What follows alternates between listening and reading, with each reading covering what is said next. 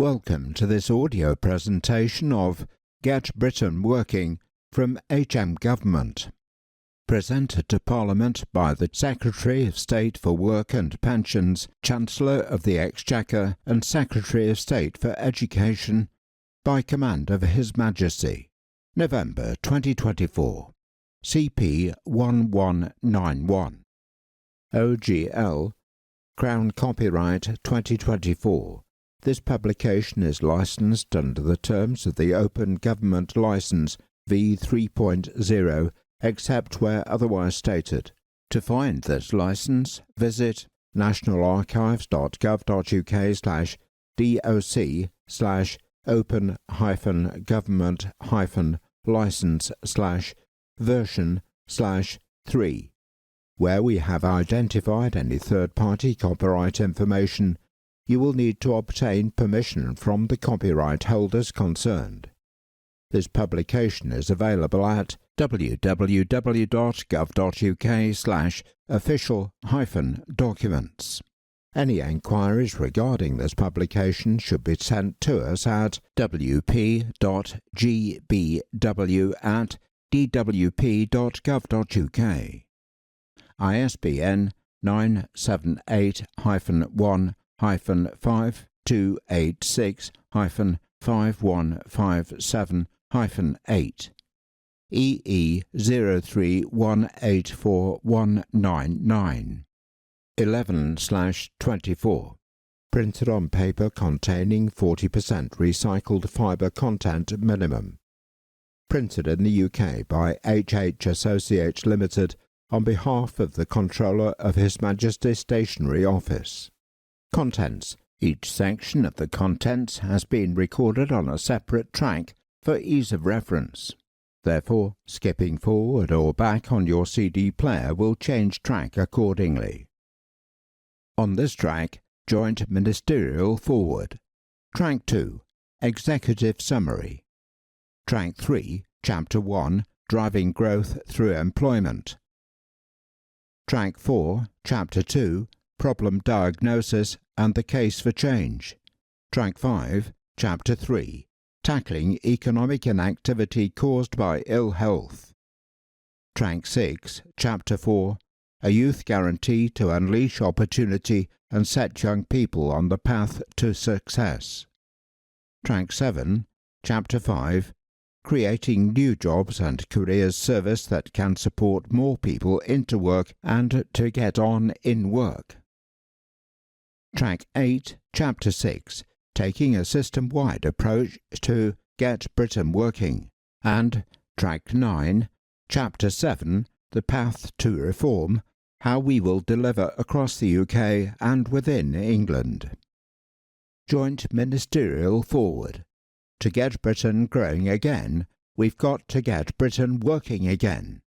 Our country's greatest asset is its people. However, the talents of too many are being wasted because of spiralling economic inactivity. We've got 2.8 million people locked out of work due to long-term sickness. Footnote 1 here reads, INAC 01, seasonally adjusted.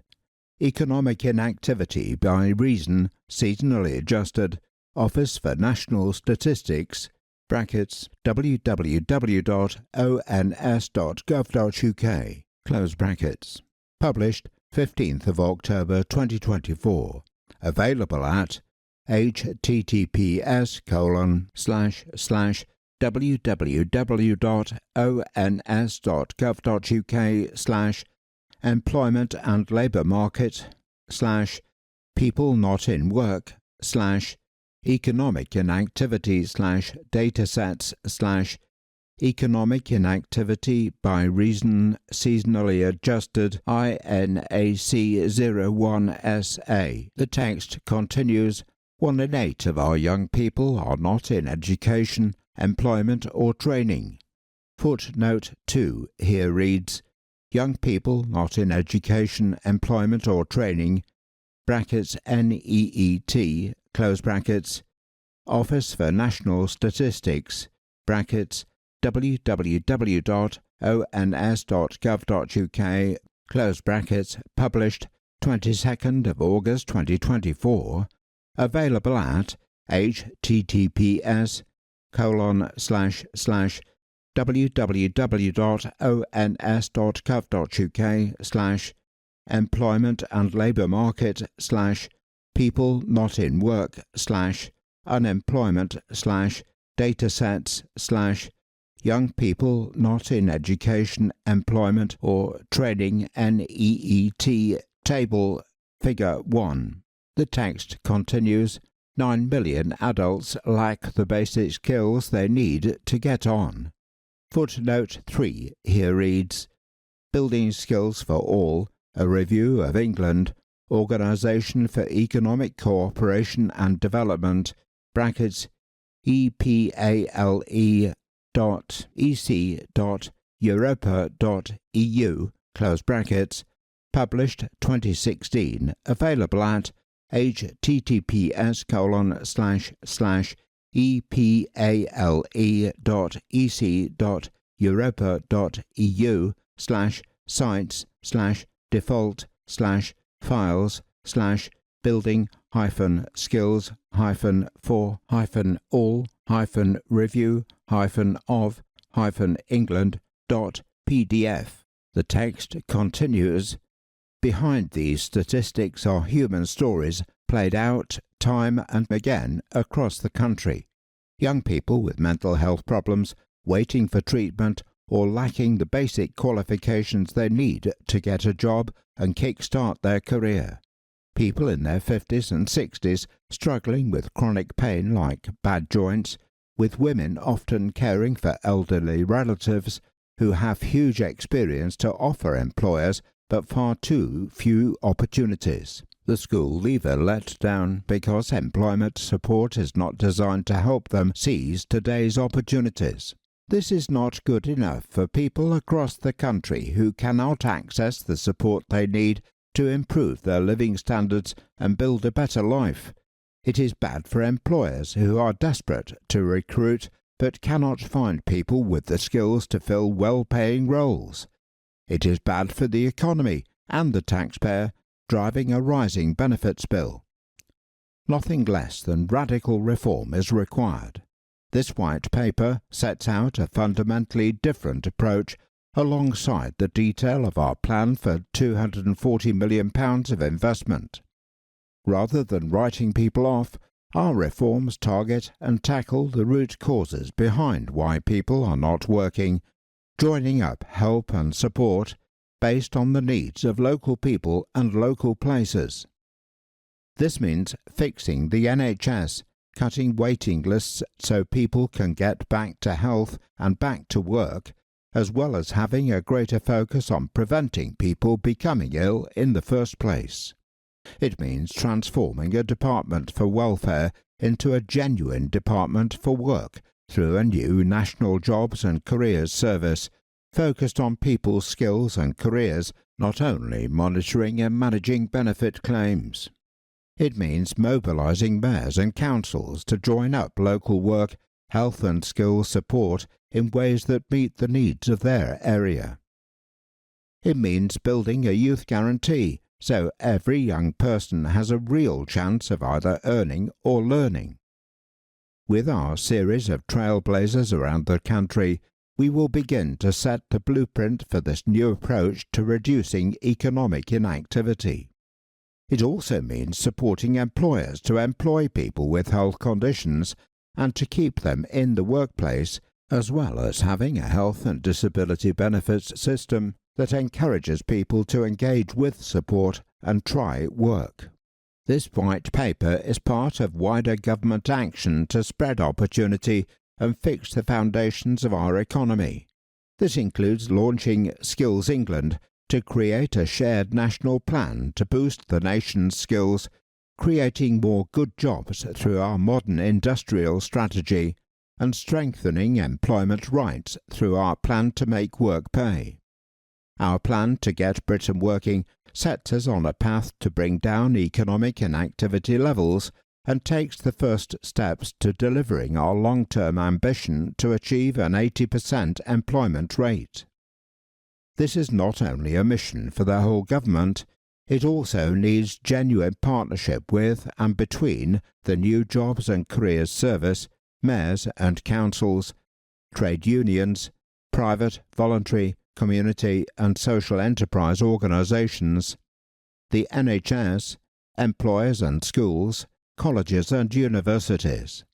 This is how, together, we can build a healthier, wealthier nation, driving up employment and opportunity, skills and productivity while driving down the benefit bill. Above all, this is about how we ensure everyone, regardless of their background, age, ethnicity, or where they live, has the opportunities they need to achieve and thrive, to succeed and flourish, helping people into decent, well-paid jobs and giving our children and young people the best opportunities to get on in life. This is how we get Britain working and growing again. The Right Honourable Rachel Reeves MP, Chancellor of the Exchequer, the Right Honourable Liz Kendall MP, Secretary of State for Work and Pensions, the Right Honourable Bridget Phillipson MP, Secretary of State for Education, the Right Honourable Wes Streeting MP, Secretary of State for Health and Social Care. That is the end of Track 1. Track 2. Executive Summary. 1. A key part of this government's mission to kick-start growth is our commitment to building an inclusive and thriving labour market where everyone has the opportunity of good work and the chance to get on at work. This will improve living standards and ensure we can fund vital public services. It is also central to delivering on our missions to break down barriers to opportunity and to improve the health of the nation. 2. That is why the government has set a long-term ambition to achieve an 80% employment rate. This would place the UK among the highest-performing countries in the world, with the equivalent of over 2 million more people in work. Footnote 4 here reads, Get Britain Working Analytical Annex, gov.uk, brackets, www.gov.uk, close brackets, published November 2024, available at https://www.gov.uk/government/publications/get-britain-working-white-paper. The text continues, Our approach is based on 3 pillars. A modern industrial strategy and local growth plans to create more good jobs in every part of the country, improving the quality and security of work through the plan to make work pay, the biggest reforms to employment support for a generation, bringing together skills and health to get more people into work and to get on in work. 3. This third pillar is the focus for this white paper, to get Britain working, as part of a system based on mutual obligations where those who can work do work and where support is matched by the requirement for job seekers to take it up. The case for change. 4. The UK is the only major economy that has seen its employment rate fall over the last 5 years, reversing the previous long-run trend of declining rates of economic inactivity. This has been driven predominantly by a rise in the number of people out of work due to long-term ill health. 5. This white paper sets out fundamental reforms to tackle 6 key issues. Too many people are excluded from the labour market, especially those with health conditions, caring responsibilities or lower skill levels. Too many young people leave school without essential skills or access to high-quality further learning, an apprenticeship or support to work so that they can thrive at the start of their career. Too many people are stuck in insecure, poor quality and often low-paying work, which contributes to a weaker economy and also affects their health and well-being. Too many women who care for their families still experience challenges staying in and progressing in work. Too many employers cannot fill their vacancies due to labour and skills shortages, holding back economic growth and undermining living standards. There is too great a disparity in labour market outcomes between different places and for different groups of people. 6. The UK has lived with many of these challenges for decades, but the impacts of the COVID-19 pandemic, alongside long-running economic, demographic and technological changes, mean that we need radical action now to address them. 7.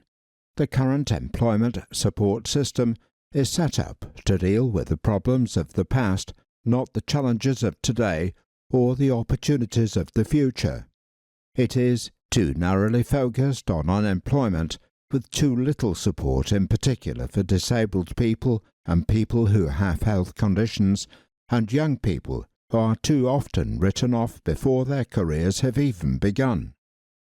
Too centralised and siloed, both across central government and in the relationships between national and local government. Too focused on benefits and compliance, which can push people away from support at the expense of real help that meets their needs. Our new approach. 8. The driving purpose behind our new approach is to enable everyone to have the opportunity of secure, rewarding and fulfilling work. That means tackling economic inactivity, particularly where it is driven by ill health. It means getting more young people the chances and choices to learn, earn, and take the first steps in work and their career. It means helping more people to get good jobs and progress out of poverty. And it means enabling local areas, especially through mayoral authorities, to lead and drive action to reduce economic inactivity and expand opportunity for young people, working with the NHS, councils, colleges, the voluntary sector and employers. 9.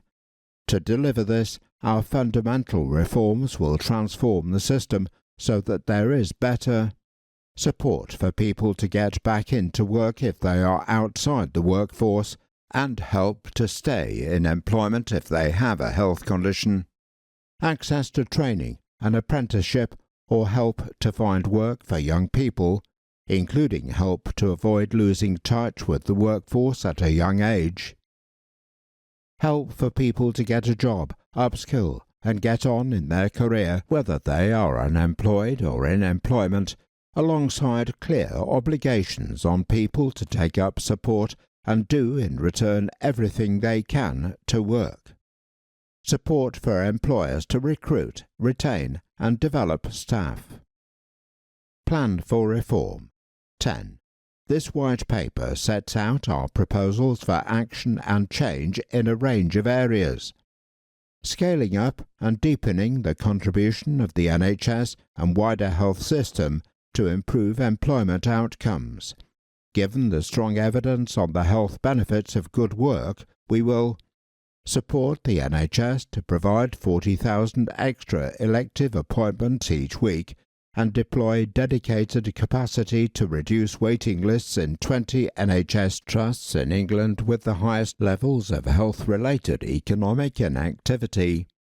Address key public health issues that contribute to worklessness through an expansion of talking therapies, our landmark tobacco and vapes bill, and a range of steps to tackle obesity, including trials of new treatments.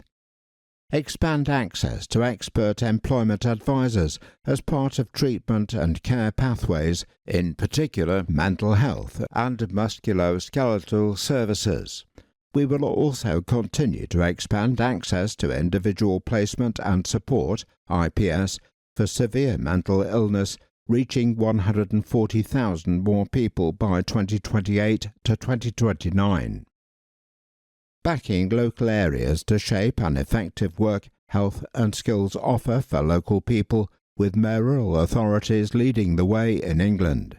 Going with the grain of the government's wider approach to devolution, we will work with mayoral authorities and the Welsh Government to mobilise 8 place-based trailblazers to reduce economic inactivity, with £125 million of funding in 2025 to 26. Footnote 5 here reads, Trailblazers will be developed with mayoral combined authorities in London and with the Welsh Government. The text continues, this will enable them to work with the full range of partners in their areas to shape a strong, joined-up and local work, health and skills offer. Trailblazers will trial new interventions and increase engagement with local people who are outside the workforce. In 3 areas in England, Trailblazers will receive a share of £45 million for dedicated input from the local NHS Integrated Care System, ICS. They will all have a set of agreed outcomes, shared governance, and a commitment to robust evaluation and learning. Support all areas in England to develop local Get Britain working plans and to convene local partners to work together to deliver these. Plans will focus on reducing economic inactivity and taking forward the youth guarantee within local areas. We expect these plans to be developed by mayoral authorities where they exist, aligned with their local growth plans, and elsewhere by groups of local authorities. Kickstart local plans with £115 million in funding next year to enable local areas in England and Wales to deliver new back-to-work support for people who are economically inactive. Connect to Work, a new supported employment programme, will support up to 100,000 people a year at full rollout as the first tranche of money from a new Get Britain Working Fund. This approach will enable local areas to develop this new provision as part of a coherent local offer, alongside wider health and skills support, the use of the UK Shared Prosperity Fund, and active links with local employers. Incorporate devolved funding for Connect to Work into the new integrated settlements for mayoral combined authorities from 2025 to 26, which will initially be available to Greater Manchester and the West Midlands. Delivering a youth guarantee so that all 18 to 21-year-olds in England have access to education, training or help to find a job or an apprenticeship. Building on existing provision and entitlements, we will work with mayoral authorities to mobilise 8 place-based youth guarantee trailblazers with £45 million of funding in 2025 to 26. These trailblazers will design and test how different elements of the guarantee can be brought together into a coherent offer for young people with clear leadership and accountability and proactive engagement to make sure no young person misses out. All trailblazers will have a set of agreed outcomes, shared governance, and a commitment to robust evaluation and learning. Expand opportunities for young people by transforming the apprenticeship levy into a more flexible growth and skills levy. As a first step, we will create new foundation and shorter apprenticeship opportunities for young people in key sectors. Establish a new national partnership to generate a range of exciting opportunities that engage young people and set them on the path to success, beginning with leading sports, arts and cultural organisations like the Premier League, Channel 4 and the Royal Shakespeare Company. Explore a new approach to benefit rules for young people to make sure they can develop skills alongside searching for work, while also preventing young people from falling out of the workforce before their careers have begun. Act to prevent young people losing touch with education or employment before the age of 18, with a guaranteed place in education and training for all 16 and 17-year-olds, an expansion of work experience and careers advice, action to tackle school attendance, and steps to improve access to mental health services for young people. Creating a new jobs and careers service to help people to get into work and get on at work. To promote employment, tackle economic inactivity and boost living standards, we will transform Job Centre Plus across Great Britain into a genuine public employment service, bringing it together with the National Careers Service in England. This service will be digital, universal and fully inclusive, be based around personalised support to help people get into work, build skills and get on in their career, underpinned by a clear expectation that job seekers do all they can to look for work, build new and enhanced relationships with employers that better meet their recruitment needs and help to reduce reliance on foreign workers, have a clear focus on supporting progression and good work by bringing together employment support and careers advice, be locally responsive, embedded and engaged as a strong local partner with other local services and local organisations. The new Jobs and Careers Service will be focused around three core objectives of improving engagement, employment and earnings. The recent budget allocated £55 million in 2025-26 to kick-start these ambitious reforms. This will enable investments in new digital prototypes and tests and trials of elements of the new service, including an enhanced employer offer. To build a national service that is fundamentally local at heart, we will design, develop and test this service in partnership with mayoral authorities, local authorities and devolved governments. Launching an independent review into the role of UK employers in promoting healthy and inclusive workplaces. Poor workforce health imposes large costs on employers, especially from sickness absence and turnover, while also making it harder for them to find the talent they need to grow and thrive. There is also compelling evidence about the value of helping people with a health condition or disability to stay in work, including to prevent them becoming economically inactive. In response, the review will consider what more can be done to enable employers to increase the recruitment and retention of disabled people and those with a health condition, including via the new Jobs and Careers Service, prevent people becoming unwell at work and promote good, healthy workplaces, undertake early intervention for sickness absence and increase returns to work. The review will run until next summer and involve wide-ranging engagement with employers, employees, trade unions, health experts and disabled people and those with health conditions. It will complement the government's Make Work Pay reforms, which will tackle job insecurity and expand flexible working. 11.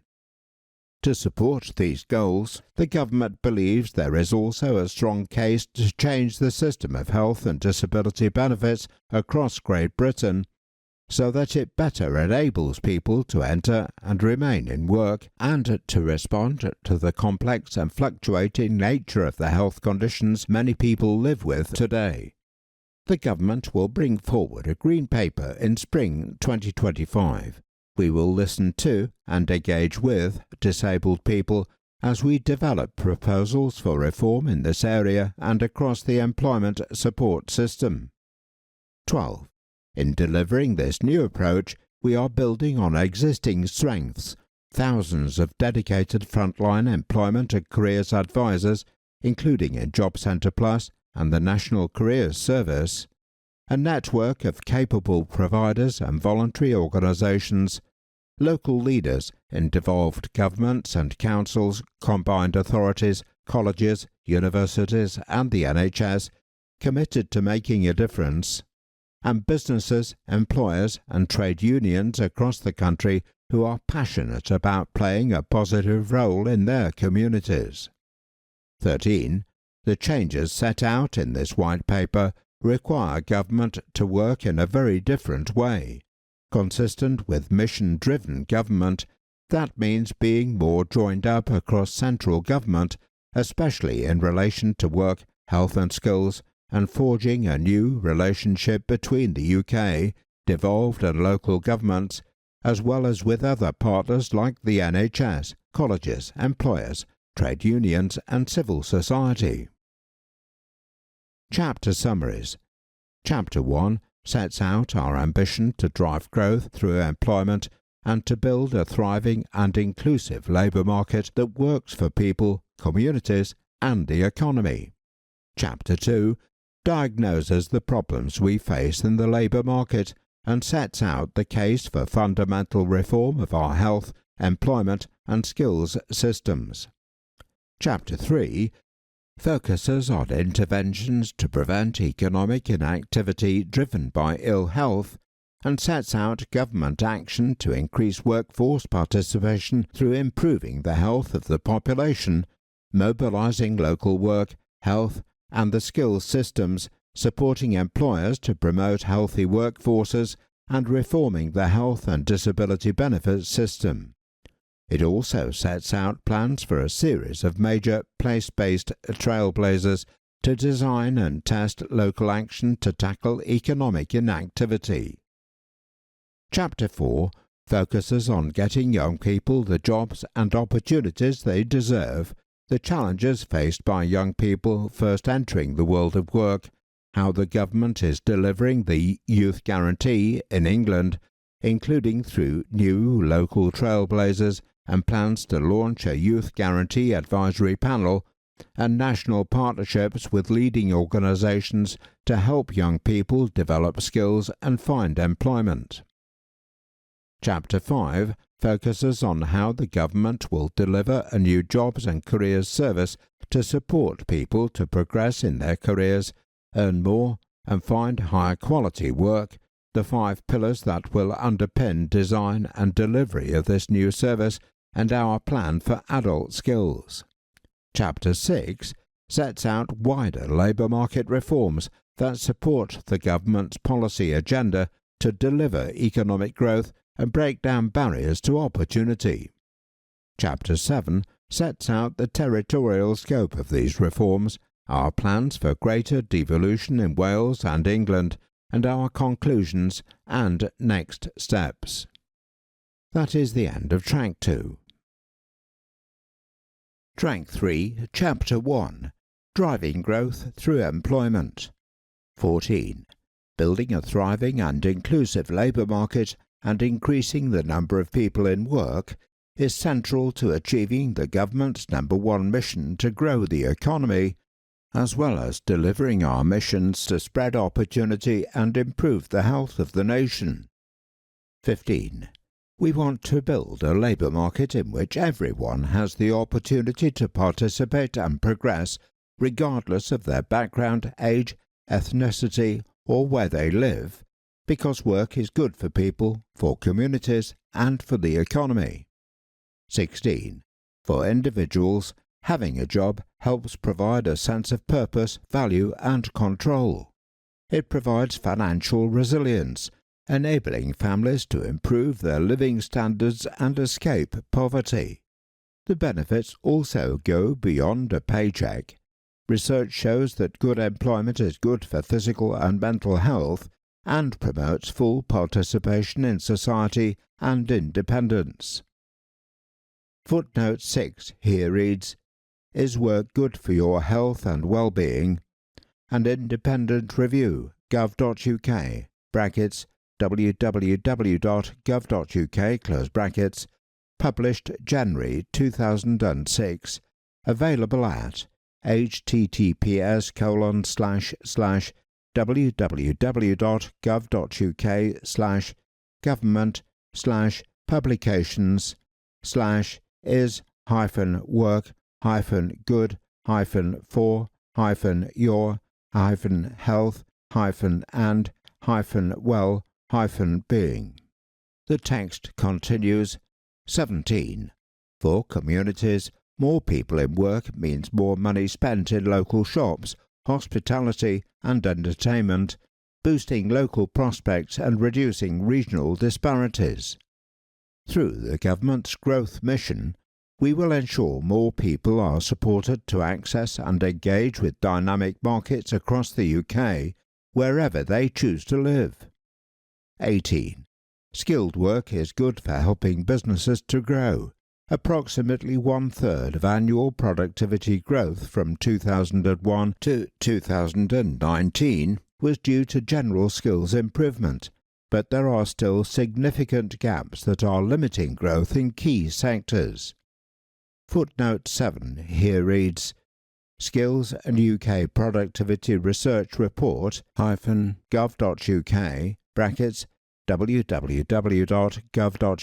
close brackets published February 2023, available at https://assets.publishing.service.gov.uk/media/63F figure 4 BEE8D3 BF7F62 EAAF2E75/ skills_and_UK_productivity.pdf. The text continues, increasing the amount of skilled work helps to increase productivity and innovation, which in turn encourages businesses to invest. Footnote 8 here reads, Learning at Work, Employer Investment in Skills, Learning and Work Institute, brackets https://learningandwork.org.uk close brackets, published July 2021, available at https://learning-at-work-investment-in-skills.pdf. The text continues, increasing employment is also good for our economy and public finances. More people in work means more funding for vital public services. Office for Budget Responsibility, OBR, analysis recently suggested 500,000 more people participating in the labour market would lower borrowing by £18.7 billion by 2027 to 28. Footnote 9 here reads, Fiscal Risks and Sustainability, July 2023, Office for Budget Responsibility, brackets https://obr.uk close brackets, published July 2023, available at https://obr.uk/FRS/fiscal-risk-and-July-2023/. The text continues, 20. Therefore, to grow the economy and spread opportunity to every corner of the country, this Get Britain Working White Paper will support higher employment and lower economic inactivity, and will enable more people to develop their careers and boost their skills so that they can move into higher paid, higher quality and more productive work. Footnote 10 here reads, Measuring the net present value of further education in England 2018 to 2019 -gov.uk brackets www.gov.uk close brackets, published May 2021, available at https://www.gov.uk/measuring-the-net-present-value-further-in-England-2018-to 2019. The text continues, "This will, in turn, help us to make progress towards our long-term ambition of an 80% employment rate for the UK. Refer to Box 1, which follows."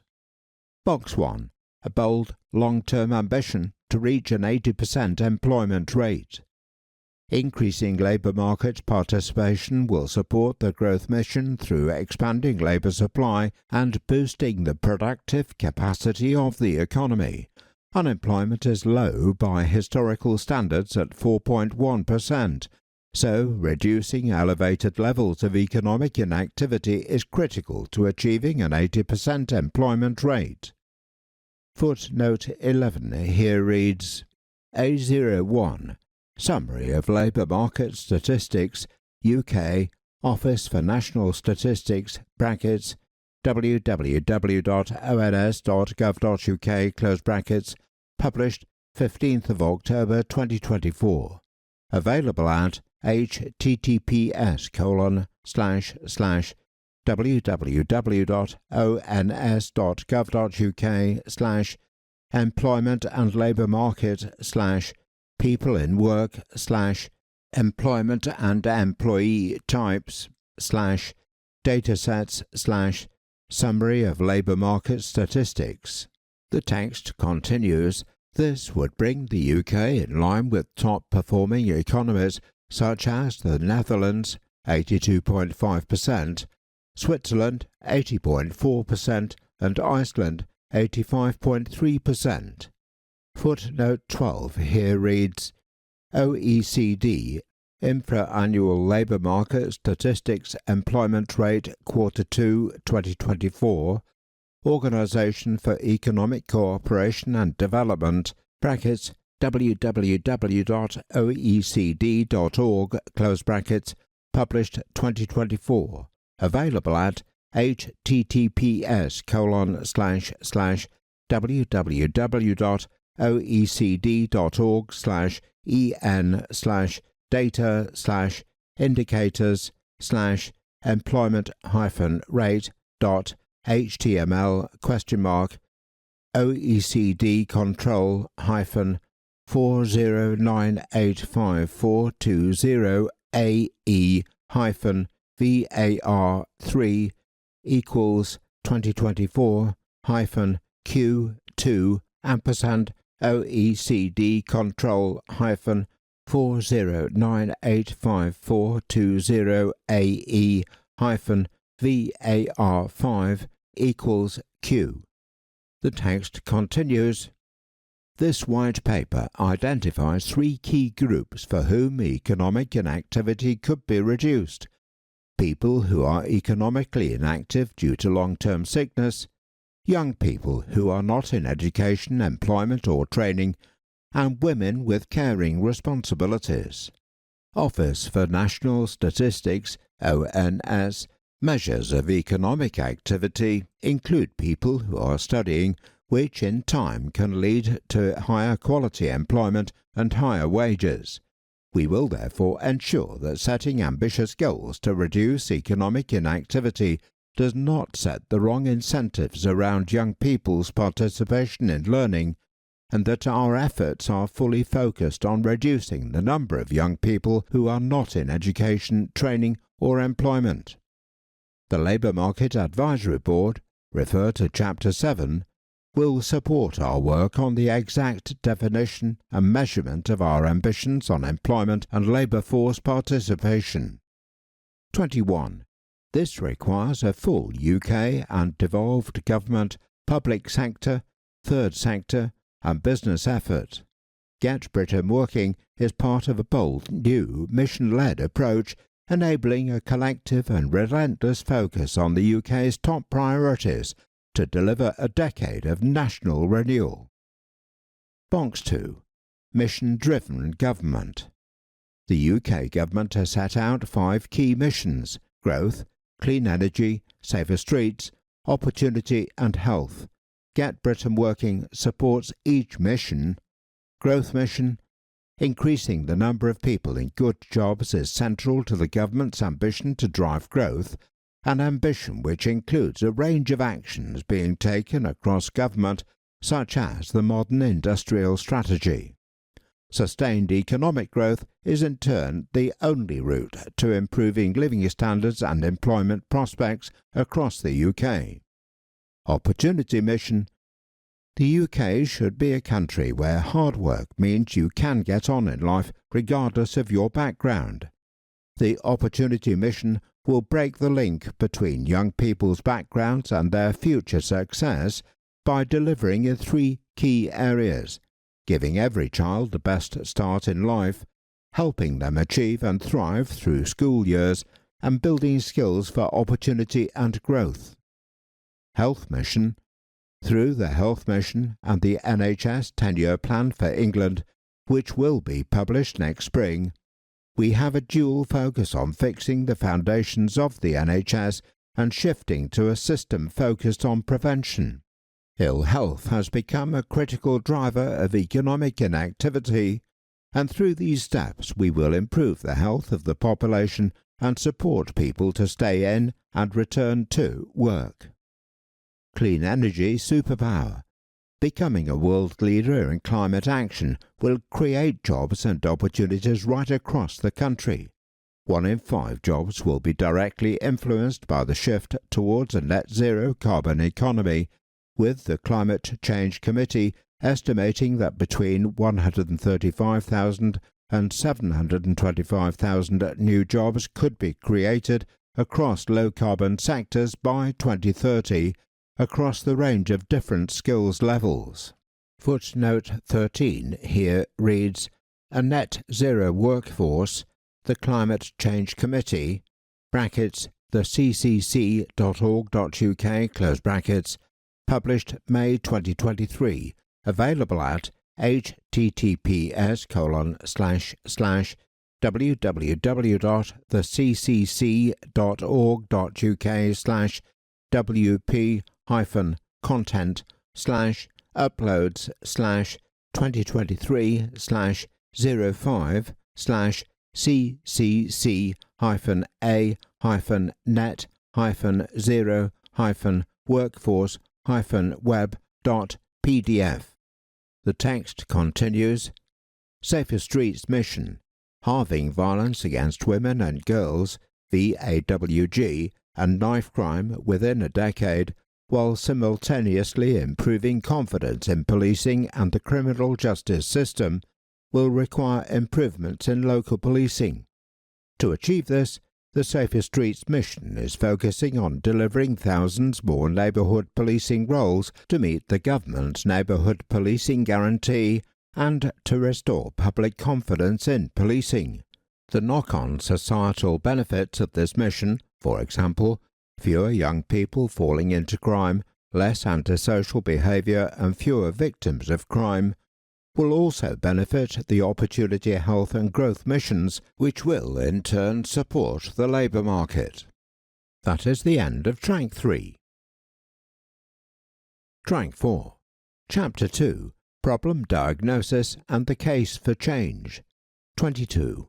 Although the number of people in the UK on payrolls is at a near record high, this masks significant inequalities and challenges.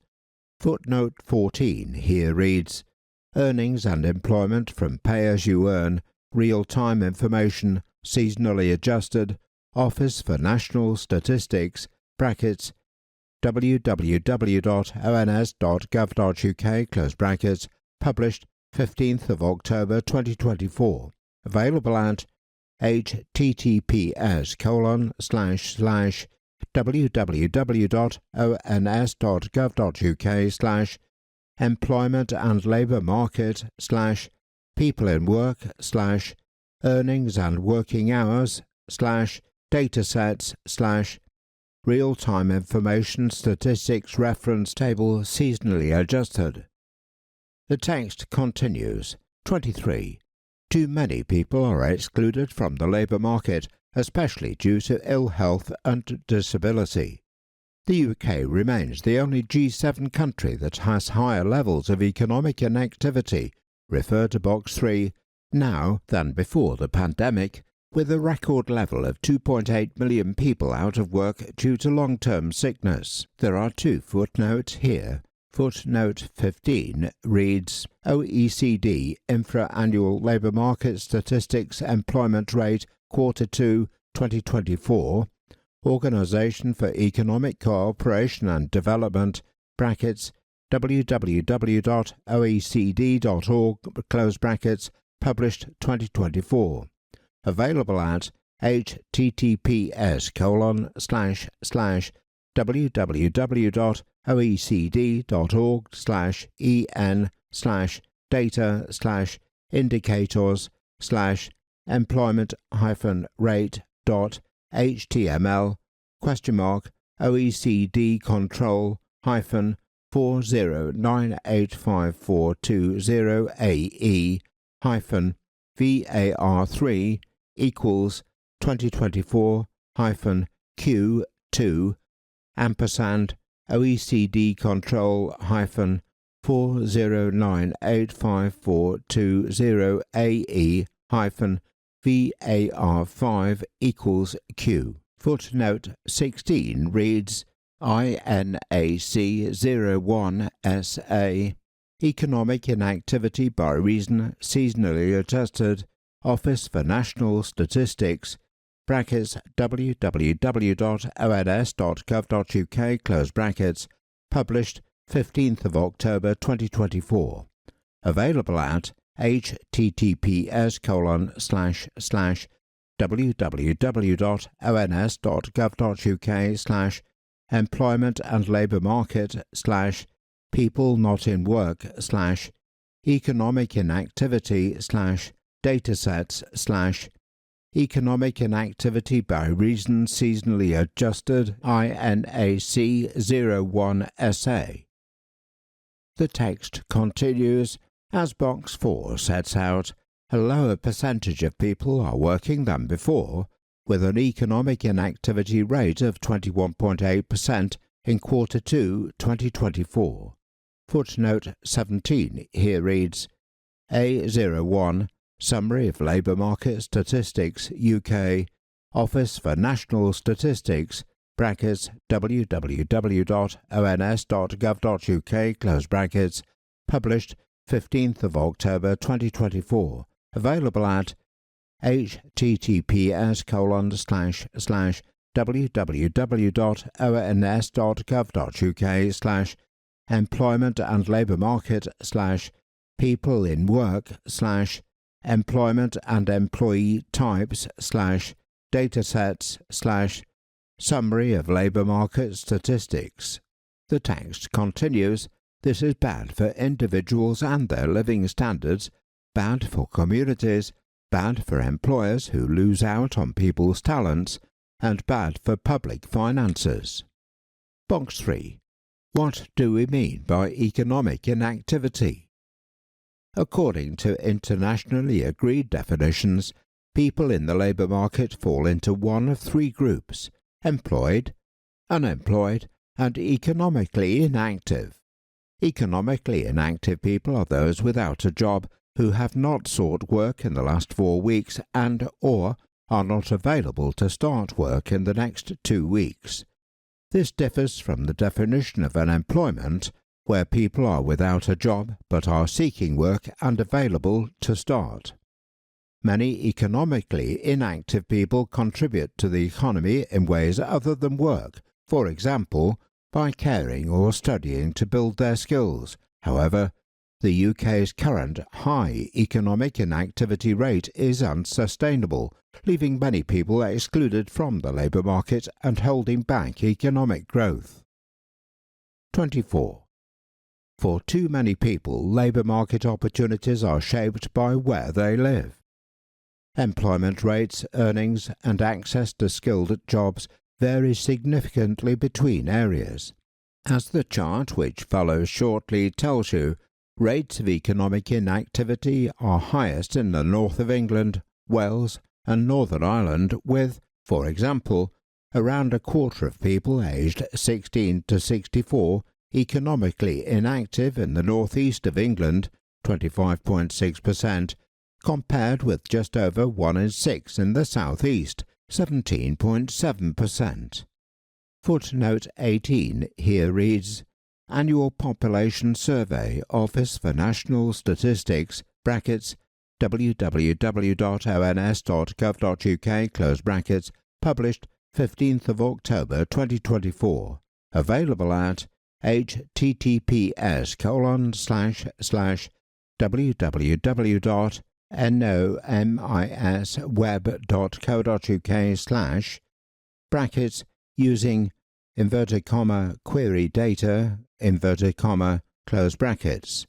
Caveat: annual population survey estimates have not been reweighted to new populations and consequently will be inconsistent with the population totals used for the labour force survey in the latest periods.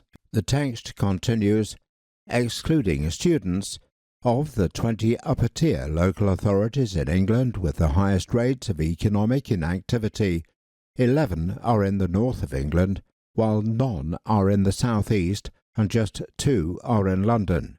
Footnote 19 here reads, Get Britain Working Analytical Annex gov.uk, brackets, www.gov.uk, close brackets, published November 2024, available at https://www.gov.uk/government/publications/get-britain-working-white-paper. The text continues, however, there are disadvantaged areas across the United Kingdom and inequalities within regions are often greater than those between them.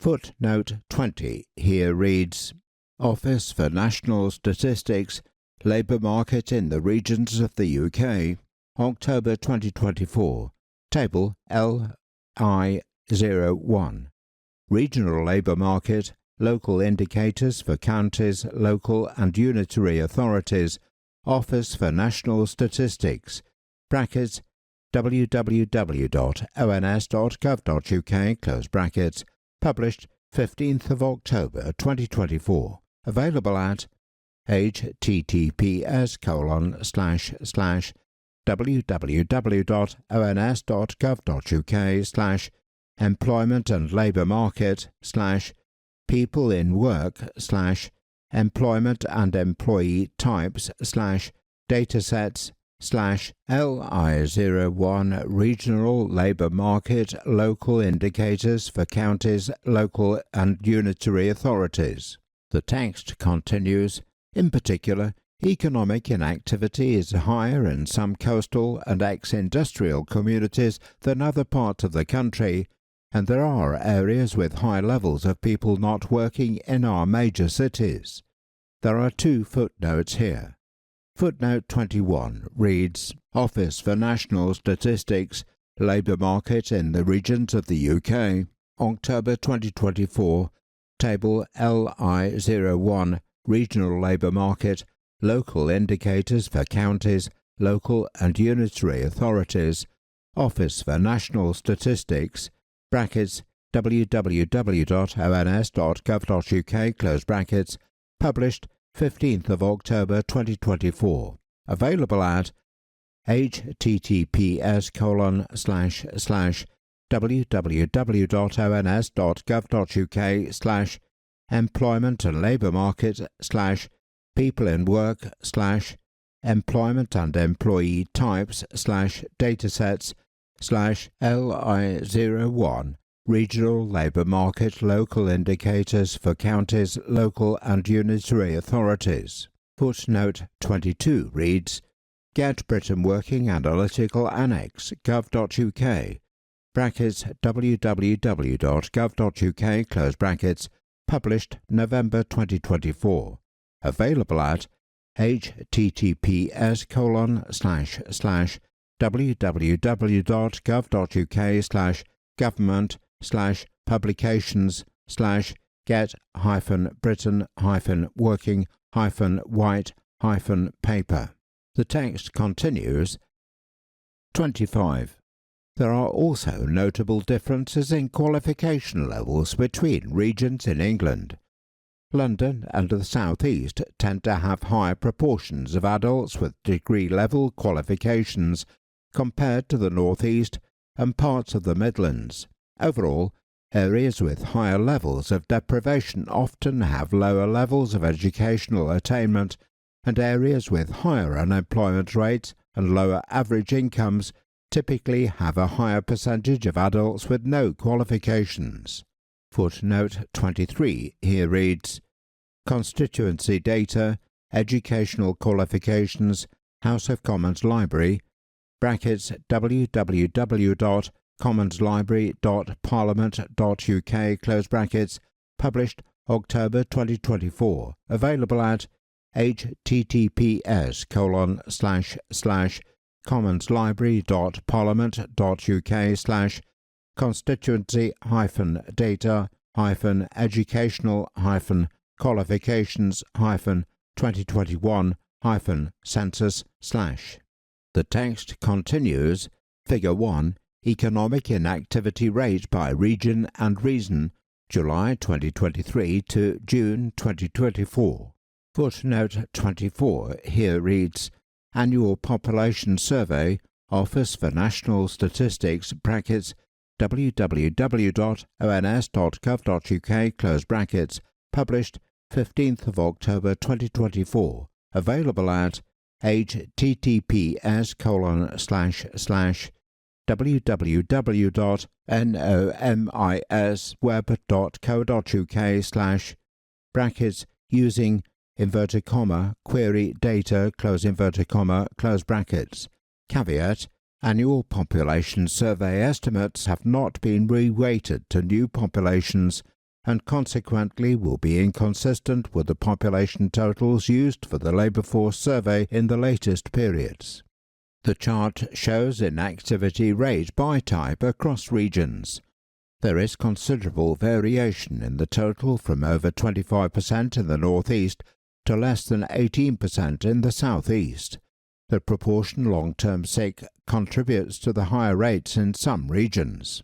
The approximate percentage of economic inactivity rate by region is as follows: North East 25.5%, Yorkshire and the Humber 24.5%, Wales 24%, Northern Ireland 23.5%, North West 23%, Scotland 22%, West Midlands 21.5%, UK 21%, East Midlands 20.5%, East 20.5%, London 20.5%, South West 19%, South East 18%. 26. Too many young people leave school without essential reading, writing, maths, or digital skills, or the support and opportunities to thrive at the start of their career. Nearly 900,000 young people, 16 to 24 years old, are currently not in work or education. Footnote 25 here reads, Young people not in education, employment or training, brackets, NEET, close brackets, UK, Office for National Statistics, brackets, www.ons.gov.uk, close brackets, published 22nd of August 2024, available at https://www.ons.gov.uk/employment and labour market/people-not-in-work/unemployment/bulletins/young people not in education, employment or training NEET/August 2024. The text continues, with many having special educational needs, low-level skills and mental health conditions. Footnote 26 here reads, not in education, employment or training, primary health condition estimates from the Annual Population Survey, gov.uk, brackets, www.gov.uk,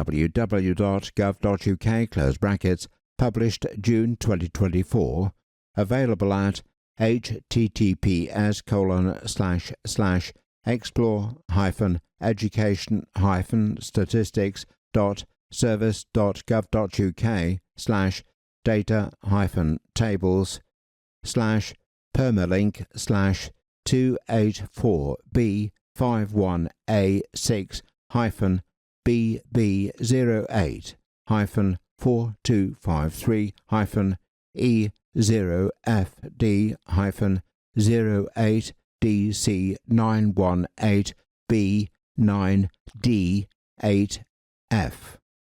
The text continues. Young people struggling with poor mental health and who lack basic qualifications face the greatest disadvantages. Footnote 27 here reads, Census 2021. Highest level of qualification by economic activity status for 16 to 24 age group in England. Office for National Statistics, brackets, www.ons.gov.uk, close brackets, published 28th of March 2023. Available at https://www.ons.gov.uk/datasets/rm048/editions/2021/versions/3. The text continues. For young people, a prolonged stretch of unemployment or economic inactivity at an early age can make it harder to find a job in the future, with negative impact on the economy.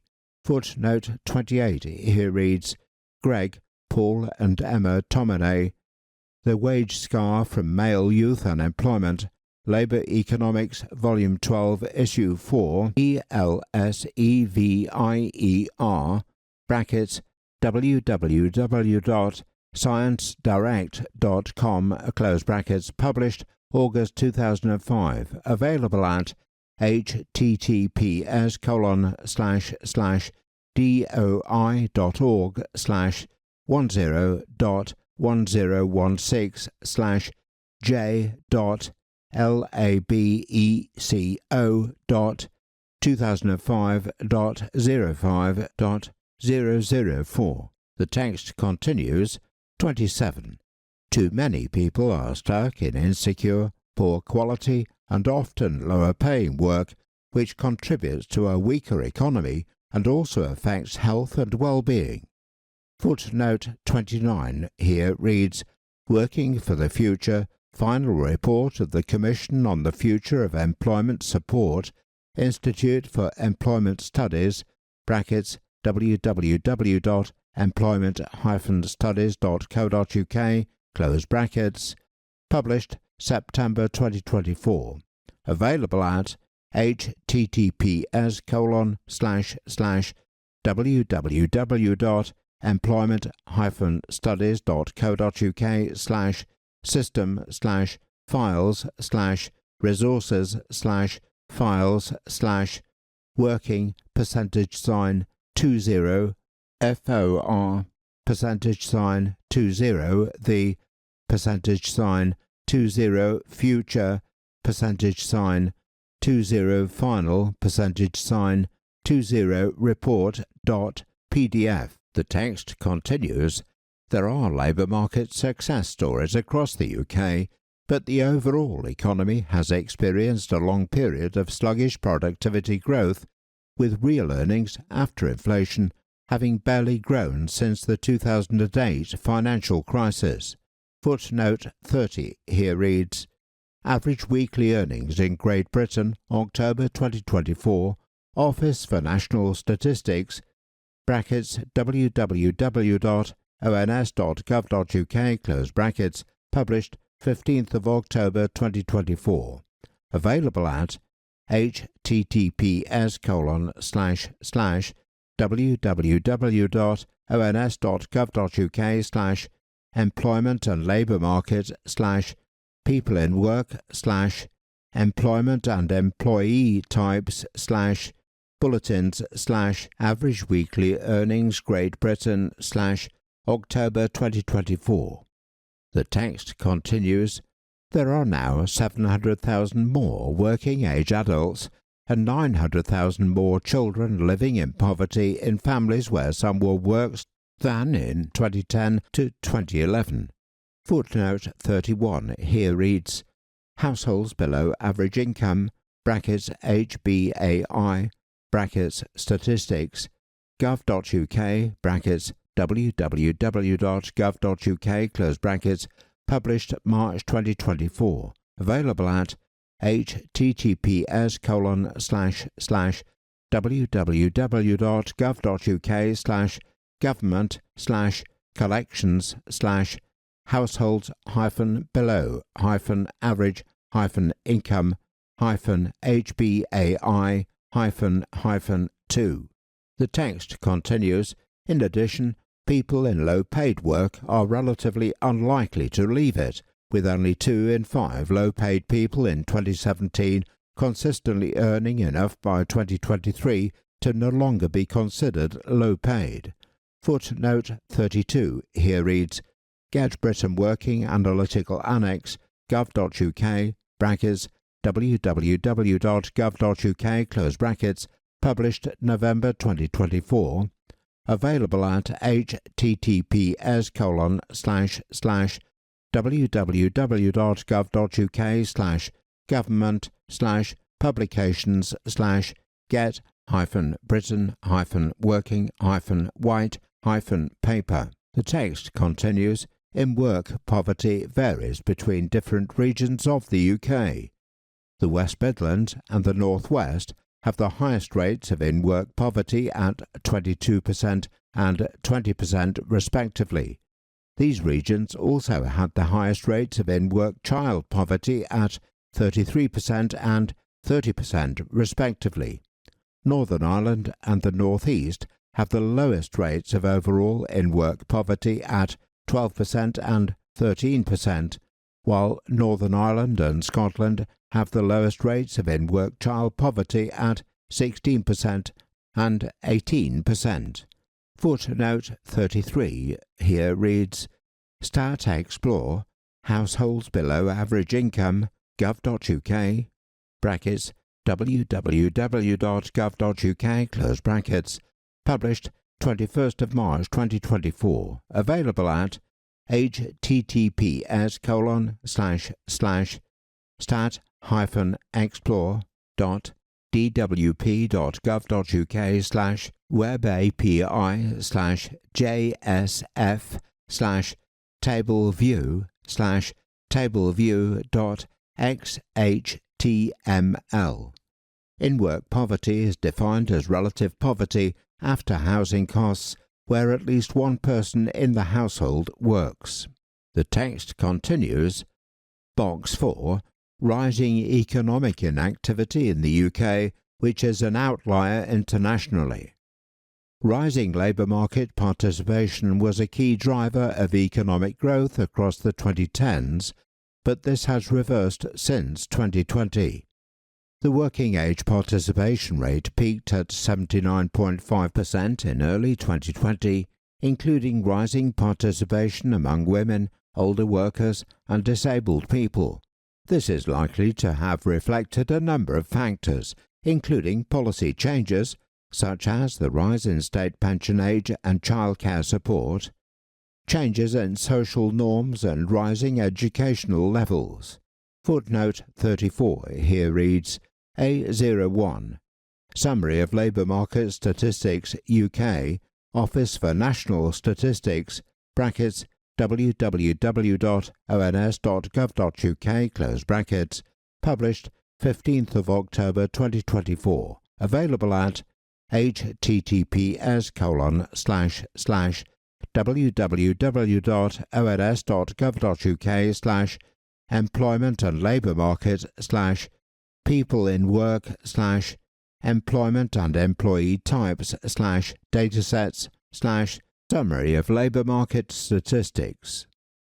Data is available from tables A01, A02 seasonally adjusted and A08 of the bulletin. The text continues, the UK's economic inactivity rate has risen sharply since early 2020, increasing to 21.8% in June to August 2024. Over 700,000 additional people are outside the labour market compared to when the economic inactivity rate was at its 2020 low. Footnote 35 here reads, A01, Summary of Labour Market Statistics UK, Office for National Statistics, brackets www.ons.gov.uk, close brackets, published 15th of October 2024. Available at https://www.ons.gov.uk/employment and labour market /people in work /employment and employee types /datasets /summary of labour market statistics. Data is available from tables A01, A02 seasonally adjusted and A08 of the bulletin. The text continues. Figure 2. Economic inactivity rate, 16 to 64-year-olds labour force survey. Footnote 36 here reads, A02 essay, Employment, Unemployment and Economic Inactivity for people aged 16 and over and aged from 16 to 64, seasonally adjusted, Office for National Statistics, brackets, www.ons.gov.uk, close brackets, published 15th of October 2024, available at https://www.ons.gov.uk/employment and labour market /people in work /employment and employee types /datasets /employment, unemployment and economic inactivity for people aged 16 and over and aged from 16 to 64, seasonally adjusted, A02 SA. The text continues. The chart shows trends since 2010 in the inactivity rate for 16 to 64-year-olds. Broadly, there is a decline from 2010 to 2020, after which there is a smaller increase. The chart goes from 2010 to 2024. The graph starts at approximately 23.5%. It broadly continues downwards to 2020, when it reaches approximately 20.5%. Then the graph line is broadly upwards to 2024, when it reaches approximately 22%. While there are many reasons for labour market inactivity, increases since 2020 have been primarily driven by long-term health conditions which remain at historically high levels.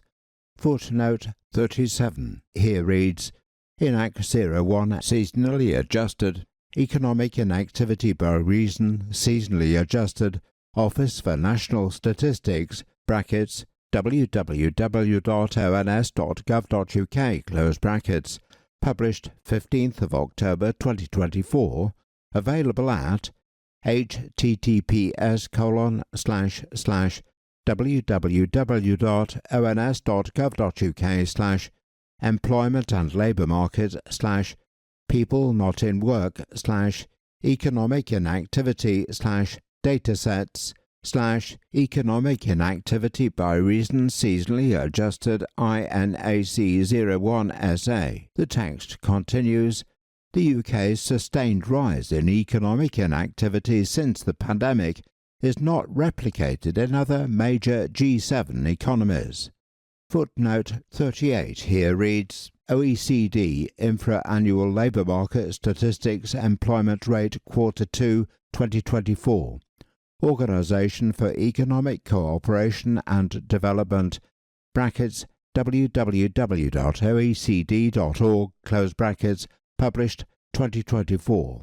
Available at https://www.oecd.org/en/data/employment-rate.html OECD control -40985420820AE VAR3 equals 2024-Q2 ampersand OECD control 4098540AE VAR5 equals Q.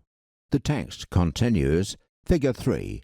Change in economic inactivity by reasons in thousands. Labour force survey. Footnote 39 here reads, INAC 01 seasonally adjusted, economic inactivity by reason seasonally adjusted, Office for National Statistics, brackets www.ons.gov.uk, close brackets, published 15th of October 2024, available at https://www.ons.gov.uk/employment and labour market /people not in work /economic inactivity /datasets /economic inactivity by reason seasonally adjusted 01 INAC 01 SA. Pre-July to September 2022 series has been estimated using different population data, causing a step-change discontinuity in estimates of reasons for inactivity. ONS are in the process of adjusting the full series. The text continues. The chart compares changes in the levels of between 2020 and 2022 and between 2022 and 2024. There were relatively large increases in students and long-term sick between 2020 and 2022. This is a bar chart showing different groups. December to February 2022, June to August 2022, and July to September 2022 to June to August 2024. The following figures are approximate. Students 2020 to 2022, 290,000. 2022 to 2024, 30,000. Looking after family or home, 2020 to 2022, minus 110,000. 2022 to 2024, minus 140,000. Temporary sick, 2020 to 2022, minus 1,000, 2022 to 2024, plus 30,000. Long-term sick, 2020 to 2022, 370,000, 2022 to 2024, 90,000. Discouraged, 2020 to 2022, minus 2,000. 2022 to 2024 plus 1,000. Retired, 2020 to 2022, 30,000. 2022 to 2024, minus 70,000. Others, 2020 to 2022, 20,000. 2022 to 2024, minus 1,000. The challenge of increasingly poor health is likely to continue, driven in part by the ageing population. The number of people living with major illness in England is projected to increase by over a third by 2040, and the OBR projects the participation rate amongst the 16-plus population to fall from around 63% today to around 61% over the next 50 years. Footnote 40 here reads, Health in 2024, projected patterns of illness in England, the Health Foundation, brackets www.health.org.uk, close brackets, published July 2023, available at https://www.health.org.uk/publications/health-in-2040. The text continues, however, if health continues to deteriorate across the population, the participation rate could drop below 60%. Footnote 41 here reads, Fiscal Risks and Sustainability, September 2024, Office for Budget Responsibility, brackets, www.obr.uk,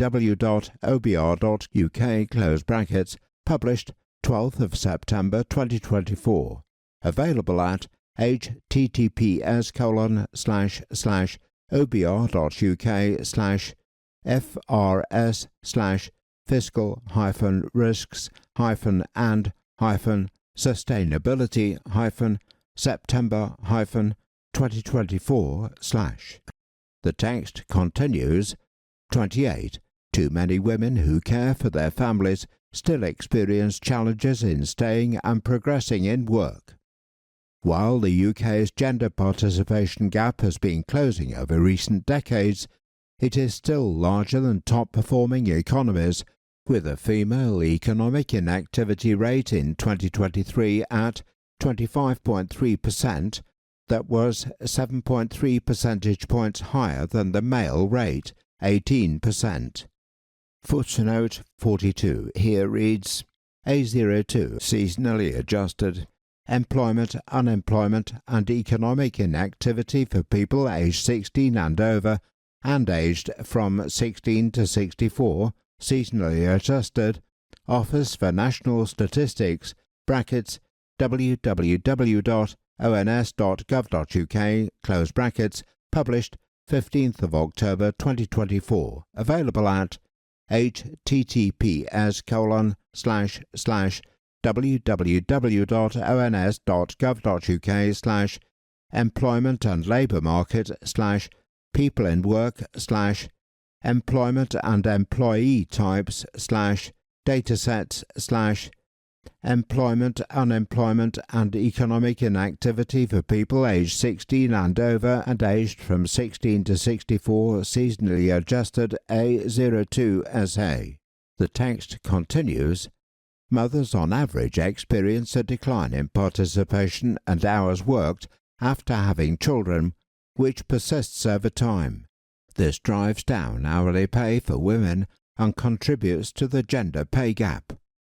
Footnote 43 here reads, Andrew Allison, Oriana Bandiera, Monica Costa Diaz, Camille Landeus, The Careers and Time Use of Mothers and Fathers, Institute for Fiscal Studies, brackets, www.ifs.org.uk, close brackets, published March 2023, available at https://wp-the-careers-and-fathers.pdf.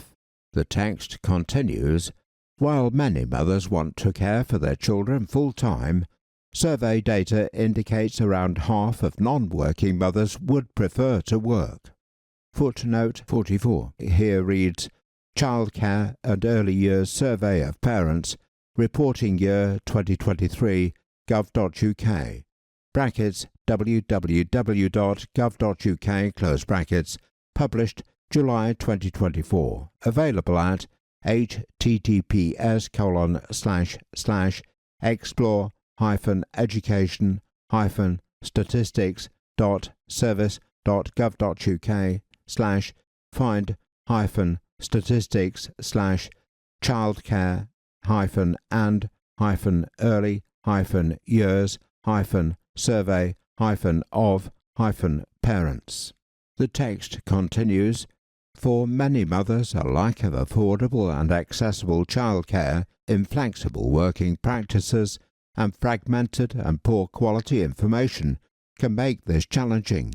Footnote 45 here reads, Qualitative research with working people exploring decisions about work and care, gov.uk, brackets, www.gov.uk, close brackets, published October 2024, available at https:// government/publications/qualitative-research-worth-working-with-work-with-exploring-with-work-with-hyphen-research-with-care.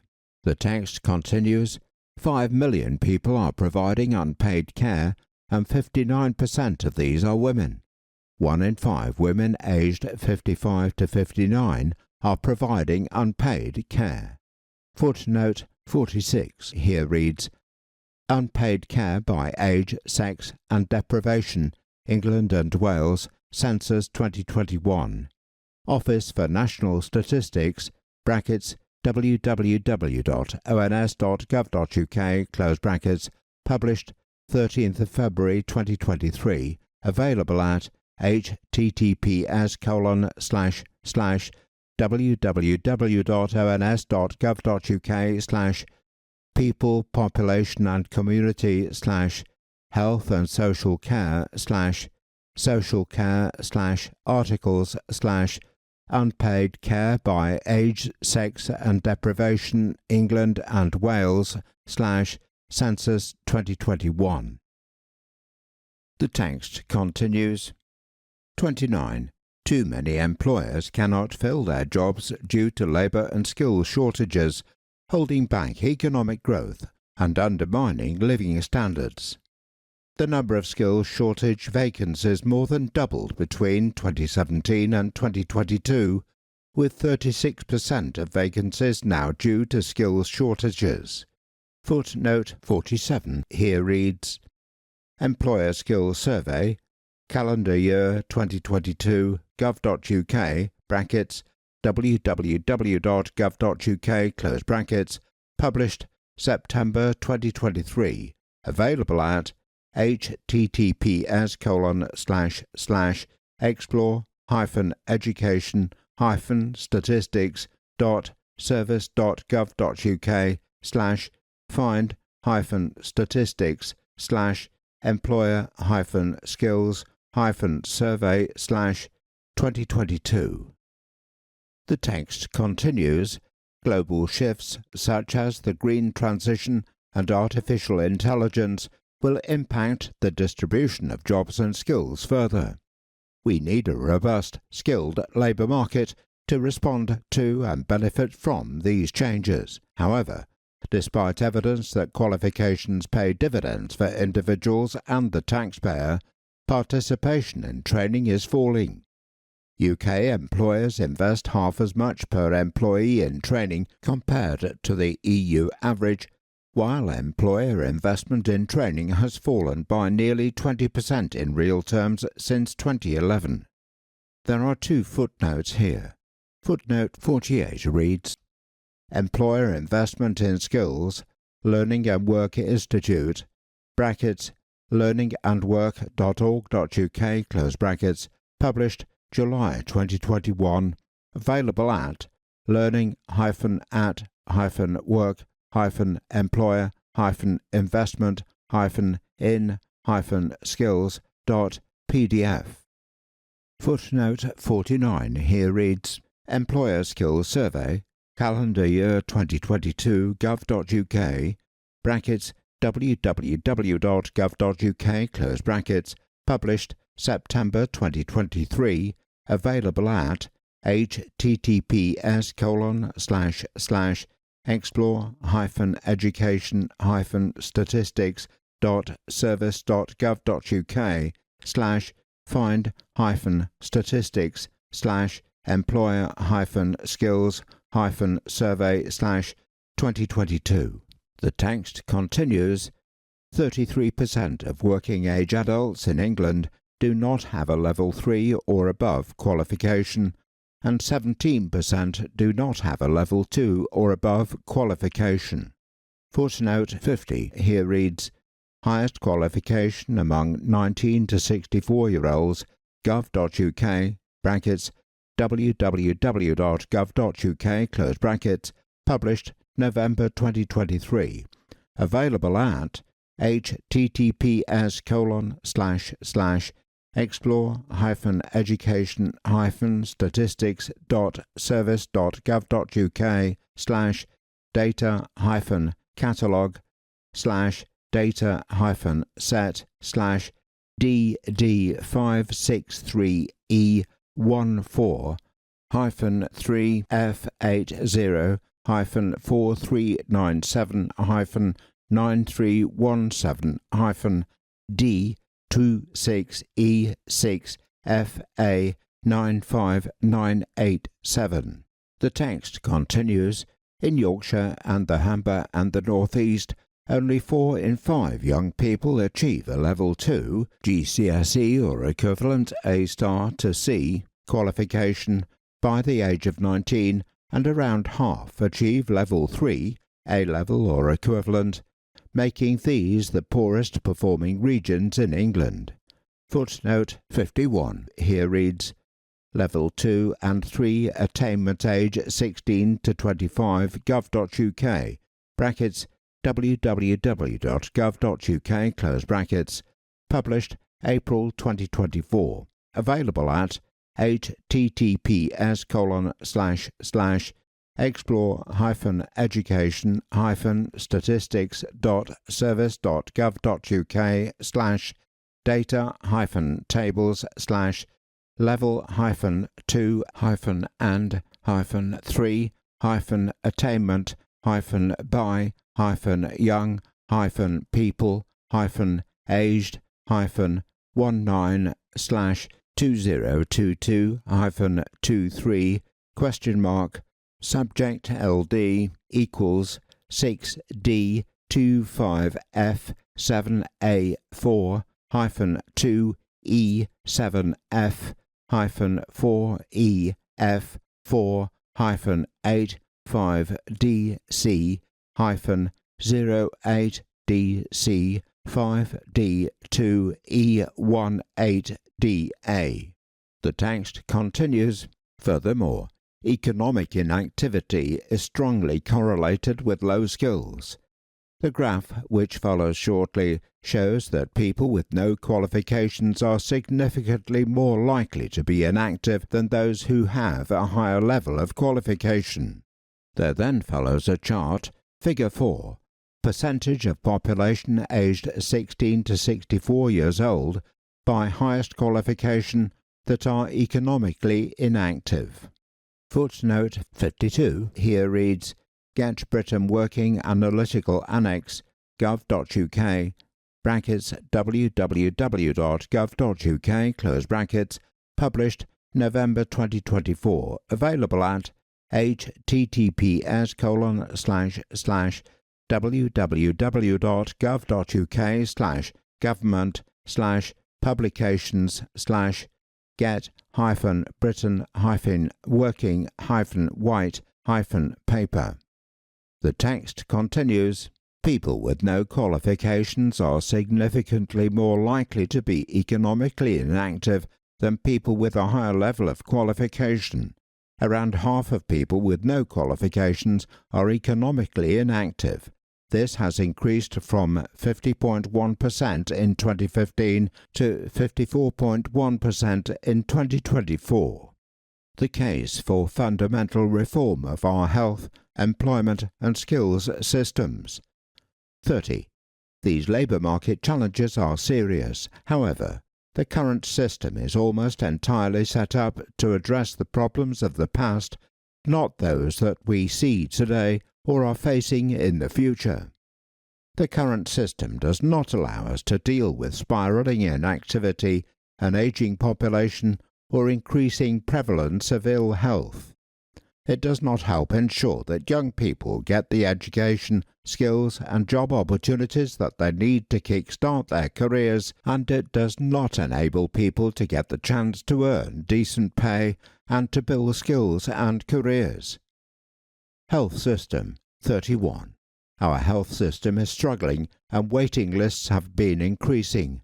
NHS referrals to elective treatment waiting lists in England increased from 4.4 million in January 2020 to 7.6 million in July 2024.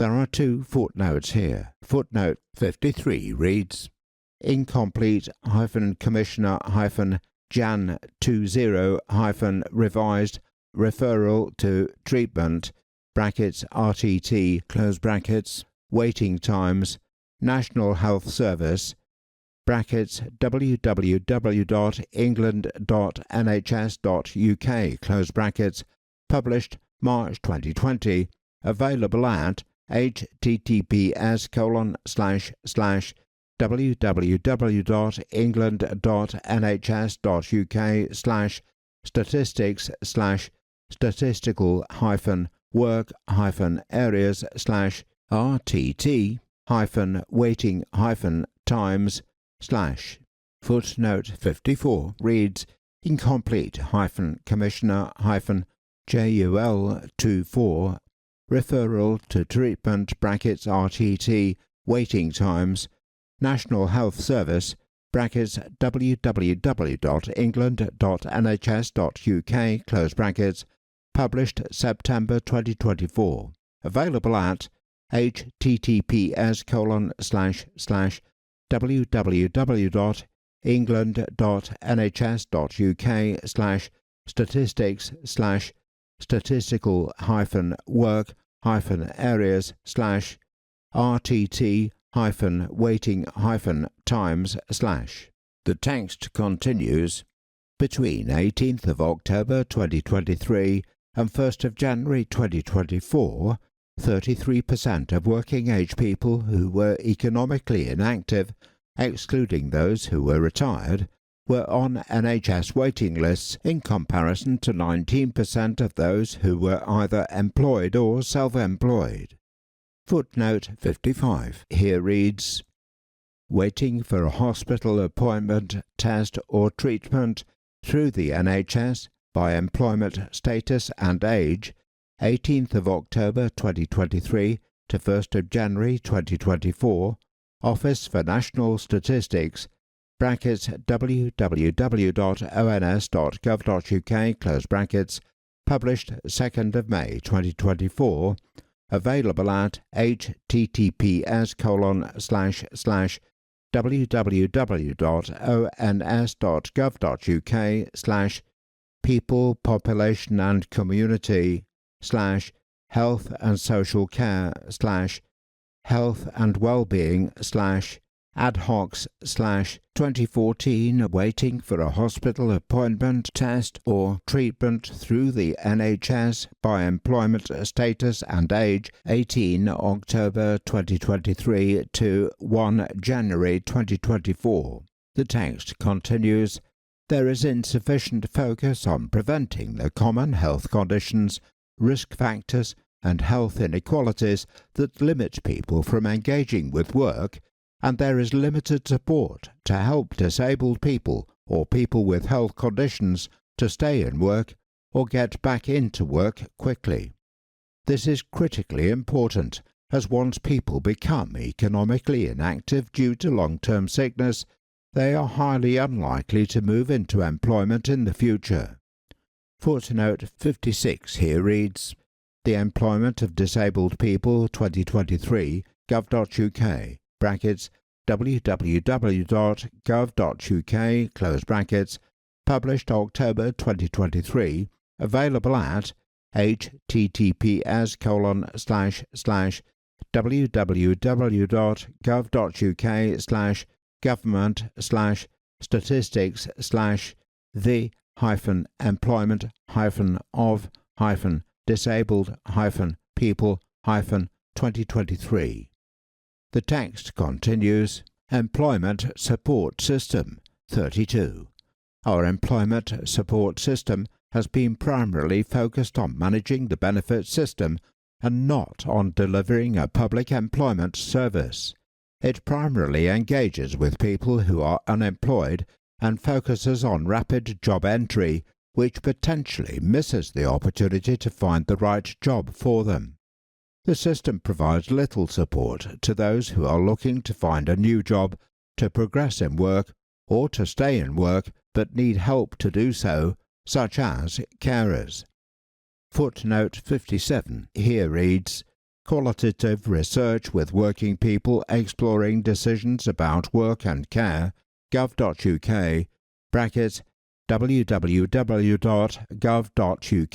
close brackets, published October 2024, available at https://www.gov.uk/government/publications/qualitative-research-with-work-and-care.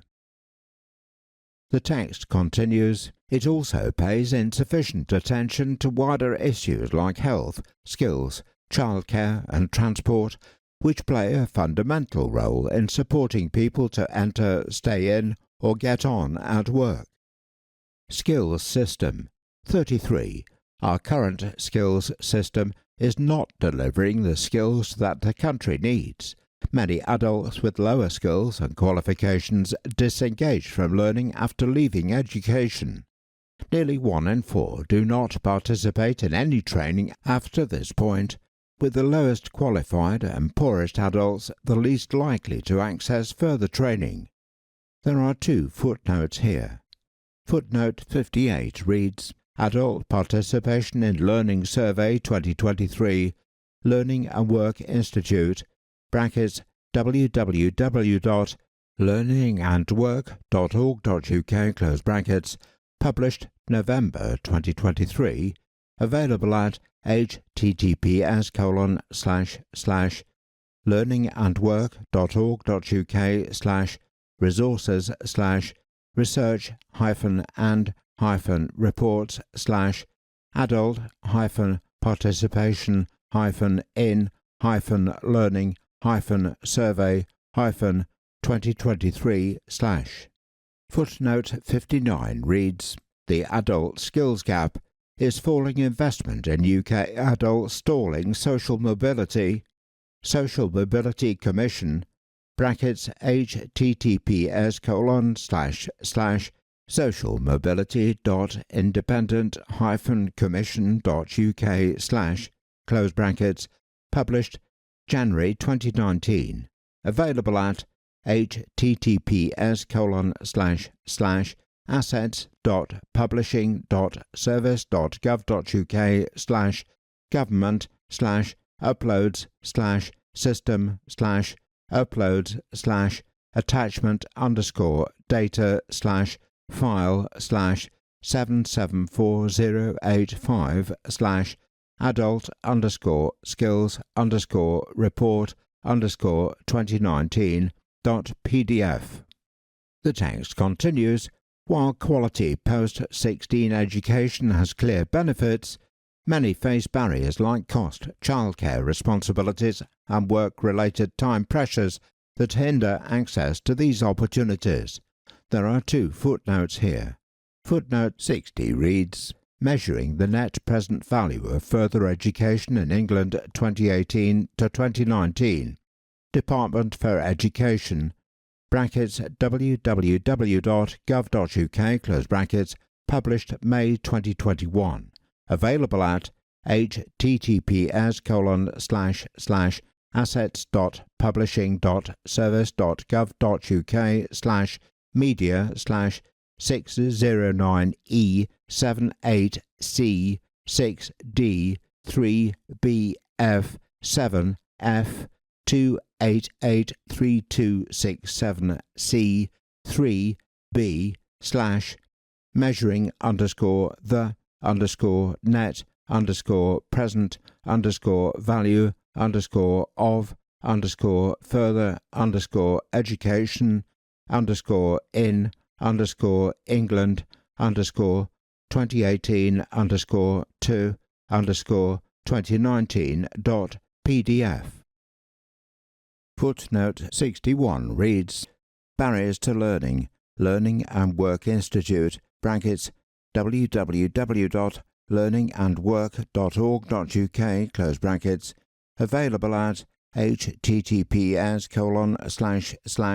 learning/adults-we-do/lifelong-we-do/adult-learning/. The text continues, typically, the most disadvantaged people fall through the cracks and are more likely to experience unemployment scarring effects which negatively impact their future career prospects, earnings and well-being. Footnote 62 here reads, which groups find it hardest to find a job following a period out of work? Office for National Statistics, brackets, www.ons.gov.uk, close brackets, published March 2021, available at https://www.ons.gov.uk/employment and labour market/people not in work/unemployment/articles/ which groups find it hardest to find a job following a period out of work /2021-03-30. The text continues, domestic skill shortages are widespread, increasing our reliance on migration and hindering economic growth. 34. The result is a system that is too siloed, which fails to join up health, work and skill support, and is not rooted in local economies or driven by local needs. That is the end of Track 4. Track 5. Chapter 3. Tackling Economic Inactivity Caused by Ill Health. 35. Reversing the increase in economic inactivity caused by ill health is a national priority. A quarter of all people aged 16 to 64 have a long-term health condition that limits their day-to-day activities, therefore classing them as disabled, with disabled people nearly 3 times more likely than non-disabled people to be economically inactive.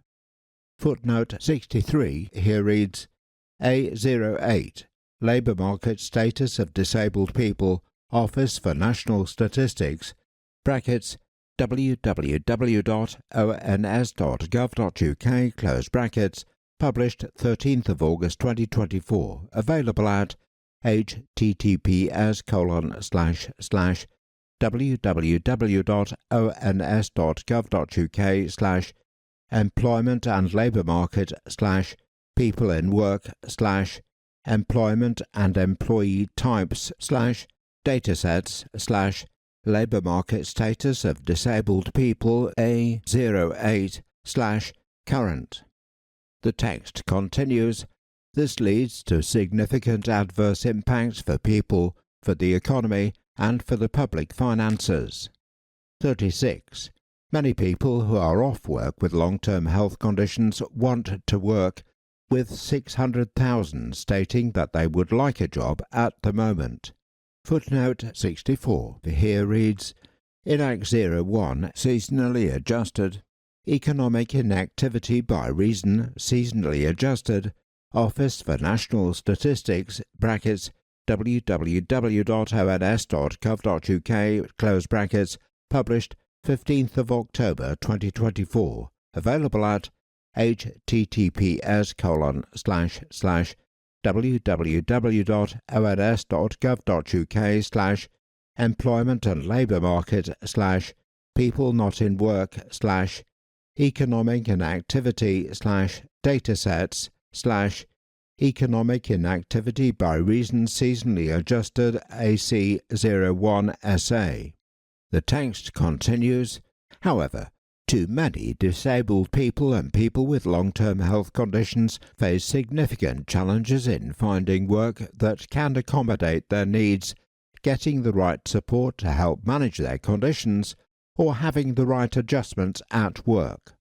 Footnote 65 here reads, Employee Research Phase 1, Understanding the Experiences of Employees Who Have Had a Sickness, gov.uk, brackets, www.gov.uk, close brackets, published March 2023, available at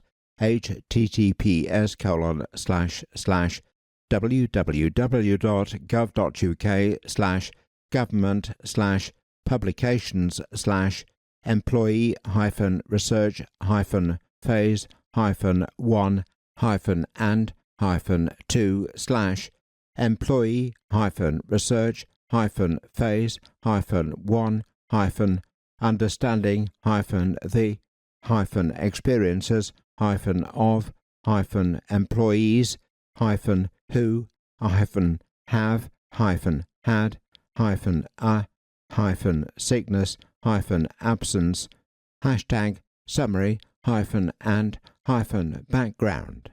The text continues. 37. Our approach for individuals and employers needs to reflect the scale of the challenges that disabled people and people with health conditions face. 38. This chapter sets out the drivers and impacts of ill health-related economic inactivity and how the government is going to tackle this challenge in 4 priority areas: improving the health of the population so that more people can stay in and thrive at work, mobilizing local leadership to tackle economic inactivity by better connecting work, health and skills support and increasing engagement with that support, supporting employers to promote healthy workplaces and to recruit and retain workers with a health condition or disability, reforming the system of health and disability benefits to promote and enable employment. 39.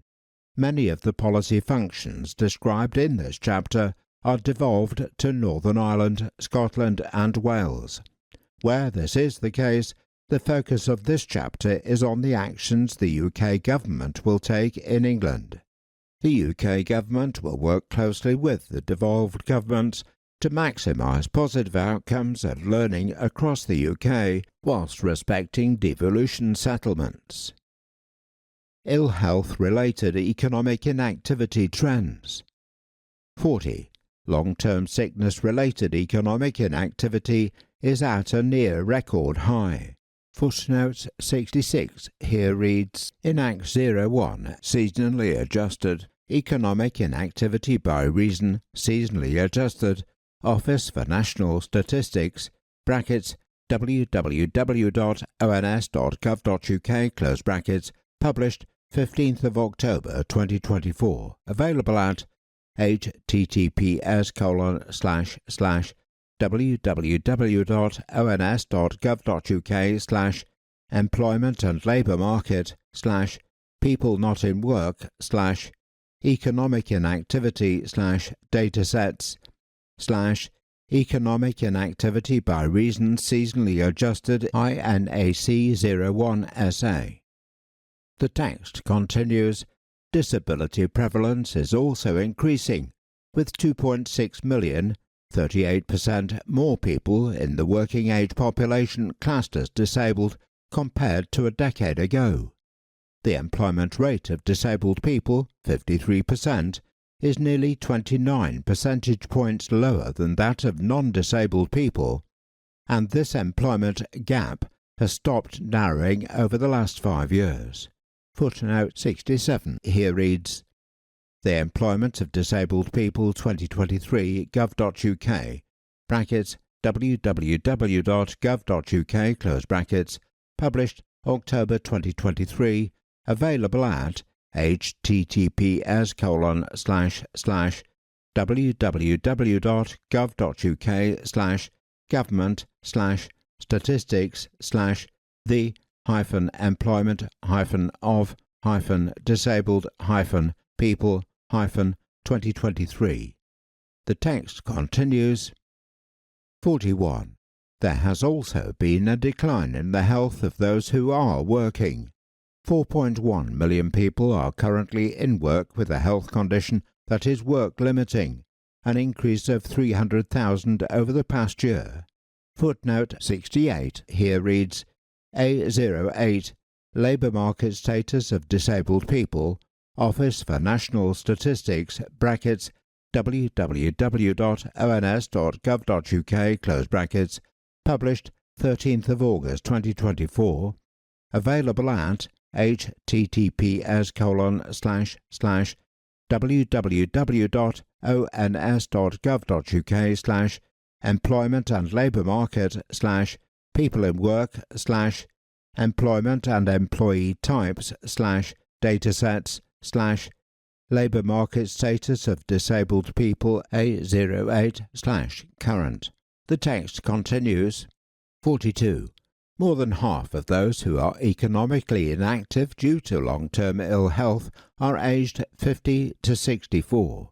Footnote 69 here reads, The Employment of Disabled People 2023 gov.uk brackets www.gov.uk close brackets, published October 2023, available at https://government/statistics/the-employment-of-disabled-people-2023.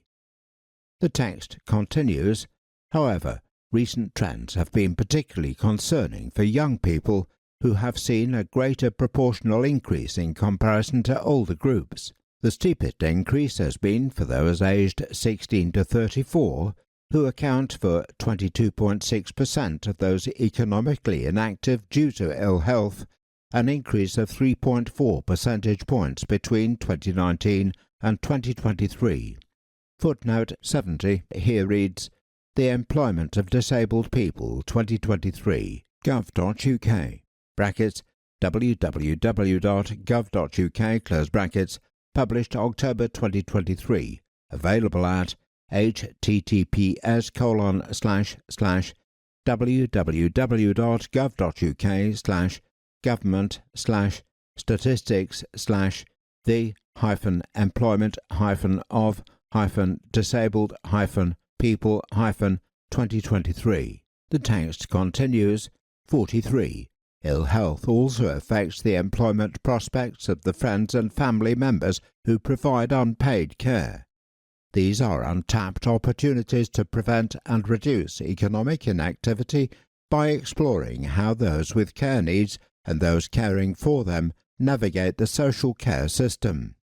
Footnote 71 here reads, Qualitative research with working people exploring decisions about work and care, gov.uk, brackets www.gov.uk,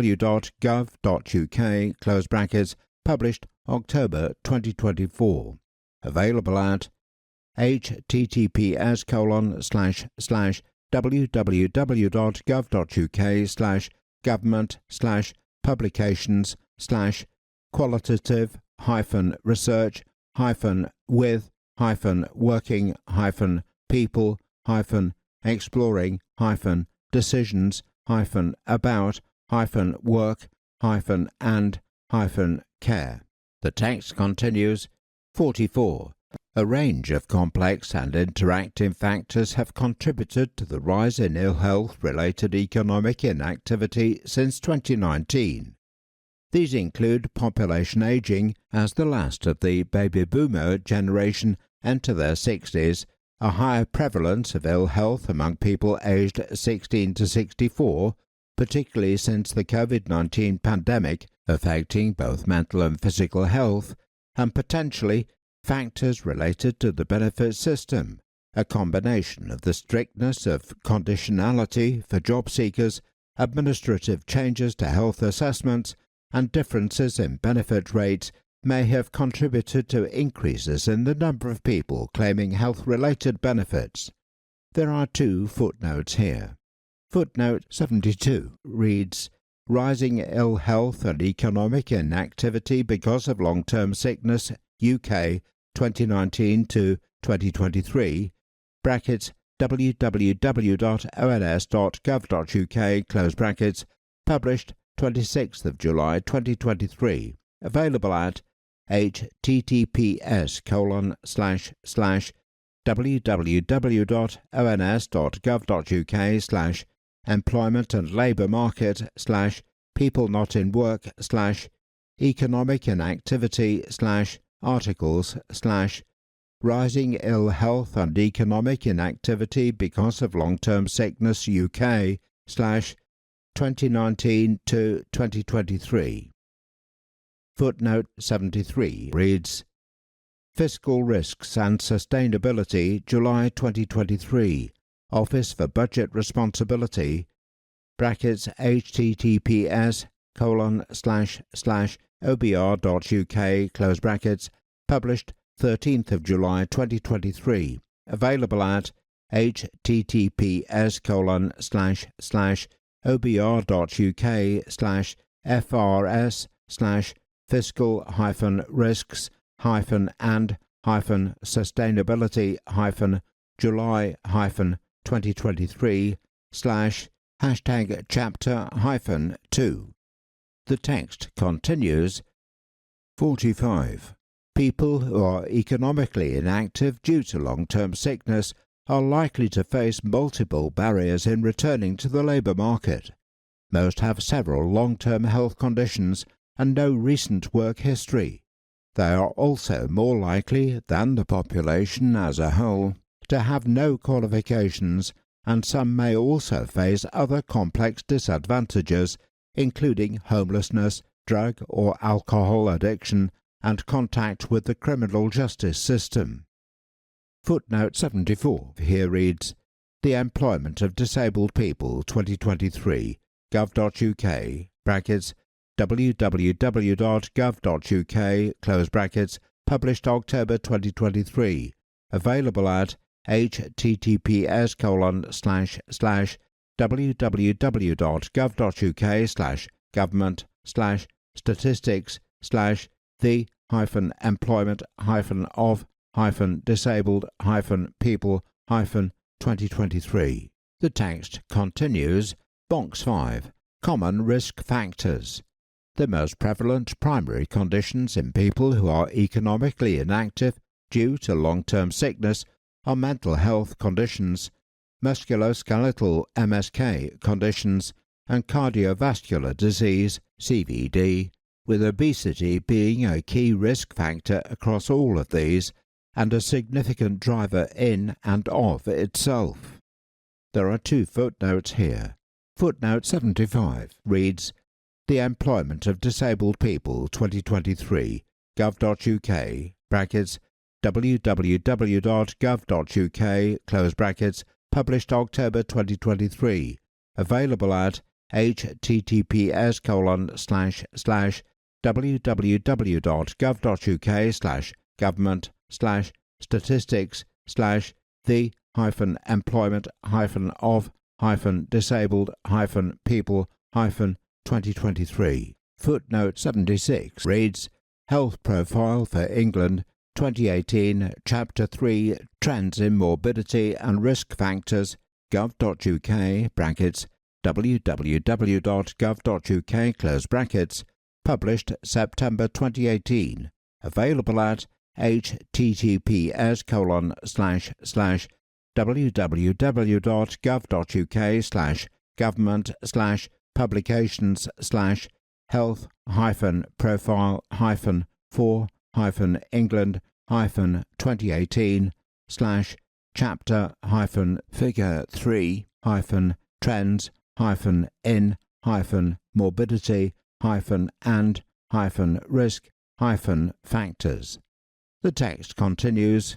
Mental health conditions are the most common conditions that affect younger working-age people who are economically inactive due to long-term sickness. They have been trending up over the past decade.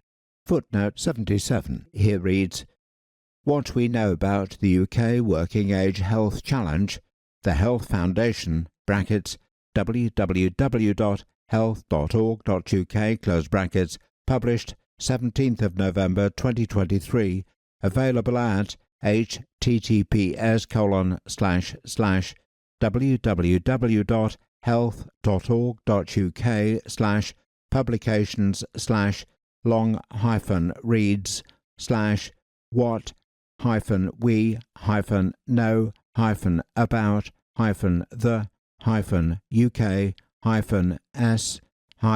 working-age-health-challenge. The text continues, of the rise in long-term sickness among 16 to 49-year-olds between 2019 and 2022, mental health conditions account for 25%, 50,000 people.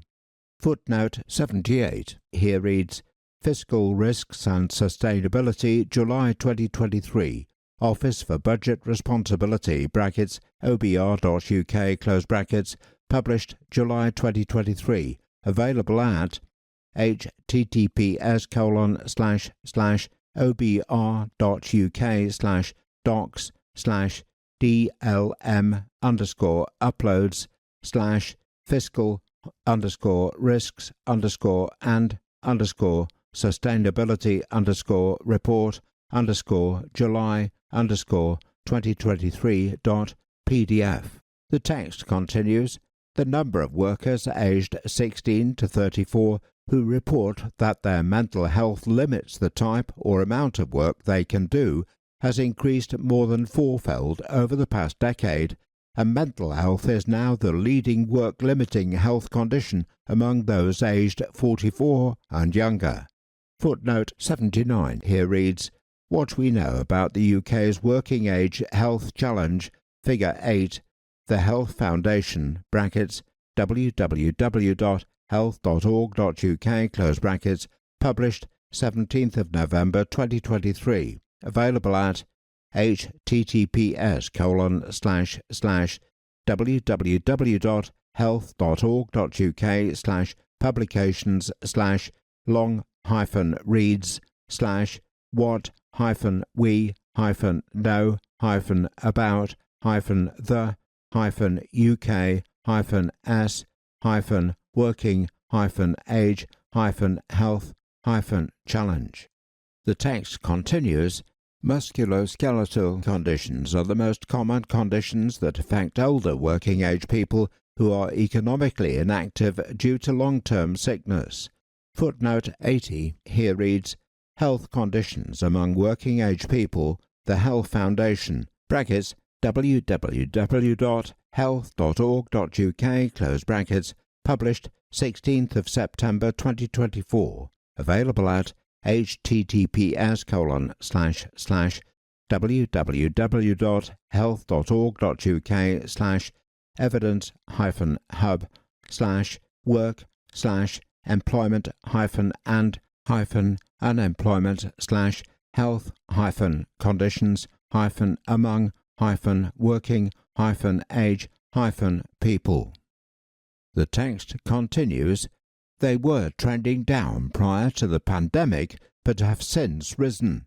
Of the rise in long-term sickness among 50 to 64-year-olds between 2019 and 2022, 22%, 40,000 people, is accounted for by musculoskeletal conditions. Footnote 81 here reads, Fiscal Risks and Sustainability, July 2023, Office for Budget Responsibility, (OBR.UK), close brackets, published July 2023, available at https://obr.uk/docs/DLM_uploads/fiscal_risk_and_sustainability_report_july_2023.pdf.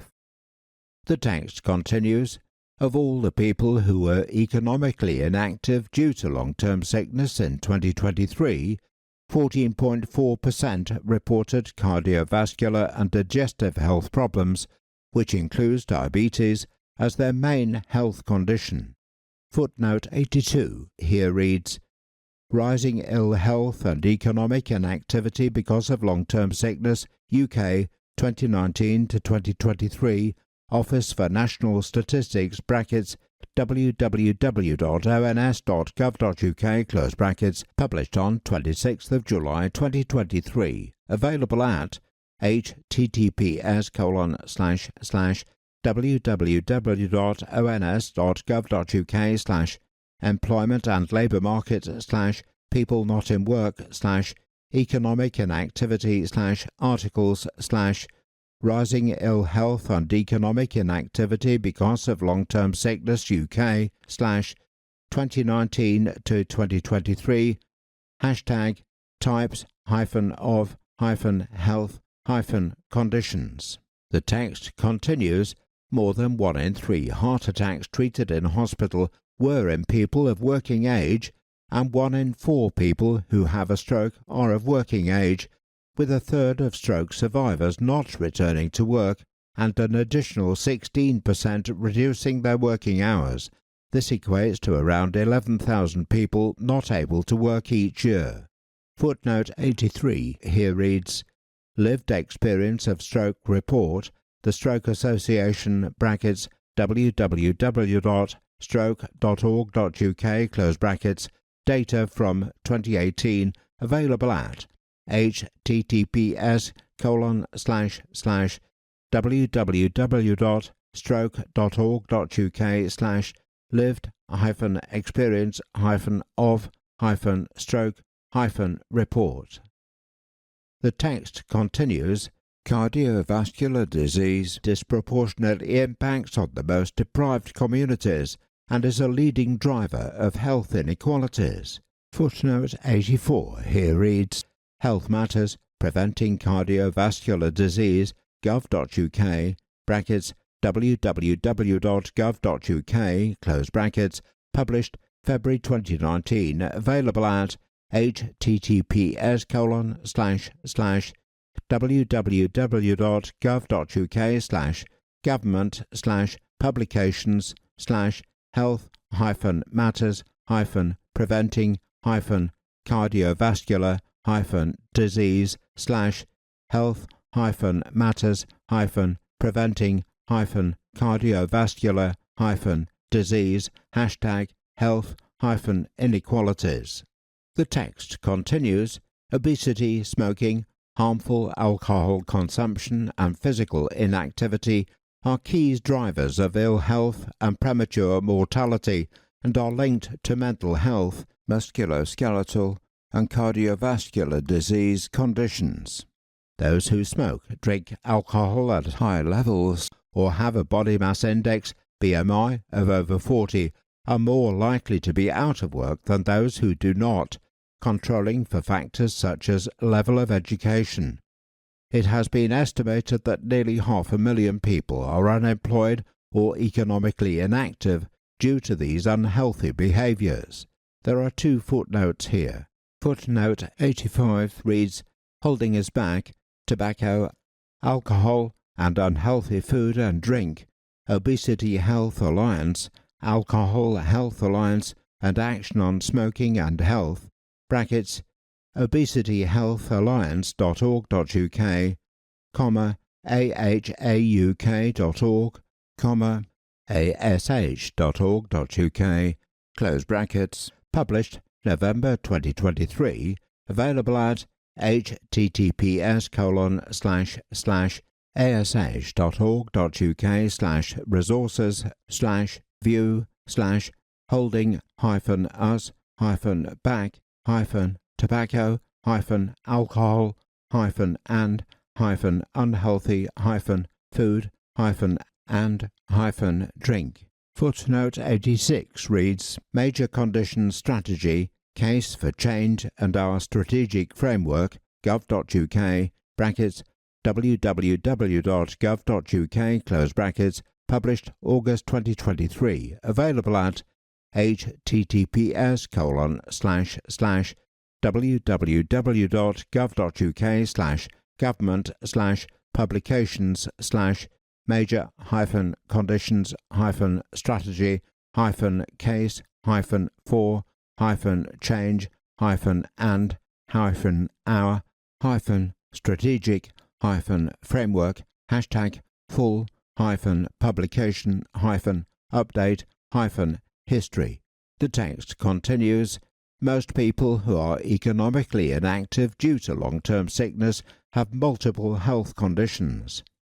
Footnote 87 here reads, The Employment of Disabled People 2023 gov.uk brackets www.gov.uk close brackets published October 2023 available at https://www.gov.uk/government/statistics/the-employment-people-people-2023.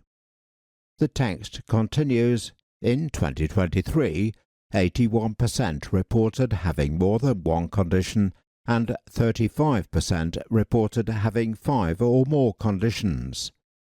Footnote 88 here reads, Rising ill health and economic inactivity because of long-term sickness, UK, 2019 to 2023, Office for National Statistics, brackets, ons.gov.uk, close brackets, published 26th of July 2023, available at https://www.ons.gov.uk/employment and labour market /people not in work /economic inactivity /articles rising ill health and economic inactivity because of long-term sickness UK /2019 to 2023.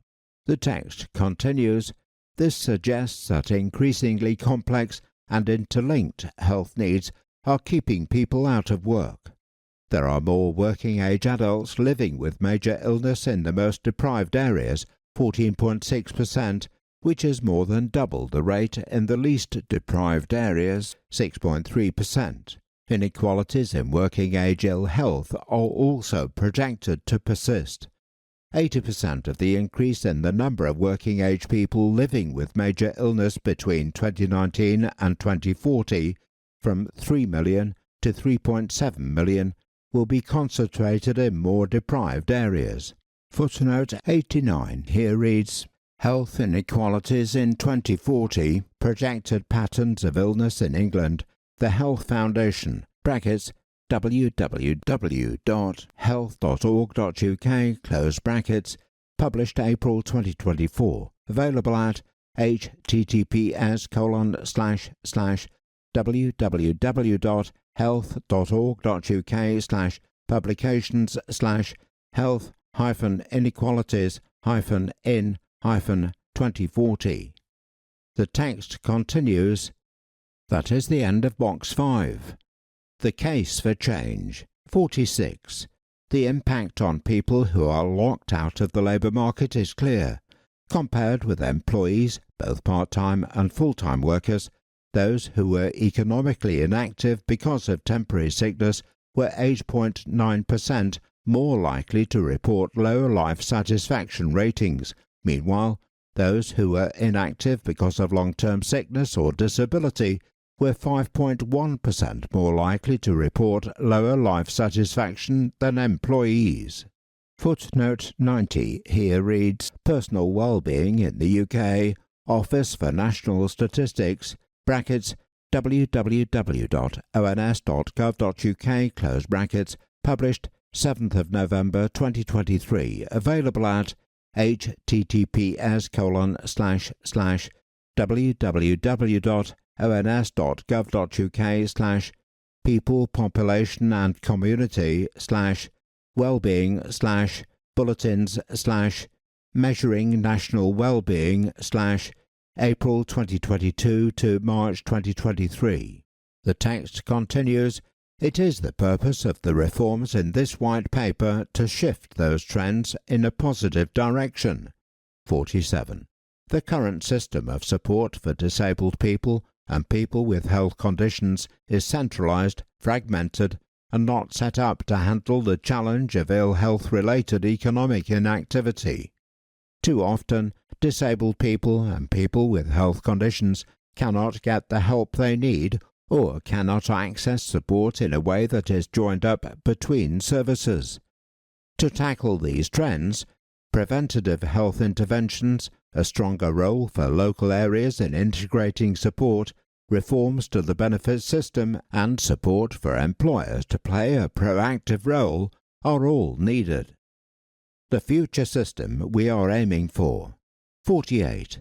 Tackling economic inactivity will require a joined-up approach right across government, the NHS, employment services, local areas and employers in England, building on work to better integrate health and employment support, including through the Joint Work and Health Directorate of the Department for Health and Social Care, DHSC, and Department for Work and Pensions, DWP. Our future system in England will be based around a coordinated approach that prioritises prevention and early intervention, as well as tackling the risk factors and inequalities that drive economic inactivity. Improving the health of the population will enable more people to stay in and thrive at work. We will learn and embed best practice from across systems, including within the devolved governments. Local leaders know best the challenges local people and employers face. They are best placed to shape a coherent offer to meet their needs from the range of support and opportunities available in their area, and to increase engagement with people who are economically inactive and outside the workforce and who are, too often, written off. We will empower local areas and leaders in England to take a leading role in addressing economic inactivity. We will also work to ensure that more people are engaged with support that can help them to work. Box 6. The joint DWP and DHSC Work and Health Directorate was set up in recognition of the significant link between work and health and to improve employment opportunities for disabled people and people with health conditions.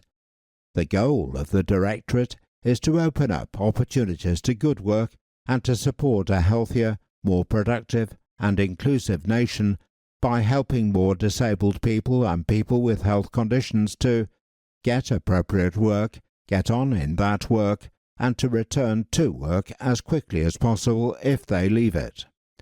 This is achieved through the delivery of evidence-based programs, trials and tests, as well as by working with employers, local areas and wider government to remove the additional barriers these groups face when in and out of work, with a focus on better aligning the work and health systems. That concludes Box 6. Priority 1. Improving the health of the population, which will enable more people to stay in and thrive at work. 49. Our health system is struggling. Lord Darcy's independent investigation into the NHS in England found that it is not contributing to national prosperity as it could be. For example, the waiting list for elective treatments rose to over 7.6 million in June 2024, and Lord Darcy highlighted that more than half of those on the waiting lists for inpatient treatment are working-age adults. Footnote 91 here reads, Independent investigation of the National Health Service in England, the Right Honourable Professor the Lord Darcy of Denham, gov.uk, published September 2024, available at https://assets.publishing.service.gov.uk/media/6605336 Lord-Darcy-in-England-September.pdf. The text continues in its 2023 Fiscal Risk and Sustainability Report.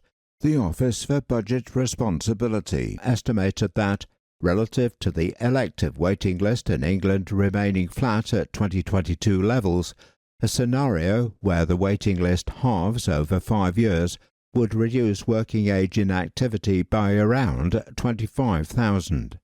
Footnote 92 here reads, Fiscal Risks and Sustainability Report 2023, Office for Budget Responsibility https://obr.uk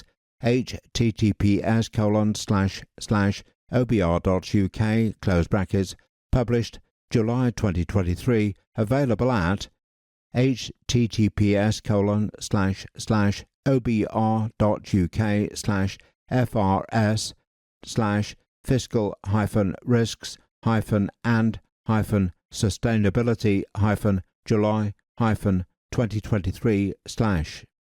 The text continues, Fixing the Foundations of the NHS. 50. The Government will deliver an additional 8,500 new mental health staff and provide 40,000 extra elective appointments each week.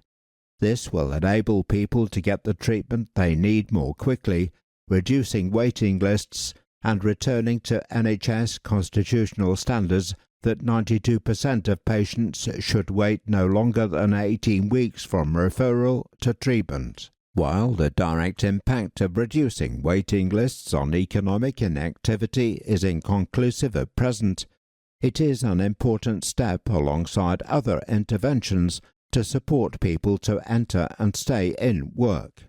51. Building on wider work to reduce waiting times, we will deploy Getting It Right First Time Further Faster teams to support 20 trusts in areas of England with the highest numbers of people off work sick. Footnote 93 here reads, Getting It Right First Time Further Faster teams will support the following 20 trusts: South Tees Hospitals NHS Foundation Trust, the Royal Wolverhampton NHS Trust, Sandwell and West Birmingham Hospitals NHS Trust, the Newcastle upon Tyne Hospitals NHS Foundation Trust, the Dudley Group NHS Foundation Trust, the Rotherham NHS Foundation Trust, Doncaster and Bassetlaw Teaching Hospitals NHS Foundation Trust, Sheffield Teaching Hospitals NHS Foundation Trust, Northern Care Alliance NHS Foundation Trust, Wrightington, Wigan and Lee NHS Foundation Trust, Bolton NHS Foundation Trust, Hull University Teaching Hospitals NHS Trust, Northern Lincolnshire and Goole NHS Foundation Trust, East Lancashire Hospitals NHS Trust, Mersey and West Lancashire Teaching Hospitals Trust, Wirral University Teaching Hospital NHS Foundation Trust, Warrington and Halton Teaching Hospitals NHS Foundation Trust, Manchester University NHS Foundation Trust, Blackpool Teaching Hospitals NHS Foundation Trust, University Hospitals of Morecambe Bay NHS Foundation Trust. The text continues, to ensure community services can also address their waiting times in areas of higher unemployment and provide support to hospitals, we are also working jointly between Department for Work and Pensions, Department for Health and Social Care, and Getting It Right First Time teams to deliver a musculoskeletal community delivery program. This will work with integrated care board leaders to further reduce waiting times and improve data and metrics and referral pathways to wider support services. Job centres and other locally led forms of employment support will work with Getting It Right First Time teams to enable the end-to-end support people need, from treatment to rehabilitation to good work and health. A greater focus on prevention to reduce working age ill health. 52. Tackling the conditions that drive economic inactivity requires a fundamental shift towards prevention and early intervention. Under the health mission, we will move from a model of sickness to one of prevention, keeping people well and in work for longer, addressing health inequalities, and closing the gap in healthy life expectancy. 53. Health inequalities mean poorer health and a reduced capacity to be economically active for many. Our health mission in England will therefore also address the risk factors for poorer health as well as the social determinants of health, with the goal of halving the gap in healthy life expectancy between the richest and poorest regions. This is not just a health matter. It makes economic sense and is central to economic growth. 54. To achieve these aims, wide-ranging actions over a decade or more are required. The 10-year health plan will set out broader actions to support the shift to prevention across the health and care system in England, which will include the conditions and risk factors driving economic inactivity. 55. To tackle poor mental health, the leading driver of ill health-related inactivity, the government has committed to continue to expand access to NHS talking therapies for adults with common mental health conditions in England.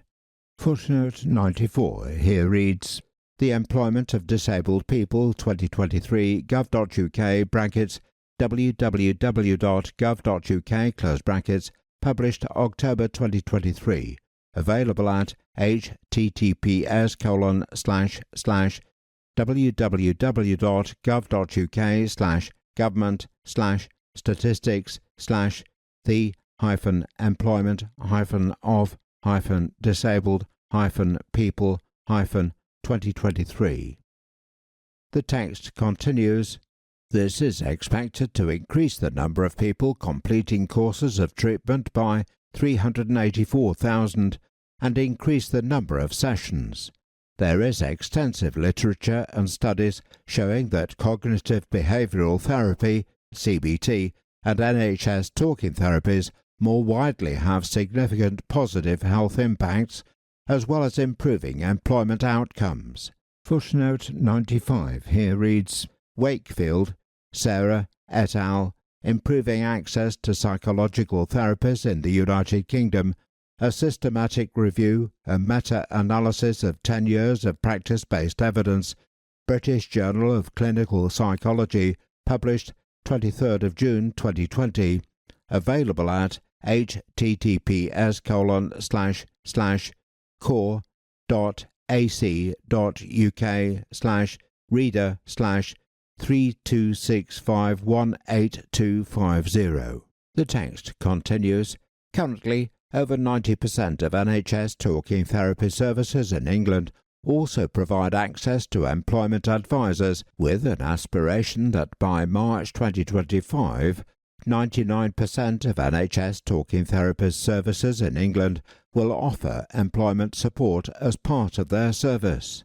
Footnote 96 here reads, For further information on employer advisors in NHS talking therapy services, refer to Employment Advisors in Improving Access to Psychological Therapies, Client Research, gov.uk, brackets, www.gov.uk, close brackets, published May 2022, available at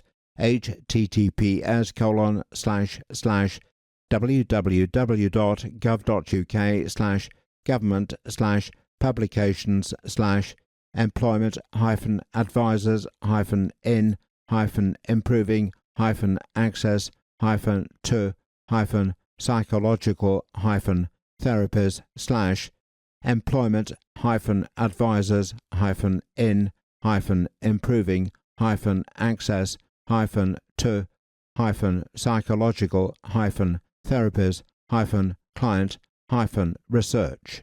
The text continues. The government will also continue expansions to individual placement support (IPS), increasing access for people with severe mental illness by an additional 140,000 people by 2028 to 29. The Office for Budget Responsibility judged that both these expansions of support would boost employment by 20,000 in 2028 to 2029.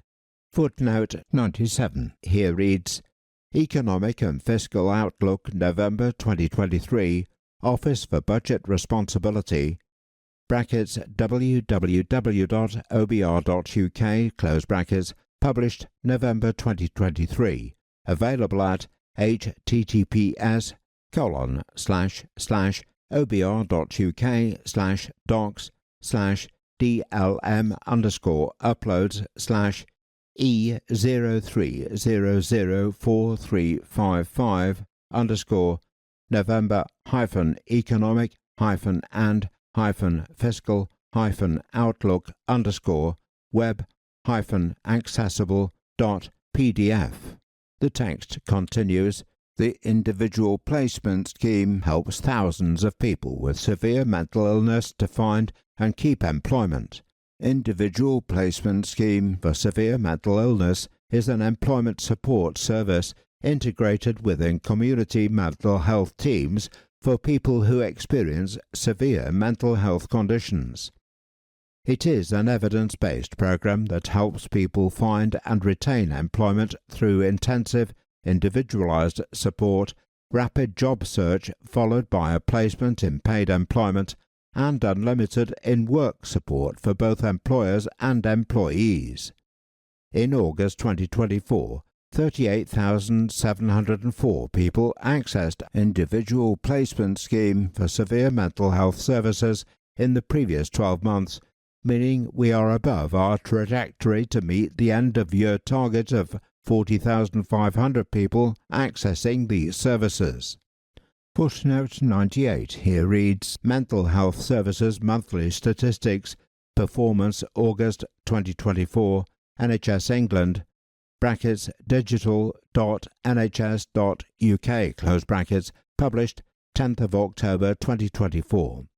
Available at https://digital.nhs.uk/data-health-services-monthly-statistics/performance-August-2024. The text continues. 56. Tobacco remains the single largest cause of preventable ill health and mortality, and is a key risk factor for cardiovascular disease and respiratory diseases, which are leading drivers of economic inactivity due to ill health.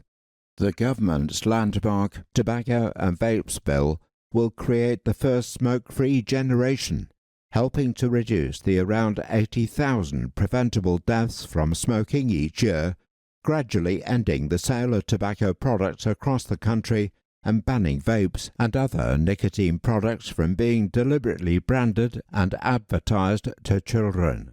It will also reduce the burden on the NHS and the taxpayer. Footnote 99 here reads Statistics on Public Health, England, NHS England Digital, brackets https://digital.nhs.uk, close brackets, published 20th of August 2024, available at https://statistics-on-public-health/2023/part-figure 2-mortality. The text continues. 57.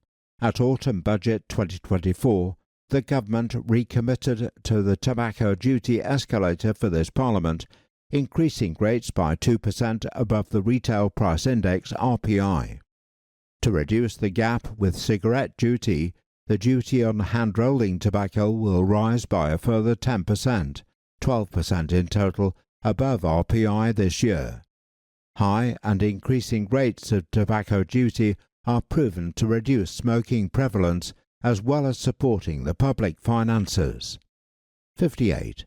The government also announced an increase in alcohol duty in line with inflation on all non-draft products, alongside a cut in duty rates for lower-strength products sold on draft. This decision encourages responsible drinking in social, controlled settings, recognises cost of living pressures, and reflects the connection between excessive alcohol consumption, ill health, and economic inactivity. 59. We are committed to continuing to develop the evidence base on how health interacts with the labour market to ensure the government can prioritise programmes that improve people's health and help them back to work.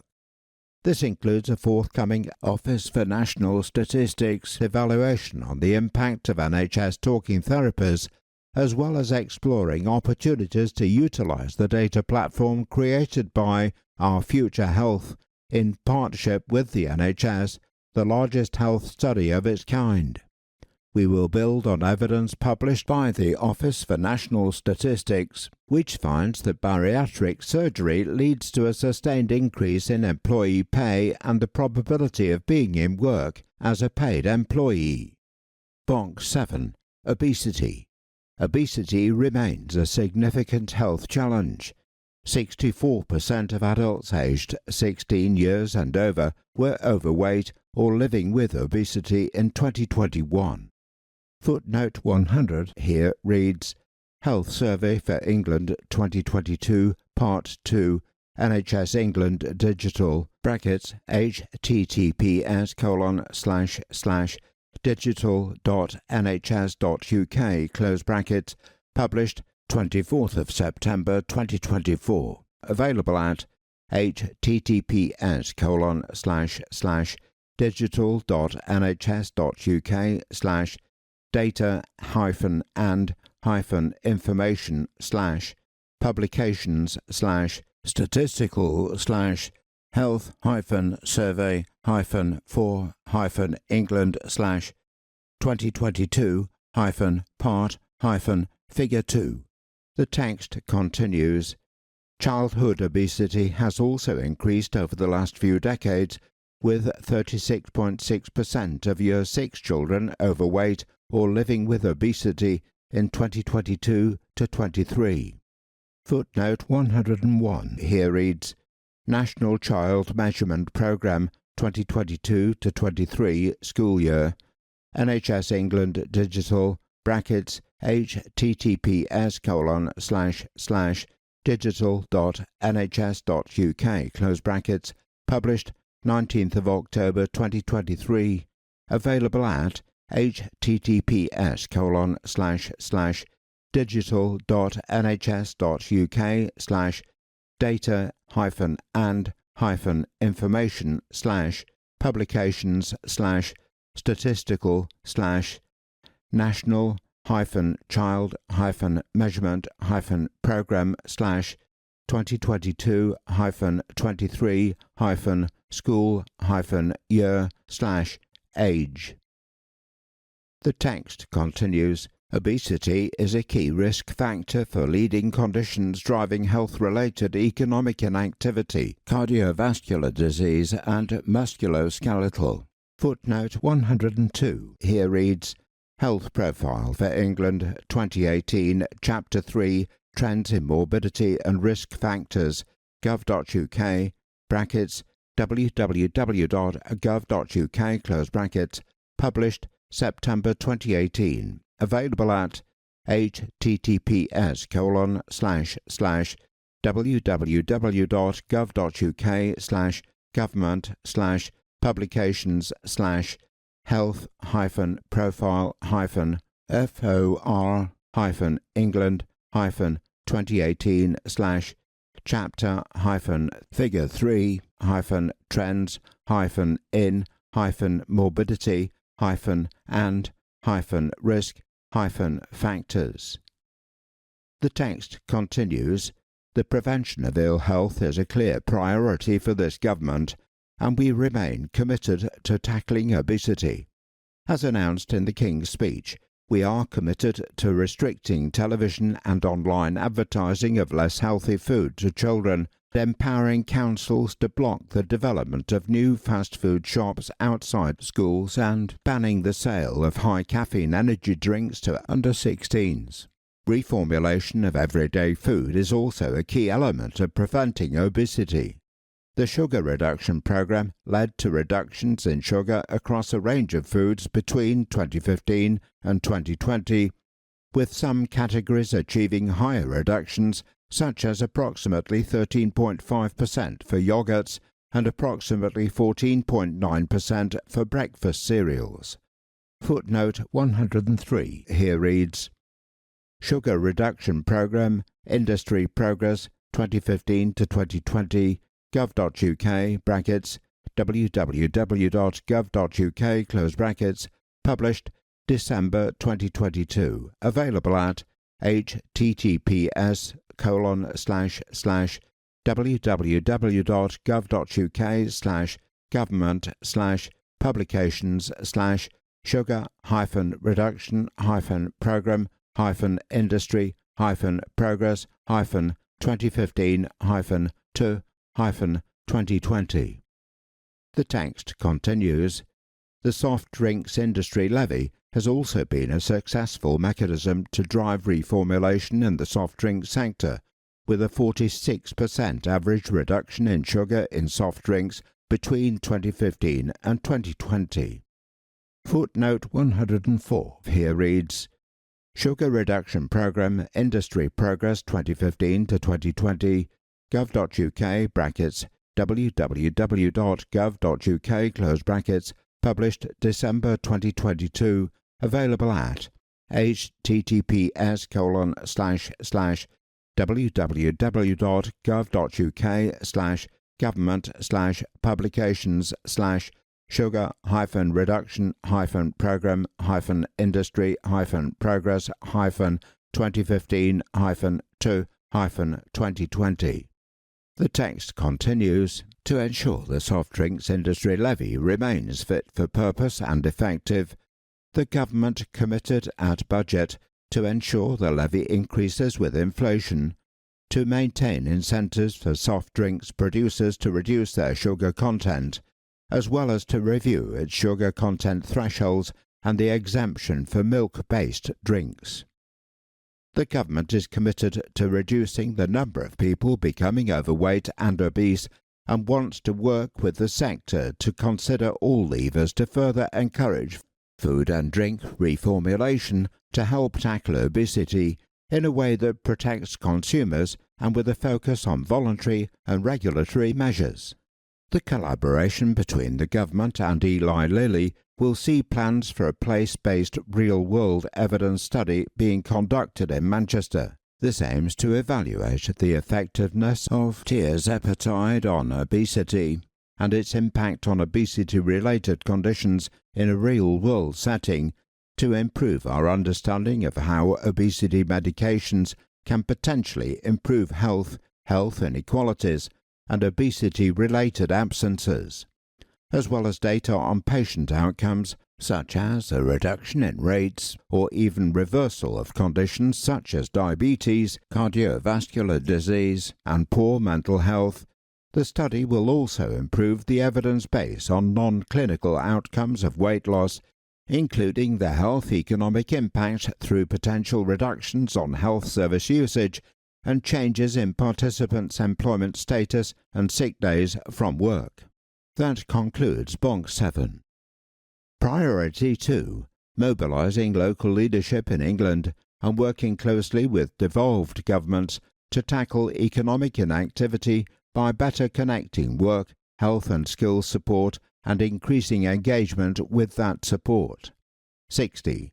In addition to improving population health, we also need a step change in how the UK government-funded support to help those who are economically inactive back into the workforce is integrated with local provision. 61. DWP-funded employment support provision has focused overwhelmingly on the unemployed, while local help offered by local councils, the NHS, voluntary sector, colleges and housing associations is often fragmented and difficult to navigate. 62. The government will therefore support and enable local areas in England to take the lead in shaping a coherent offer of support across work, health and skills and to effectively engage local people and local employers in that offer. That means every area having a plan to tackle economic inactivity backed up by new funding for supported employment. Trailblazers to go further and faster towards a locally led approach. A strong focus on increasing levels of engagement with support, and a new role for government in making a more locally led system a success. In Wales, the Trailblazer will be jointly designed with the Welsh Government to ensure all aspects of the new Jobs and Careers Service partner effectively with devolution of non-Job Centre Plus employment support funding and areas of devolved competence. Local Get Britain working plans and devolved funding in every area. 63. To make this new approach a reality, we will provide all areas in England with resource to produce a local Get Britain working plan focused on reducing economic inactivity among their local population and to convene key local stakeholders, people and partners who have a role in delivering on it. 64. Going with the grain of the government's wider approach to devolution in England, we expect these plans to be developed by combined authorities where they exist and across groups of local authorities elsewhere. In mayoral authorities, these plans will be guided by and support the aims of their local growth plans and link to other existing strategies and plans such as local skills improvement plans. 65. The thinking behind Get Britain working plans has been informed by the 1,900 responses to the Footnote call for evidence, which include insights from employers, healthcare professionals and patients about the role of the Footnote process in supporting people to stay in work while they manage their healthcare condition. Footnote 105 here reads, Footnote Reform, call for evidence gov.uk, brackets www.gov.uk, close brackets, published April 2024. Available here. https://www.gov.uk/government/call-for-call-for-evidence/fit-note-for-call-for-evidence #FN:6. The text continues. 66. The purpose of local Get Britain working plans will be to set out an analysis of the economic inactivity challenge in each local area and the actions that will be taken to improve outcomes across the local population. This should aim to draw on the full range of provision and resources in a local area, as well as maximising the contribution of local relationships and assets. This includes local authorities, the NHS, training providers, Job Centre Plus, the voluntary sector, employers and trade unions. 67. Local areas should actively involve these partners as well as local people in the development of their plans with the aim of establishing or further enhancing forms of local collaboration that can support successful delivery. 68. To kick-start these plans, the government will devolve funding over the coming years to support those who are economically inactive back to work, starting with £115 million going to local areas in 2025 to 26 to deliver Connect to Work, a new supported employment programme for people who are economically inactive. This will be the first strand of funding within a new Get Britain Working Fund. Part of this funding will go to Wales. 69. From 2026 to 27, Connect to Work will support up to 100,000 people per year. Local areas will be responsible for delivering the provision and will use the Place, Train and Maintain model, which has a strong evidence base from a range of international sources as well as from trials in South Yorkshire and the West Midlands. There are 3 footnotes here. Footnote 106 reads, Individual Placement and Support, IPS, Beyond Severe Mental Health, an overview, review, and meta-analysis of evidence around vocational outcomes, Elsevier, published July 2024, available at https://www.science-article/pii/s2211335524002018 #S0110. Footnote 107 reads, Review of Supported Employment within Scotland, gov.scot, brackets www.gov.scot, published August 2021, available at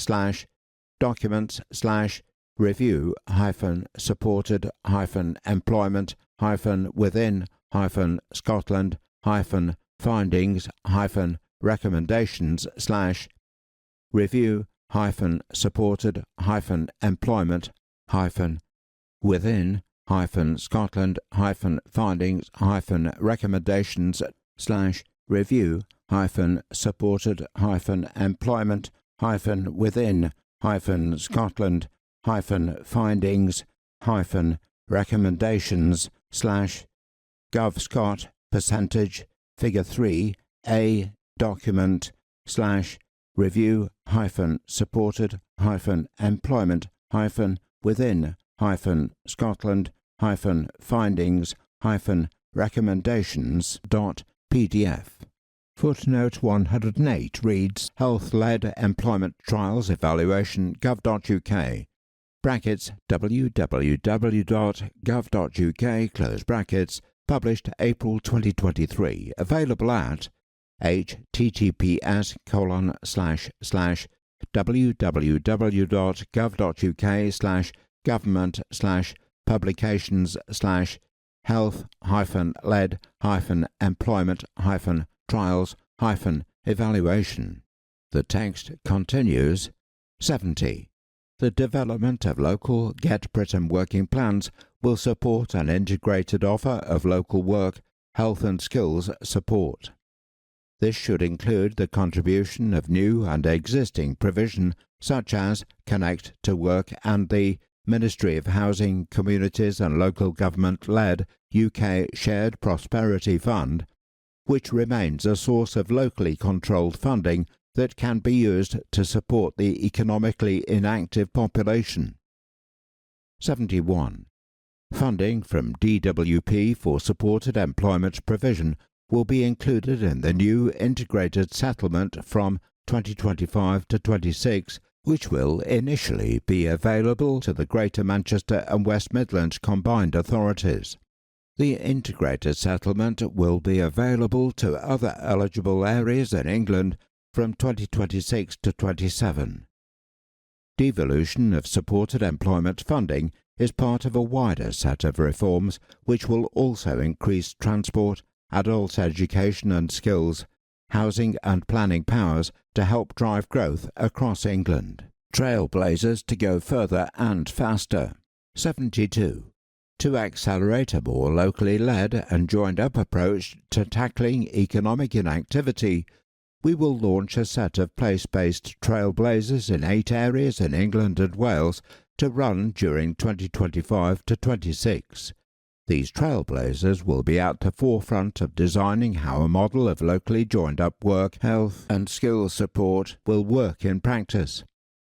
They will enable participating mayoral authorities in England and the Welsh Government to maximise the impact of existing resources, including supported employment funding, the UK Shared Prosperity Fund, Workwell pilots where operating, refer to Box 8, wider NHS-led employment support, as well as local authority and voluntary sector provision. We will also focus activity to design and test the new Jobs and Careers Service in trailblazer areas to help shape a fully integrated local offer in England and Wales. Box 8. Workwell. Workwell brings together integrated care boards, local authorities, Job Centre Plus and other local organisations to design and deliver services that help to keep people with health conditions in work or to get them back into the workforce quickly. From the 1st of October, 15 Workwell pilot services have begun to deliver an early intervention work and health assessment service to reduce the flow of people into economic inactivity, with low-intensity holistic support for health-related barriers to employment to 56,000 participants by March 2026. They also offer a common point of access into local support services, whether health, employment or skills, to simplify the support landscape for participants. Participation will be voluntary and will include people in and out of work regardless of benefit entitlement. That concludes Box 8. 73. We will work closely and at pace with mayoral authorities to mobilise these trailblazers around a set of common core elements to ensure we maximise the learning from their implementation. Clear plans for delivery with agreed outcomes, including the proposals being tested, strong performance oversight and management, how existing and new resources will be used, and measurable goals for tackling economic inactivity. Governance and management, including accountabilities and responsibilities across partners and arrangements for data sharing. Evaluation and support, an agreed and common approach to measuring impact, including an evaluation strategy for tests and trials, along with a support program to develop capability, capacity and infrastructure. Footnote 109 here reads, NHS England has already partnered with the National Institute for Health and Care Research (NIHR) to deliver robust evaluation of both the short and long-term economic impacts of healthcare interventions. The text continues, 74. We will design the detail of what is tested in partnership with mayoral authorities in two key areas. Targeted expansion of provision, testing additional early intervention support to keep people in work or get new qualifications to work, pre-work capability assessment, wider employment, health and skills support, case management or support to address individual barriers to work, enhanced engagement activity, to reach people out of work and not in regular contact with employment, health or local services, including those claiming universal credit without requirements to prepare for work or attend meetings. 75. Given that poor health is a leading cause of economic inactivity, the local health system will play a vital role in all the trailblazers. Footnote 110 here reads, INAC 01, seasonally adjusted, economic inactivity by reason, seasonally adjusted, Office for National Statistics, www.ons.gov.uk, published 15th of October 2024, available at https://www.ons.gov.uk/employment and labour market/people not in work/economic inactivity/datasets/economic inactivity by reason seasonally adjusted INAC 01 SA. The text continues, in addition, at least 3 of the trailblazer areas will also receive a share of £45 million funding for integrated care systems to test ambitious reforms in how the NHS operates with local partners to address the health drivers of economic inactivity. These areas will be selected on the basis of having a combination of high rates of health-driven economic inactivity and people in work with health conditions, communities more likely to be affected by deprivation and inequality, and with demonstrated proactive action on integrating work and health support. The focus of this activity will be improving population health outcomes and reducing health-related economic inactivity. 76. We will work with mayoral combined authorities and London to establish the most appropriate type of trailblazer for their areas.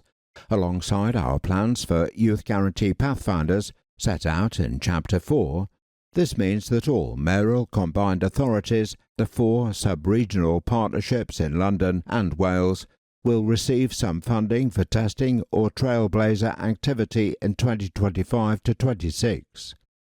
We will discuss arrangements for Wales with the Welsh Government. Box 9. The Pathways to Work Commission. Footnote 111. Here reads, Pathways to Work Commission Report, Barnsley Council and Pathways to Work Commission, brackets www.barnsley.gov.uk, close brackets, published July 2024, available at https://www.barnsley.gov.uk/BMBC-pathways-to-work-commission-report.pdf. The text continues. In July 2024, the Pathways to Work Commission published its report setting out how to give the 6,000 economically inactive people who live in Barnsley a pathway to work. The Commission's research found that 7 in 10 currently economically inactive people would like a job that is aligned to their skills, interests and circumstances. They highlighted the many problems with the current approach to addressing growing levels of economic inactivity, including perverse system incentives, confusing support offers, and the lack of clarity on the role of employers. The Commission identified the need to take a whole-system approach to supporting people who are economically inactive and making good work accessible to everyone, with the Right Honourable Alan Milburn, the Pathways to Work Commission Chair, calling for a radical new approach that is, quote, built on a new national ambition to build a more inclusive economy where people have a right to work and an expectation that those who can should be helped to do so. Tackling economic inactivity must become the national mission shaping welfare and employment policy over the next decade. That will require action across government, but also by employers, local authorities, charities, communities and, of course, citizens themselves." End quote. The Commission identified 6 themes it sees as critical to addressing economic inactivity locally: leadership and funding, tailored support, work that is worth it, business engagement, health interventions and improved education.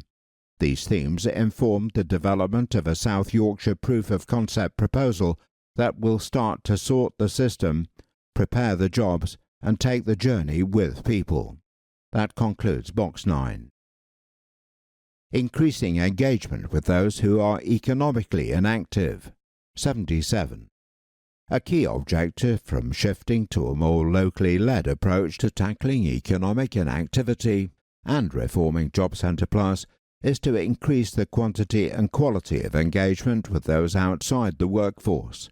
It cannot be right that so many on health-related benefits are effectively written off and offered little support. Our goal is for many more people to be on a pathway towards employment, in particular those who do not currently have any contact with Job Centre Plus. 78. Increasing engagement is the first essential step to delivering better employment outcomes. We want to test new ways of keeping in touch more regularly, offering a conversation, and encouraging people to take the first step on a journey towards employment. Our Trailblazers will provide an opportunity to explore how we can increase levels of engagement, working closely with charities, local government, the health service, and disabled people and people with health conditions themselves. A new role for the UK Government. 79. Finally, to support the development of a more locally led system of support in England for those who are economically inactive, the role of the UK Government needs to evolve. We are committed to providing local areas with the support they need to develop their plans and to build capability and infrastructure in England. That includes working together on better use of data. The government wants local areas to have improved data to understand local population needs and to help design future programs. We also need better data to track outcomes and develop the evidence base. Accountability and governance. The government will work with local areas to create suitable frameworks where these are not in place to underpin the relationship with central government, to agree outcomes and to determine how different partners should be held accountable for results. Consistent strategic geographies. The English Devolution White Paper will set out plans to create a system of consistent strategic geographies across England, which will provide the basis for a more locally led approach. Priority 3. Supporting employers to promote healthy workplaces and to recruit and retain workers with a health condition or disability. 80. To take a comprehensive approach to tackling economic inactivity, we must ensure that employers have the support they need to recruit and retain disabled people and those with a health condition. Employers have a key role in creating and maintaining healthy and inclusive workplaces. 81. Poor health of the working-age population imposes a large cost on employers, including poor workplace health impacting performance, costs due to sickness absence, loss of valuable experience when employees drop out of work and recruitment costs to replace them, and restricted access to the widest pool of potential talent. There are 3 footnotes here. Footnote 112 reads, Does worker well-being affect workplace performance? gov.uk, brackets, www.gov.uk, close brackets, published October 2014, available at https://asset.publishing.service.gov.uk/media/5A7EA9FF40F0B6230688ABD8/BI/affect-worker-workplace-workplace-affect-workplace-final.pdf. Footnote 113 reads, Work, Health and Disability Green Paper Data Pack, gov.uk, brackets, www.gov.uk, close brackets, published October 2016, available at https://work-health-disability-green-paper-data-pack.pdf. Footnote 114 reads, Government response, Health is everyone's business, gov.uk, brackets, www.gov.uk, close brackets, published October 2021, available at https://www.gov.uk/government/consultations/health-is-health-wellbeing-AAE 46356DFA3. The text continues. 82. Employers stand to benefit from promoting workplace health and taking action on preventable illnesses. In 2022 to 2023, an estimated 35.2 million working days were lost due to work-related illness and non-fatal workplace injuries in Great Britain, the majority, 31.5 million days, because of work-related illness. Footnote 115 here reads, Health and Safety at Work, Summary Statistics for Great Britain 2023, gov.uk, brackets www.gov.uk, close brackets, published November 2023, available at https://www.hse.gov.uk/statistics/overview.htm. The text continues. Work-related musculoskeletal conditions make up around a quarter of all self-reported cases, and work-related stress, depression, or anxiety make up around half of all cases. Footnote 116 here reads, Health and Safety at Work, Summary Statistics for Great Britain 2023, gov.uk, brackets www.gov.uk, close brackets, published November 2023, available at https://www.hse.gov.uk/statistics/overview.htm. The text continues. 83. Alongside the steps the government is taking, employers have a vital role to play through their recruitment practices in creating inclusive workplaces that protect health and support retention and rehabilitation for disabled employees and those with health conditions. The evidence is clear. Once someone loses touch with the labour market, their chances of getting back into employment are diminished. 84. The majority of employers recognise the link between work, health and well-being and their role in relation to this.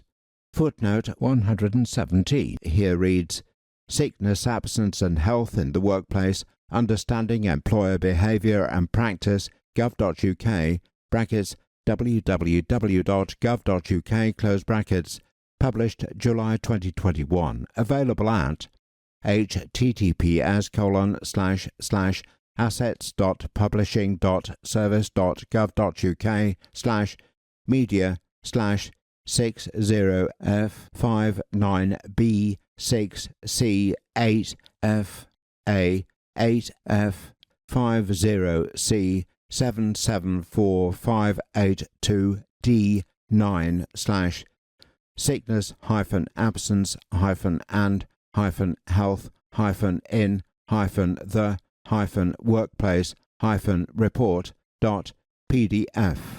The text continues. Previous studies have found that employees consider worker health to be a collective responsibility between employers, the state, and individuals. Footnote 118 here reads, Employee Research Phase 1 and 2, gov.uk, brackets www.gov.uk, close brackets, published March 2023, available at https://www.gov.uk/government/publications/employee-phase-1-and-2. The text continues. We know that many employers are excellent at creating inclusive workplaces in relation to disability, health, and well-being. Many others recognize the value in doing so and would like to take action, but need support and confidence to do so. 85. Earlier intervention that prevents people from falling out of work, an improvement in retaining people in the workforce, and greater support for absences and returns to work from absences is good for business, individuals, and wider society. This needs to be approached through a new partnership between government and business, capable of boosting growth and improving opportunities across our economy. 86. To explore action and change in this area, we are launching an independent review into the role of employers in creating and maintaining healthy and inclusive workplaces. This review will be led by someone with strong business experience and be supported by a group of experts in this field to include a broad range of perspectives. The review will consider actions and make evidence-based and practical recommendations that support employers to improve recruitment and retention of disabled people and people with health conditions, including via the New Jobs and Careers Service, prevent people becoming unwell at work and better support good, healthy workplaces, undertake early intervention for sickness absence and increase returns to work. 87. Our intention is that the review will run through to summer 2025 and will engage widely with businesses, employers, employees, trade unions, health professionals, disabled people, and people with long-term health conditions, and their representative organizations.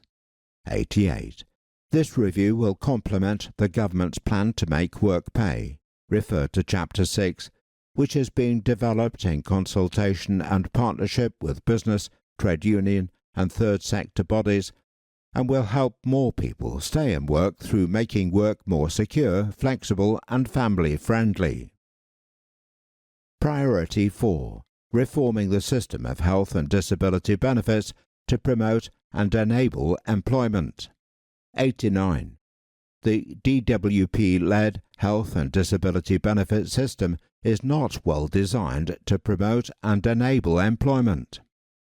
It is designed around gateways to benefits, not conversations about goals or access to support, so it misses opportunities for early intervention about what work is possible and helping people to adapt and adjust to health conditions or disability.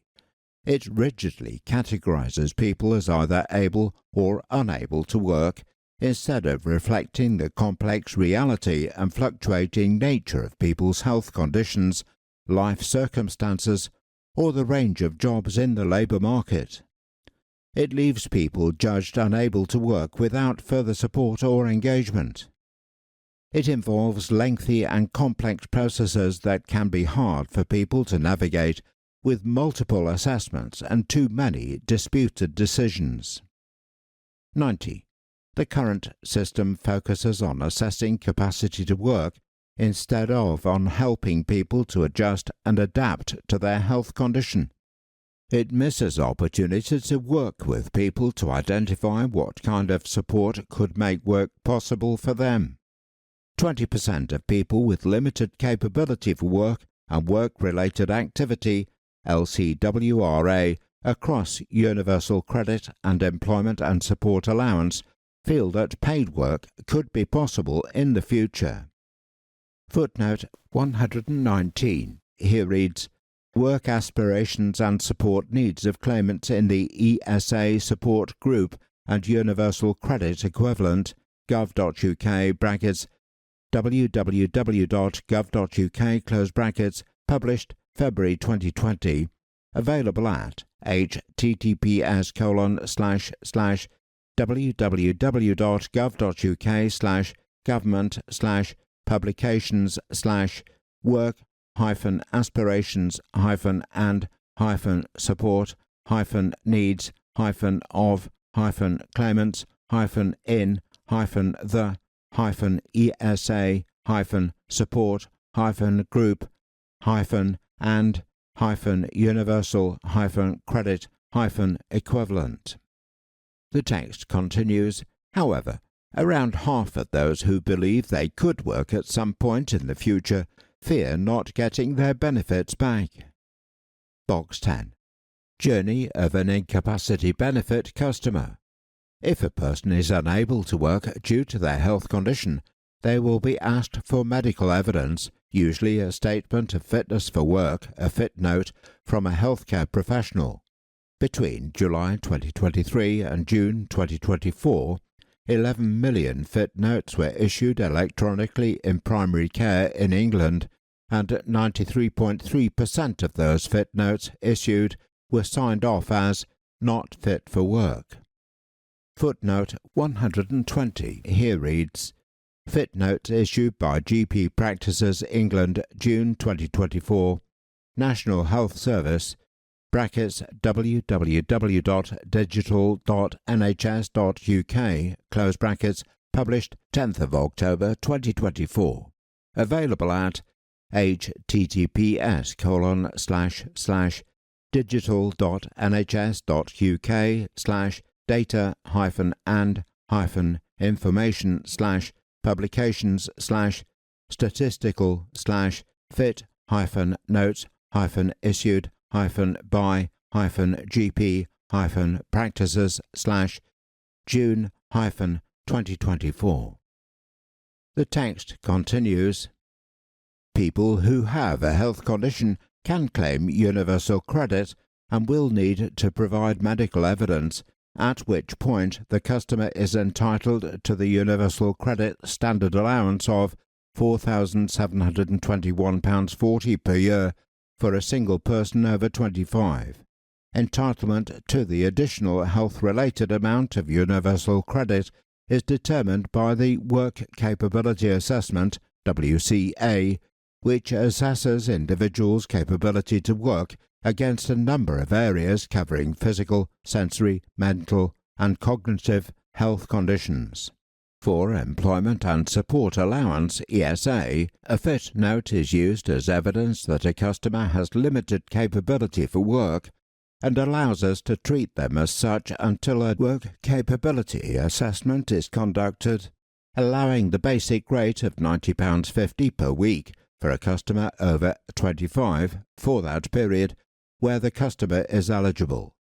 If they are found to have limited capability for work and work-related activity at their work capability assessment, they will receive an additional Universal Credit Award of £4,994.28 per year, or Employment and Support Allowance Support Group Component of £2,480.40 per year, and have no conditionality requirements.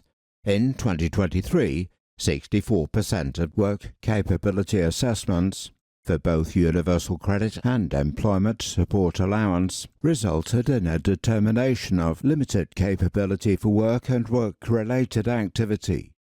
Footnote 121 here reads, Stat Explore UC WCA Decision Outcomes gov.uk brackets www.gov.uk close brackets published 12th of September 2024, available at https://stat-explore spelt xplor.gov.uk/web-api/jsf/tableview/tableview.xhtml stat-explore ESA WCA by date of decision Department for Work and Pensions brackets https://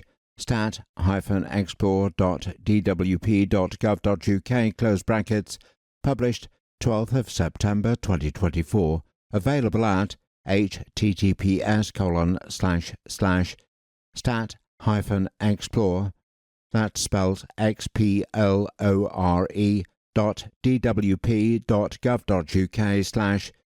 web-api/JSF/tableview/tableview.xhtml. The text continues. People in England, Wales and Northern Ireland with a long-term health condition or disability may also be eligible for Personal Independent Payment (PIP), which can be payable to people in or out of work and is not means tested. It is not dependent in any way on the ability to work and is intended to help with extra costs. In Scotland, PIP has been replaced by Adult Disability Payment (ADP). People eligible for PIP or ADP can receive from £1,492.40 to £9,583.60 per year, depending on their level of need. That concludes Box 10. 91.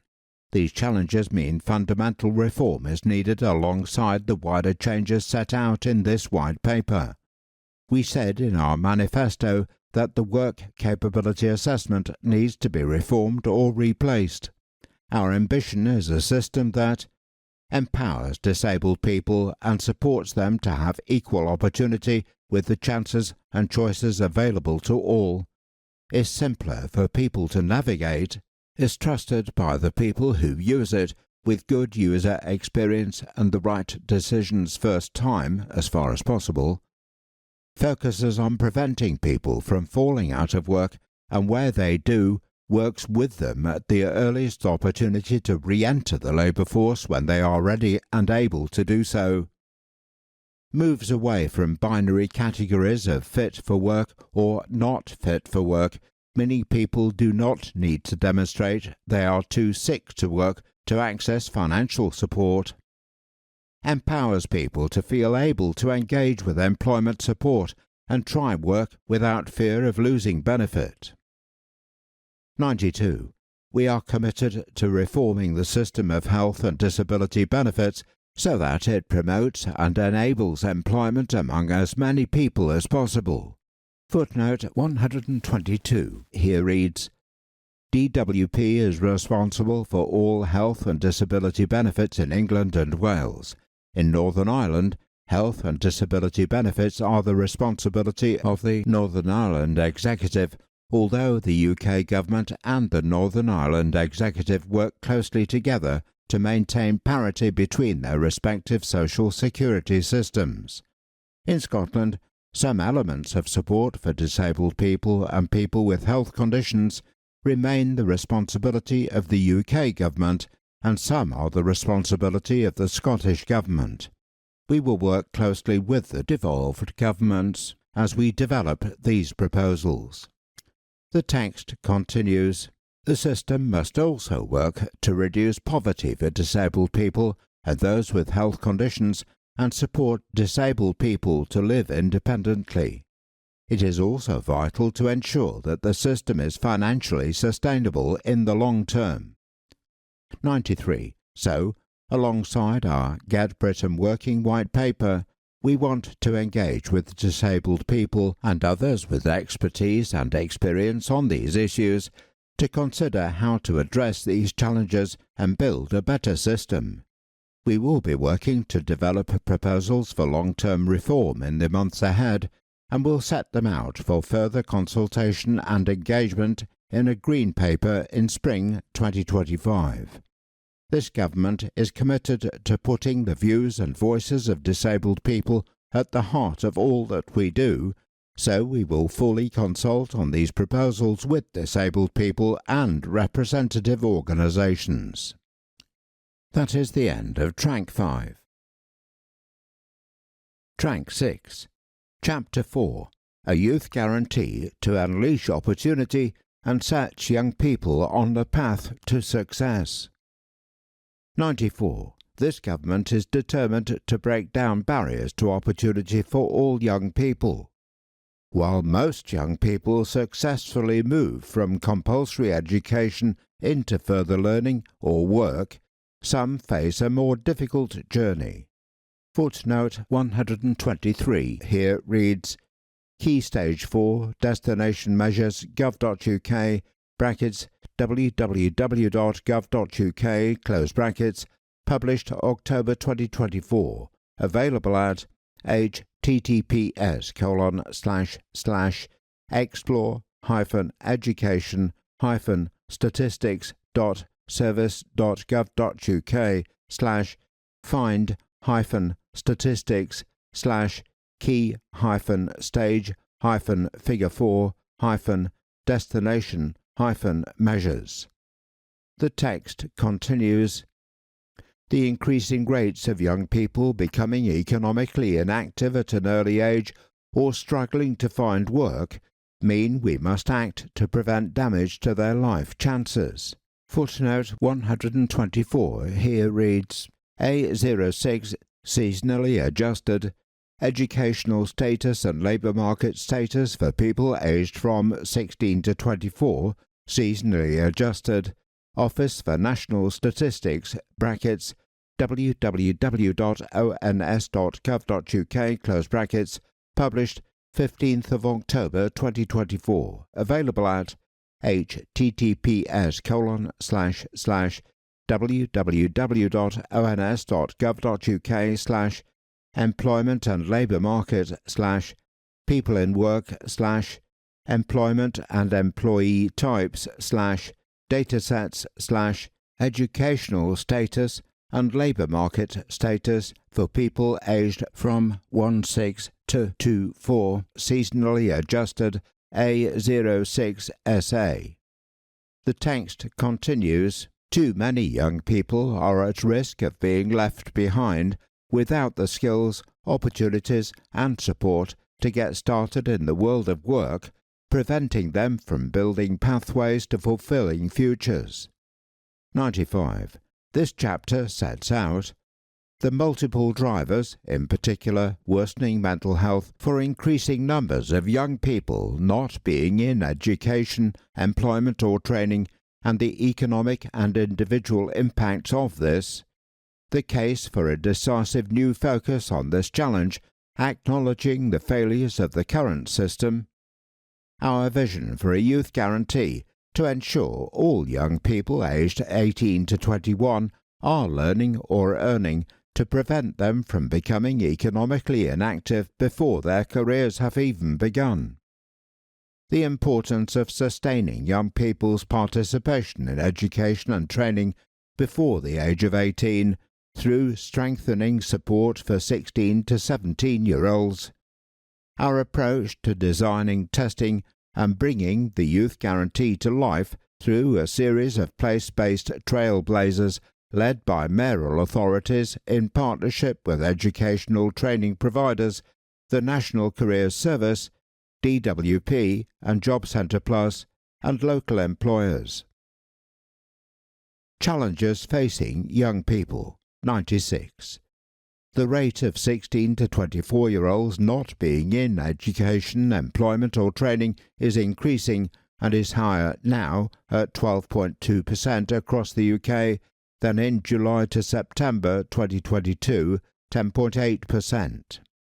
Footnote 125 here reads, Young people not in education, employment or training, brackets, NEET, close brackets, Office for National Statistics, brackets, www.ons.gov.uk, close brackets, published 22nd of August 2024, available at https://www.ons.gov.uk/employment and labour market/people not in work/unemployment/datasets/young people not in education, employment or training NEET Table Figure 1.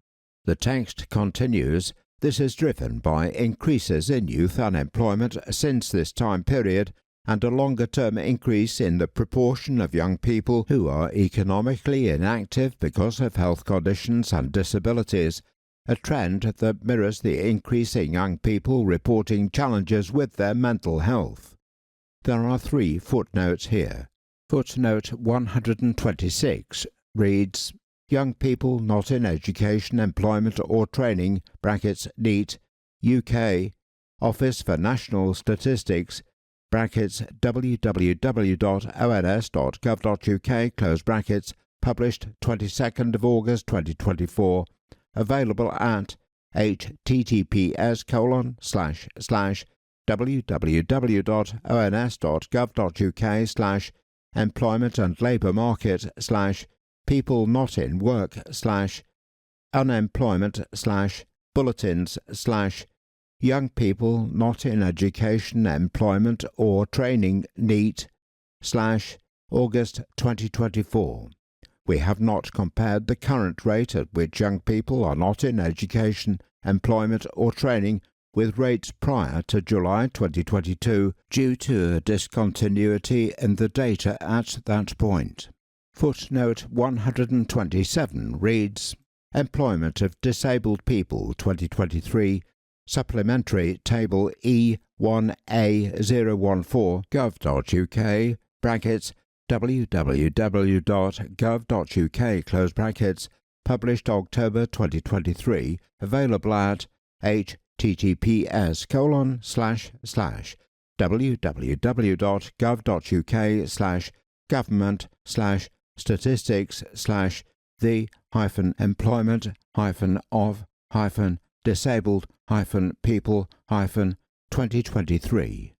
Footnote 128 reads, Mental Health of Children and Young People in England 2023, Wave 4, follow-up to the 2017 survey, NHS England Digital, (www.nhs.uk), published 21st of November 2023, available at https://digital.nhs.uk/data-of-health-of-children-people-in-England/2023-wave-figure-4-follow-up. The text continues. Young People and Health 97. Health-related issues are increasingly contributing to rising rates of young people not being in education, employment or training. The proportion of young people who are not in education, employment or training and who are affected by long-term or temporary sickness has risen, with over 1 in 4 citing sickness as a barrier to participation in 2023, compared to 1 in 10 in 2012. Footnote 129 reads, Not in education, employment or training (NEET) and not in education or training (NET) estimates from the Labour Force Survey from not in education, employment or training, age 16 to 24, gov.uk, www.gov.uk,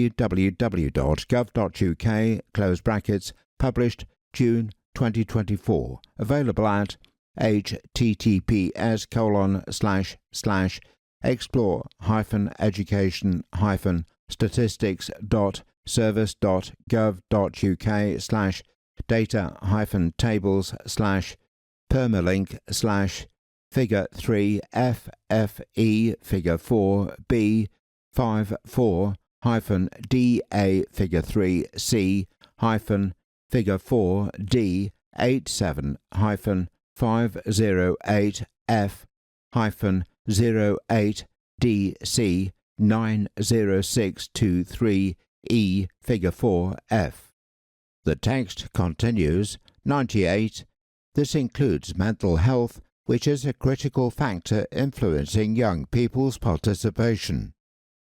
Footnote 130 here reads, Risk factors for being not in education, employment or training, NEET, among young people, Youth Futures Foundation, brackets https://youthfuturesfoundation.org, close brackets, published 7th of December 2023, available at https://youthfuturesfoundation.org/news/new-risk-factors-for-becoming-NEET/. The text continues. In 2023, 1 in 5 young people aged 16 to 24 who were not in employment, education or training reported a mental health condition, a significant increase from 2012 figures. Footnote 131 here reads, "Not in education, employment or training, primary health condition estimates from the Annual Population Survey, gov.uk, brackets, www.gov.uk, close brackets, published June 2024, available at https://e008-4253-E0FD-080-4253-E0FD-9D8F. The text continues. Spending time not in education, employment or training can have a negative impact on a young person's health and well-being. Footnote 132 here reads, Health Profile for England, Chapter 6, Social Determinants of Health, gov.uk, brackets, www.gov.uk, close brackets, published July 2017, available at https://govt.uk/government/publications/health-figure6-social-determinants-of-health. The text continues. A chart follows here. Figure 5. The number of young people in the UK aged 18 to 24 who are economically inactive because they are long-term sick. Footnote 133 here reads, Employment of Disabled People 2023, Supplementary Table EIA 014, gov.uk, brackets, www.gov.uk, close brackets, published October 2023, available at https://www.gov.uk/government/statistics/the-employment-of-people-2023. The text continues. This is a line chart showing an upwards trend. The most recent data point is labelled showing in 2023 193,000 18 to 24-year-olds are economically inactive because they are long-term sick. The graph line starts in 2013 with the origin just above 100,000. Young people and education, 99.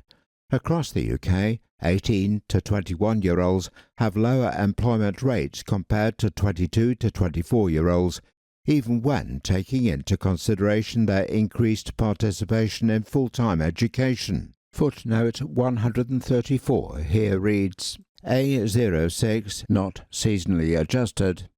Educational status and labour market status for people aged from 16 to 24, not seasonally adjusted, May to July 2024 quarter, Office for National Statistics, brackets www.ons.gov.uk, close brackets, published 15th of October 2024, available at https://www.ons.gov.uk/employment and labour market/people in work/employment and employee types/datasets/educational status and labour market status for people aged from 16 to 24, not seasonally adjusted, A06 NSA. The text continues, while a range of factors will contribute to this, low attainment is a significant risk factor. Footnote 135 here reads, risk factors for being not in education, employment or training among young people, Youth Futures Foundation, brackets, www.youthfuturesfoundation.org, close brackets, published 7th of December 2023, available at https://youthfutures.org/new/hyphen-the-key-risk-factors-for-young-people-neat/. The text continues, young people who are not in education, employment or training over the long term are more likely to have lower qualifications than their peers. Footnote 136 here reads, characteristics of young people who are long-term not in education, employment or training, gov.uk, brackets, www.gov.uk, close brackets, published February 2018, available at https://government/publications/characteristics-of-young-people-who-are-long-term-neat. The text continues, while 1 in 5 young people aged 16 to 24 in full-time education or employment had no qualifications or qualifications below Level 2, this proportion doubled among those who were not in full-time education and were unemployed or economically inactive. Footnote 137 here reads, highest level of qualification by economic activity status, Office for National Statistics, brackets www.ons.gov.uk, close brackets, published 28th of March 2023, available at https://www.ons.gov.uk/datasets/rm048/editions/2021/versions/figure 3. The text continues, 100. The prevalence of special educational needs and disabilities, SEND, among young people who are not in education, employment or training is also significant. In 2023, 10.6% of 16 to 24-year-olds who were not in employment, education or training were identified as having learning difficulties, up from around 5.5% in 2020. Footnote 138 here reads, not in education, employment or training primary health condition estimates from the Annual Population Survey, gov.uk, brackets, www.gov.uk, close brackets, published June 2024, available at https://explore-education-statistics.service.gov.uk/data-tables/permalink/284B51A6-BB08-4253 E0FD-08D-918B9D8F. The text continues. 101. Young people from low-income families face significant challenges in securing sustained education or employment. Footnote 139 here reads, Risk factors for being not in education, employment or training among young people. Youth Futures Foundation, brackets, www.youthfuturesfoundation.org, close brackets, published 7th of December 2023, available at https://youthfuturesfoundation.org/news/new-research-hyphen-identifies-the-key-risk-factors-for-young-people-becoming-. The text continues.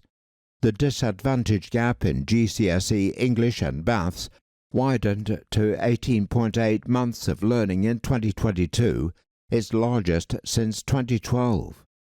Persistently disadvantaged pupils were almost 2 years, 22.7 months, behind by the end of secondary school. Disadvantaged 16 to 19-year-olds were 3.5 grades behind their peers across their 3 best subjects in 2022. Footnote 140 here reads, Education in England Annual Report, Education Policy Institute, brackets, www.epi.org.uk, close brackets, published 12th of October 2023, available at https://epi.org.uk/annual-report-2023-disadvantage/. The text continues. Early disparities may manifest in inequalities later in educational attainment, raising the risk of these young people not being in education, employment or training. Identifying and tackling potential problems early so they do not become a barrier to participation and access to education is, therefore, essential to tackling economic inactivity among young people. Wider risk factors affecting young people. 102. Care leavers are particularly vulnerable to not being in education, employment or training, with care leavers in England aged 19 to 21 nearly 3 times more likely to not be participating in education or employment than their peers, 38% compared to 13%. Footnote 141 here reads, Children looked after in England including adoptions, gov.uk, brackets, www.gov.uk, close brackets, published November 2023, available at https://explore-service.gov.uk/find-statistics/children-looked-after-in-including-adoptions. The text continues. Approximately 2 in 3 children in custody have been in care. Footnote 142 here reads, Children in Custody 2022 to 23, gov.uk, brackets, www.gov.uk, close brackets, published November 2023, available at https://wp-content/uploads/sites/figure 4/children-in-custody-web-2023-2. PDF. The text continues. 103. Young people at risk of serious violence are also more likely to not be in education, employment and training, though this can also be attributed to other experiences and challenges that they face. Footnote 143 here reads, Risk factors for being not in education, employment or training among young people. Youth Futures Foundation, brackets, www.youthfuturesfoundation.org, close brackets, published 7th of December 2023. Available at https://youthfutures.org/new/hyphen-research-for-factors-for-young-people-factors-for-neat/. The text continues. Regional disparities. 104. The rates of young people who are not in education, employment or training vary significantly across the country. In England, the highest rates are in the North East, 15.4%, and North West, 15.0%, in contrast to just 10.6% in London.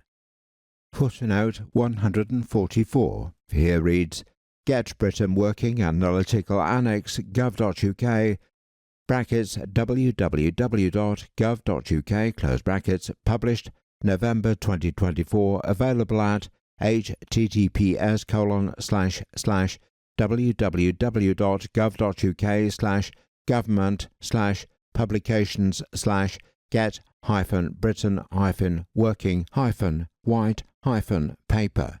The text continues. This is often focused in disadvantaged areas. The direct drivers of this may vary between groups of young people. For example, the high rate in the North East is, in part, due to high levels of sickness and disability among young men and substantial caregiving among women.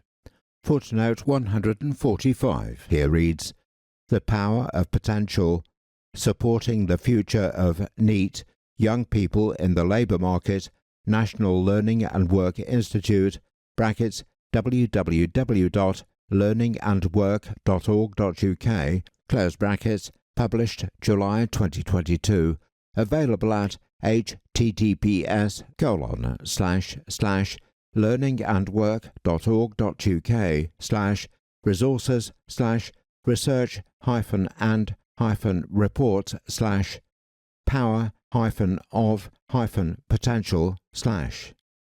The text continues. 105. There is also variation in the proportion of young people claiming universal credit between local authorities across the country and within regions. Footnote 146 here reads, Universal credit is available to eligible young people who are out of work as well as some who are on low incomes. The text continues. The local authorities with the highest proportion of the 18 to 21-year-old population on universal credit are Blackpool, 26.8%, and Hartlepool, 26%. In contrast, Oxford has one of the lowest, 2.4%. There are two footnotes here. Footnote 147 reads, People on Universal Credit gov.uk, brackets, www.gov.uk, close brackets, published October 2024, available at https://stat-explore, explore is spelled XPLORE,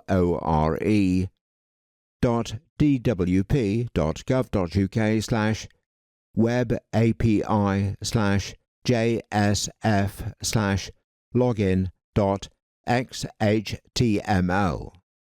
Footnote 148 reads, Mid-year population estimates UK, June 2022, Office for National Statistics, brackets, www.ons.gov.uk, close brackets, published 26th of March 2024, available at https://www.ons.gov.uk/people, population and community /population and migration /population estimates /datasets /population estimates for UK, England and Wales, Scotland and Northern Ireland.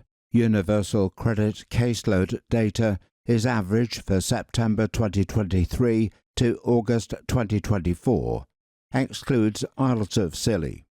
The text continues. Regional variation means that there is no one-size-fits-all approach to supporting young people, and we need to consider a more tailored strategy that considers where young people live across the country to complement any national support offers. A chart follows. Figure 6.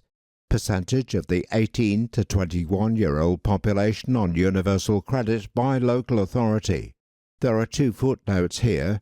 Footnote 149 reads, People on universal credit, gov.uk, brackets, www.gov.uk, close brackets, published October 2024, available at https://stat-explore, explore is spelled xplor.web-api/JSF/login.xhtml. Footnote 150 reads, Mid-year population estimates UK June 2022. Office for National Statistics, brackets, www.ons.gov.uk, close brackets, published 26th of March 2024, available at https://www.ons.gov.uk/people, populations and community /population and migration /population estimates /datasets /population estimates for UK, England and Wales, Scotland and Northern Ireland. Universal Credit caseload data is average for September 2023 to August 2024. Excludes Isles of Scilly.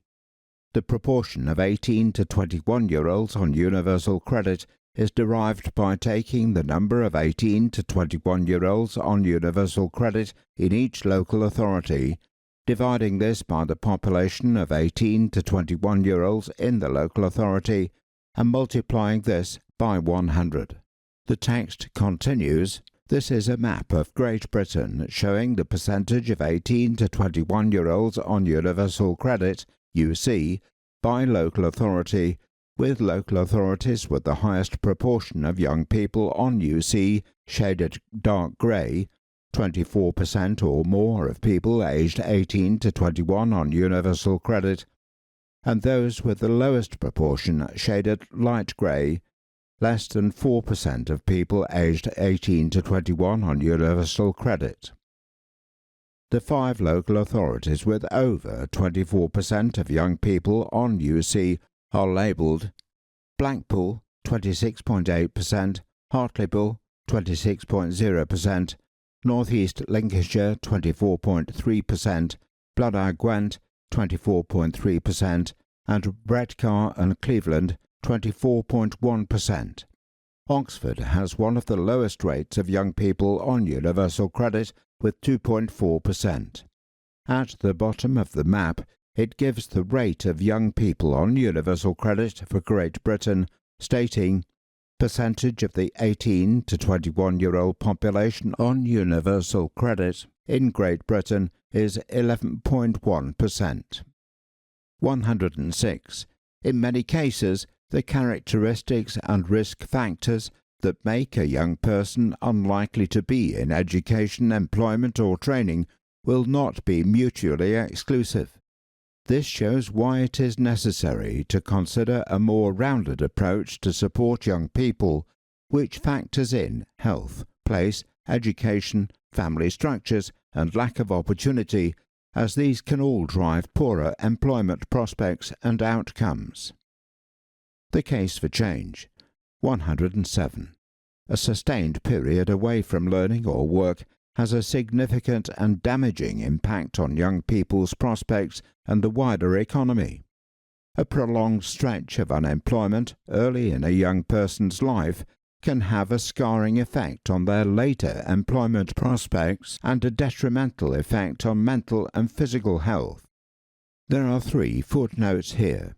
Footnote 151 reads, Greg, Paul and Emma Tominay, The Wage Scar from Male Youth Unemployment, Labour Economics, Volume 12, Issue 4, Elsevier, brackets www.sciencedirect.com, close brackets, published August 2005, available at https://www.sciencedirectcom/science/article/ABS/P-I-I/S09275371055000345 via percentage figure 3 DIHUB. Footnote 152 reads, Reducing the number of young people not in employment, education or training,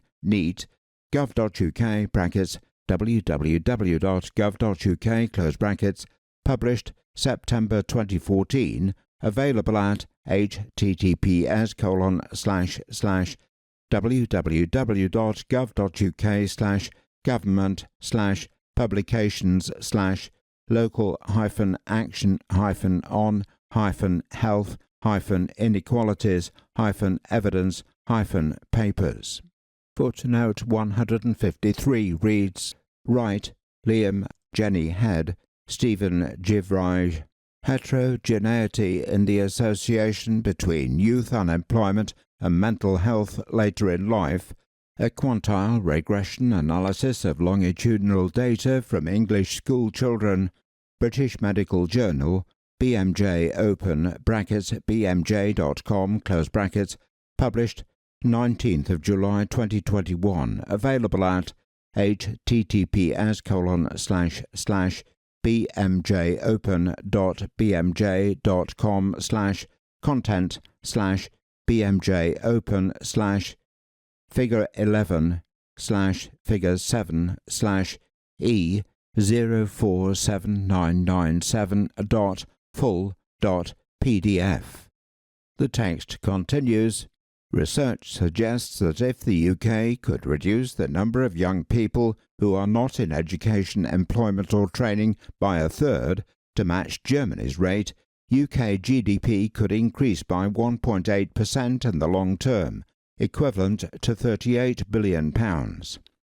Footnote 154 here reads, Youth Employment Index 2022, April 2022, Building a Resilient Workforce for the Future, Youth Futures Foundation, brackets, www.youthfuturesfoundation.org, close brackets, published 5th of April 2022, available at https://youth-foundation.org/news/38bn-prize-if-rate-matched-germany's/.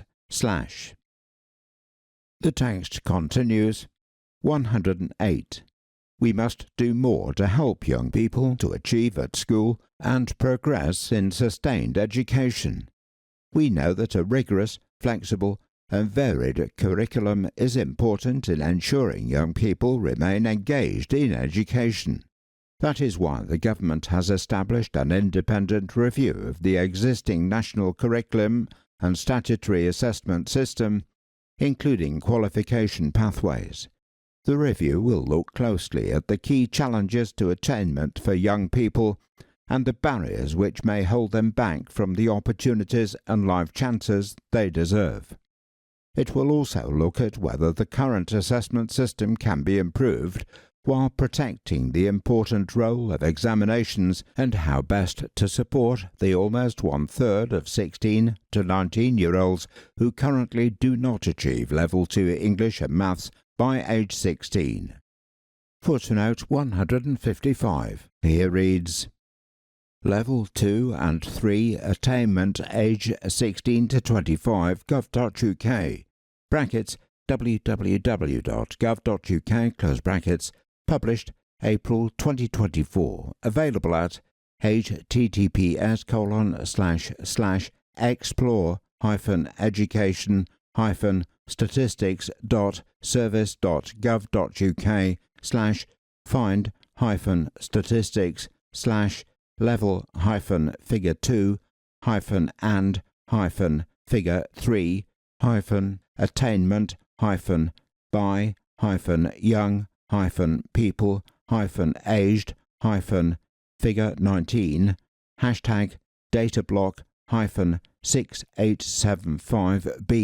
#B2889B888B5D503D01711238992-tables. The text continues. We will also work with the sector to deliver our pledge to recruit 6,500 additional teachers across schools and colleges, to raise standards for children and young people, and deliver our mission to break down the barriers to opportunity at every stage. 109.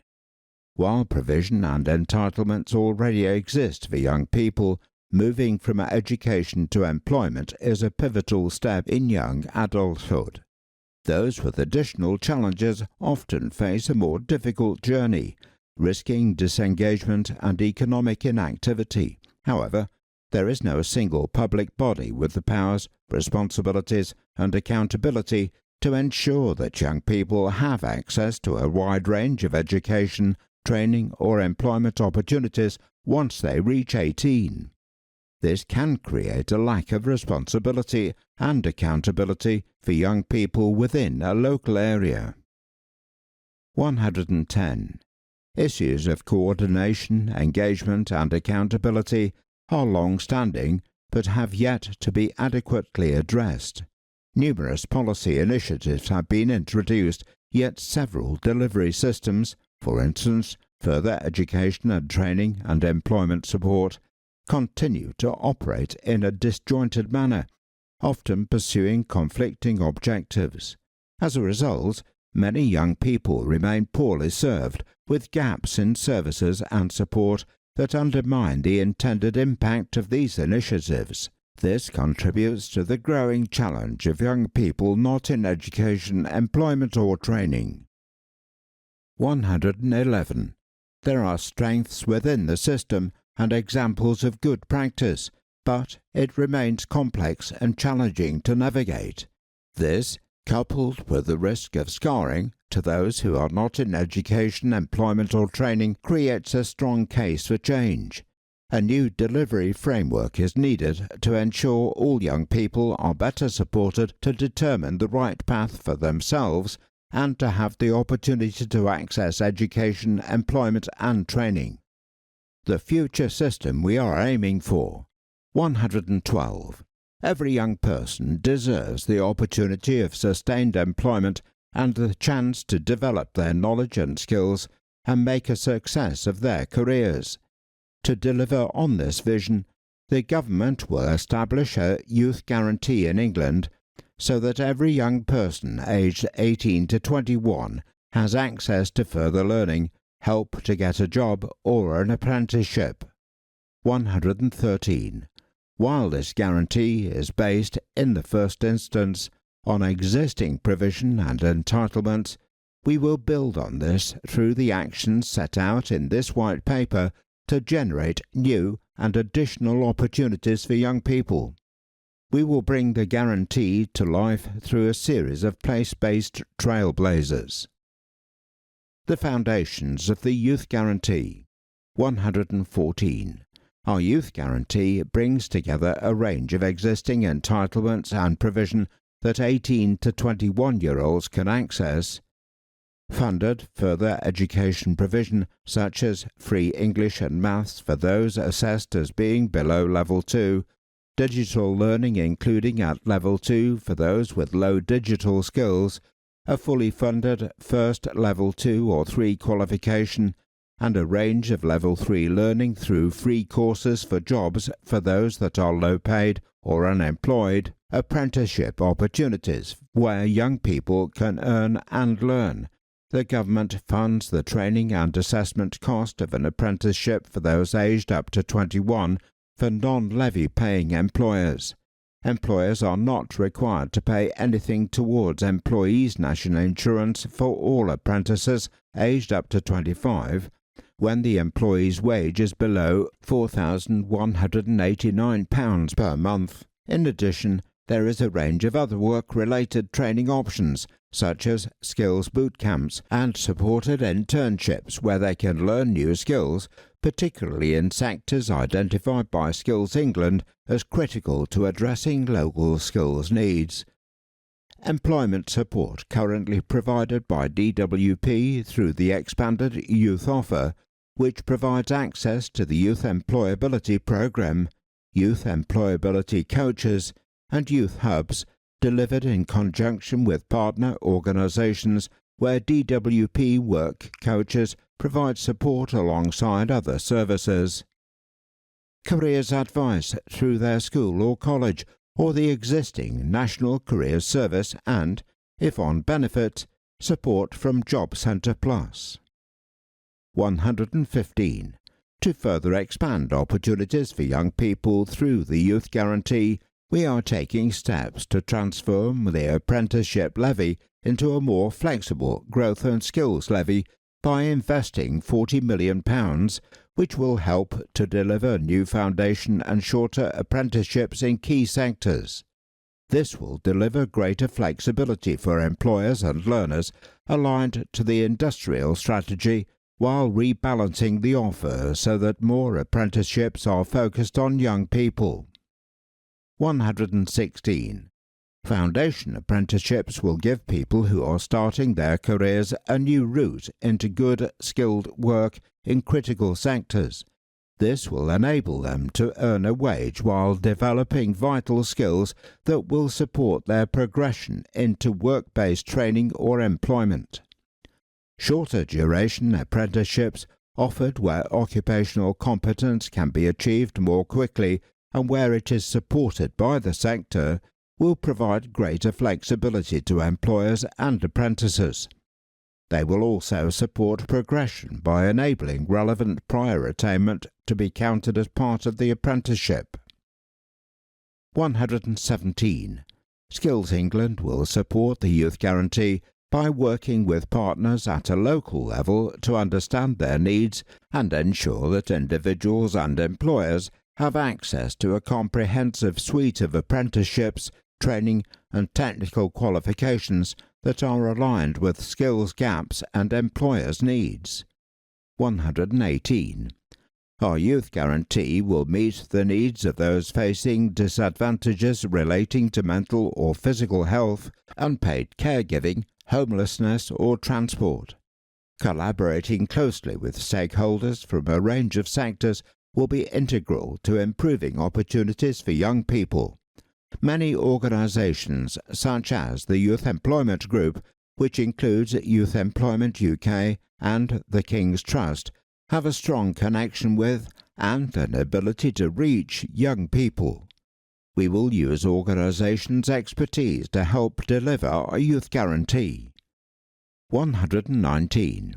We will also work closely with the devolved governments to consider their experiences as we develop a Youth Guarantee for England, bearing in mind that the Scottish and Welsh governments have developed their own young persons guarantees. In Scotland, this has been mainstreamed through careers, skills and employability provision. Youth Guarantee Trailblazers. 120.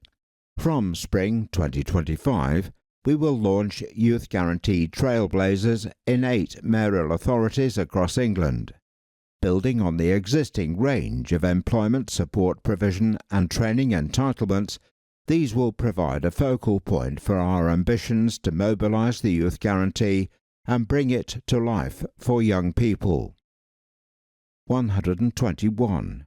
We will work closely and at pace with mayoral authorities to design and mobilise these trailblazers so that they can test ways to tackle persistent challenges around coordination, engagement and accountability by providing tailored support for 18 to 21-year-olds who may need additional help with preparation for employment and help to access education and training opportunities locally, developing clear leadership and accountability through mayoral authorities, working in partnership with their constituent councils, training and other providers, Job Centre Plus, National Careers Service and local employers, connecting the local system together through a coherent offer along with improved digital services and outreach to connect young people to support so that no one misses out. 122. The Trailblazers will have a set of common core elements to ensure that we can maximise the learning from their implementation. Clear plans for delivery with agreed outcomes, including the proposals being tested, strong performance oversight and management, how existing and new resources will be used, and measurable goals for maximising participation in the Youth Guarantee and reducing the number of young people who are not in education, employment or training. Governance and management, including accountabilities and responsibilities across partners, arrangements for making the best use of data and management structures. Evaluation and support, an agreed and common approach to measuring impact, including an evaluation strategy for tests and trials, along with a support program to develop capability, capacity and infrastructure. 123. We will take the learning from these trailblazers to inform the future development of the Youth Guarantee. Preventing young people from losing touch with education or employment pre-18. 124. The government is committed to acting and intervening early to ensure young people are in employment, education or training at or after becoming 18 by ensuring an offer of a place in education and training for every 16 and 17-year-old. The September Guarantee requires local authorities to ensure that every young person receives a suitable offer of a place in post-16 education or training, with over £7 billion invested during academic year 2024 to 2025 to back this up. To support disadvantaged 16 to 19-year-olds to fully participate, bursary funding has been allocated to institutions to help with costs such as travel, books and equipment. Investment in further educational skills. We are increasing funding by £300 million to drive forward high-quality education and training across further education, delivering training for higher numbers of learners. We particularly want to enable all young people to have the opportunity to access the high-quality education and training that will equip them with the skills needed for a successful transition into the labour market. Identifying and supporting 16 and 17-year-olds to prevent disengagement.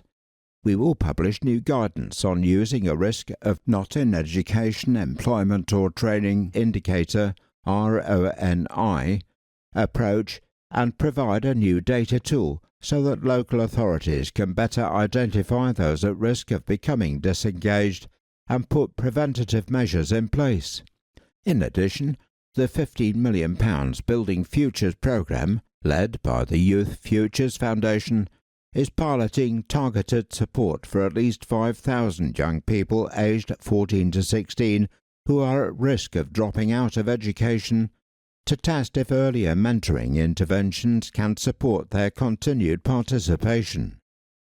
The Careers and Enterprise Company is also currently exploring ways to identify young people similarly at risk from Key Stage 3 onwards through enhanced local tools to target additional preventative support. Offer work experience and careers advice. We will ensure young people are able to confidently identify their next steps and benefit from an introduction to the world of work through our careers offer in schools and colleges, including early steps towards delivering 2 weeks' worth of work experience. Working in partnership with local stakeholders, the New Jobs and Careers Service will also provide support where needed for young people aged under 18 who are not in school or college. Trialling the development of transition plans. We want to help improve the experience that young people have when they move between phases of education and into the labour market. Through our Trailblazers, we will look to trial the development of transition plans for young people disengaged or at risk and the ability to automatically reserve them a place at a local college if they have not secured one. Tackling school attendance. In August, the Department for Education introduced new statutory guidance for schools and local authorities on improving attendance, supported by comprehensive near real-time data in England. The department also announced a £15 million expansion of the attendance mentoring programme, offering targeted one-to-one support to over 10,000 persistently absent secondary school-aged children across 10 local authorities. Improving access to mental health services. As well as investing heavily in the NHS, we will deliver access to specialist mental health professionals in every school. Mental health support teams in colleges will also provide evidence-based interventions to students, with all eligible colleges in England having access to senior mental health-led training by 2025. Box 11. Illustration of the Youth Guarantee. Luca, 18, dropped out of education before completing his Level 3 qualifications at college. Living in a rural area with limited and costly public transport, he feels isolated, which impacts his mental health, causing anxiety. Overwhelmed, he has disengaged from seeking further learning or work. Under the accountability and data sharing frameworks of a future Youth Guarantee, the college informs the Mayoral Combined Authority that Luca is at risk of not being in education, employment or training.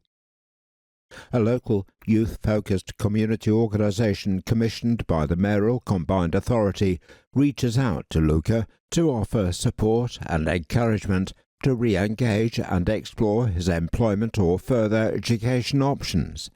They pair him with a youth mentor who is co-located with Employment Support Services. His mentor leverages the Youth Guarantee's network of support to address his barriers such as mental health, transport and lack of work experience. Together, they create a tailored pathway aligning with Luca's career ambitions and the growing regional employment opportunities. The mentor arranges confidence-boosting activities, work experience opportunities, refers Luca to mental health support and identifies relevant learning. Luca receives ongoing guidance and support through his learning, work experience and future job application processes. He decides to undertake a Level 3 apprenticeship in software development with a local company, setting him up for a career in the growing digital sector. That concludes Box 11. Utilising the expertise of young people and industry. 125. Developing partnerships starting with national and local sports, arts and culture organisations. Sports, arts and culture play a vital role in our society and economy, creating hundreds of thousands of jobs and contributing to growth as well as giving joy to millions. Many national and local organisations already do inspiring work with disadvantaged young people, offering opportunities to build their skills and confidence and pathways into experiences, qualifications and jobs. This work has become even more important since the COVID-19 pandemic, which harmed the chances and choices of so many young people. We believe all young people deserve the opportunity to thrive, and that sports, arts and culture are crucial to achieving this goal. Therefore, government will work in partnership with organisations at the national and local level to join up, enhance and champion their efforts as part of our new Youth Guarantee.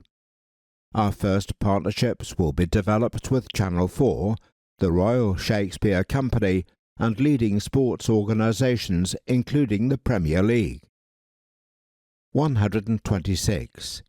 The government will continue to broaden and diversify the talent pipeline in the creative industries by providing £3 million to expand the Creative Careers Programme, giving school children the opportunity to learn more about career routes and directly engage with the workplace. 127. Launching a Youth Guarantee Advisory Panel of young people with experience of the challenges of today to shape design of the Youth Guarantee. This engagement will build on the Youth Voice Forum established in collaboration with Youth Futures Foundation and Youth Employment UK to hear directly from young people with lived experience of facing barriers in their search for employment. Next steps. 128. The Youth Guarantee is a first step towards a more coherent and effective phase of support and opportunities to ensure all young people are earning or learning. The government will expand the availability of high-quality options to train, to get work or to benefit from an apprenticeship. We will ensure there is clear leadership and accountability for coordinating the Youth Guarantee, bringing it to life and ensuring no young person misses out. We will ensure that the system of benefits and conditionality for young people supports and underpins the guarantee. 129.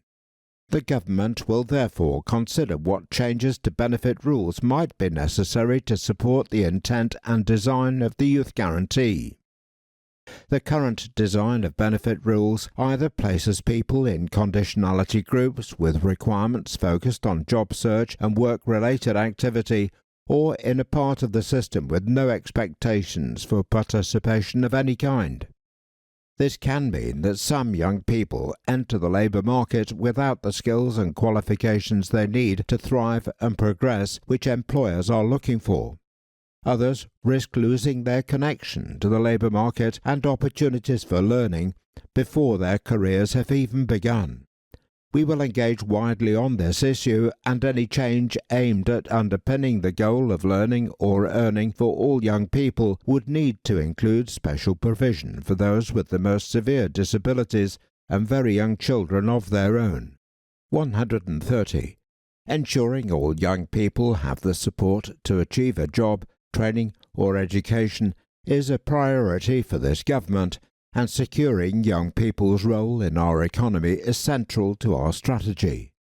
We will continue to use young people's voices and experiences, the experience of organisations across the UK, and work with mayoral authorities and local authorities to design and deliver our vision. That is the end of Track 6. Track 7. Chapter 5. Creating a new jobs and careers service that can support more people into work and to get on in work. 131. The UK government's current employment support system was designed for yesterday's challenges and not the urgent challenges of today, tomorrow and beyond. It requires fundamental reform. Reforms will cover Great Britain, but will be flexible, operating differently in different areas to reflect local systems and needs, including reflecting devolution settlements in Scotland and Wales. In England, This includes bringing employment support closer together with careers support and advice. We want a system that enables everyone to access good, meaningful work that matches their desires and aspirations, supports them to progress over the course of their careers, and helps them to get the training they need, thus supporting the needs of the economy and economic growth. 132. This chapter sets out challenges with Job Centre Plus, which operates across Great Britain, and the National Careers Service, which operates in England, that can mean the current system is not always designed to help people into work and to develop meaningful careers. Our future vision for a new universal service to help people get into work and get on at work. The 5 pillars that will underpin the delivery of a new jobs and careers service and the concrete first steps we are taking to deliver reform. 133. The government are investing £55 million in 2025 to 26 to fund both the digital development of this service and the tests and trials for its development. Summary of the existing system. 134. Job Centre Plus provides millions of people each year with support to help them find work and training opportunities and to administer their benefit claims. The Job Centre Plus network includes 639 job centres spread across Great Britain. It is separate from careers support and advice, which is delivered in England by the National Careers Service and which is devolved alongside Skills and Health in Scotland and Wales. 135. When claiming universal credit, people are generally expected to undertake certain activities in return for financial support. These can vary depending on the conditionality group that applies to them, which in turn is based on the person's individual and household circumstances and earnings.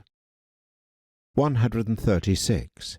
All universal credit customers must accept a claimant commitment as a condition of entitlement to their benefits, which sets out the individual requirements that a customer is asked to meet.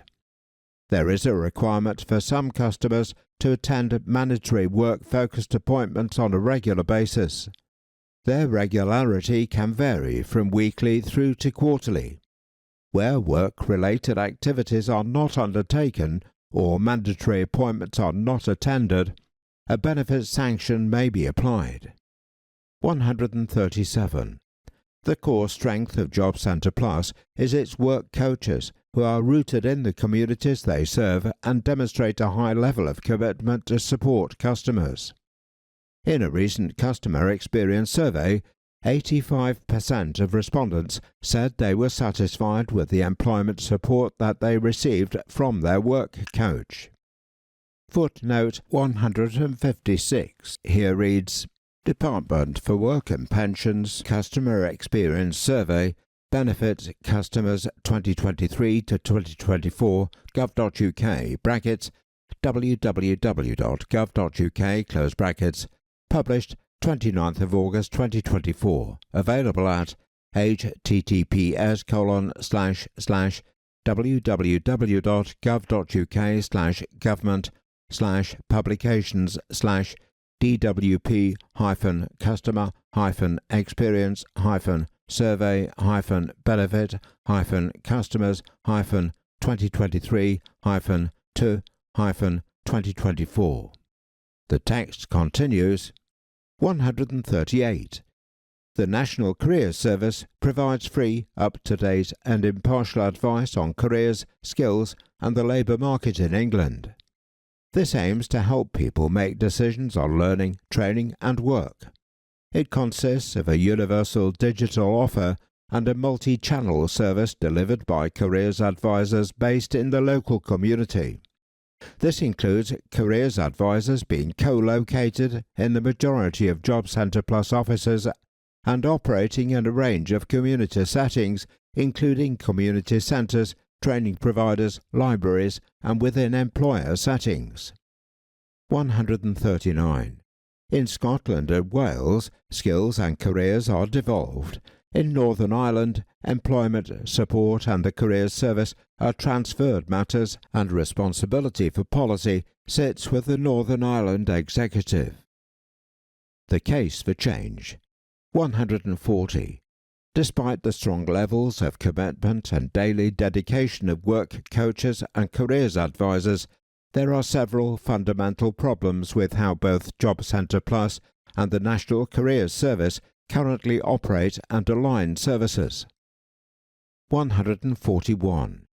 Too few employers want to engage with Job Centre Plus and use it to recruit staff. Of employers surveyed in 2022 who had either recruited or tried to recruit in the last 12 months, only 14% had used Job Centre Plus. Only 15% of employers were aware of Job Centre Plus or Department for Work and Pensions work trial programs. Footnote 157 here reads, Employer Survey 2022 Research Report gov.uk brackets www.gov.uk close brackets published 14th of September 2023, available at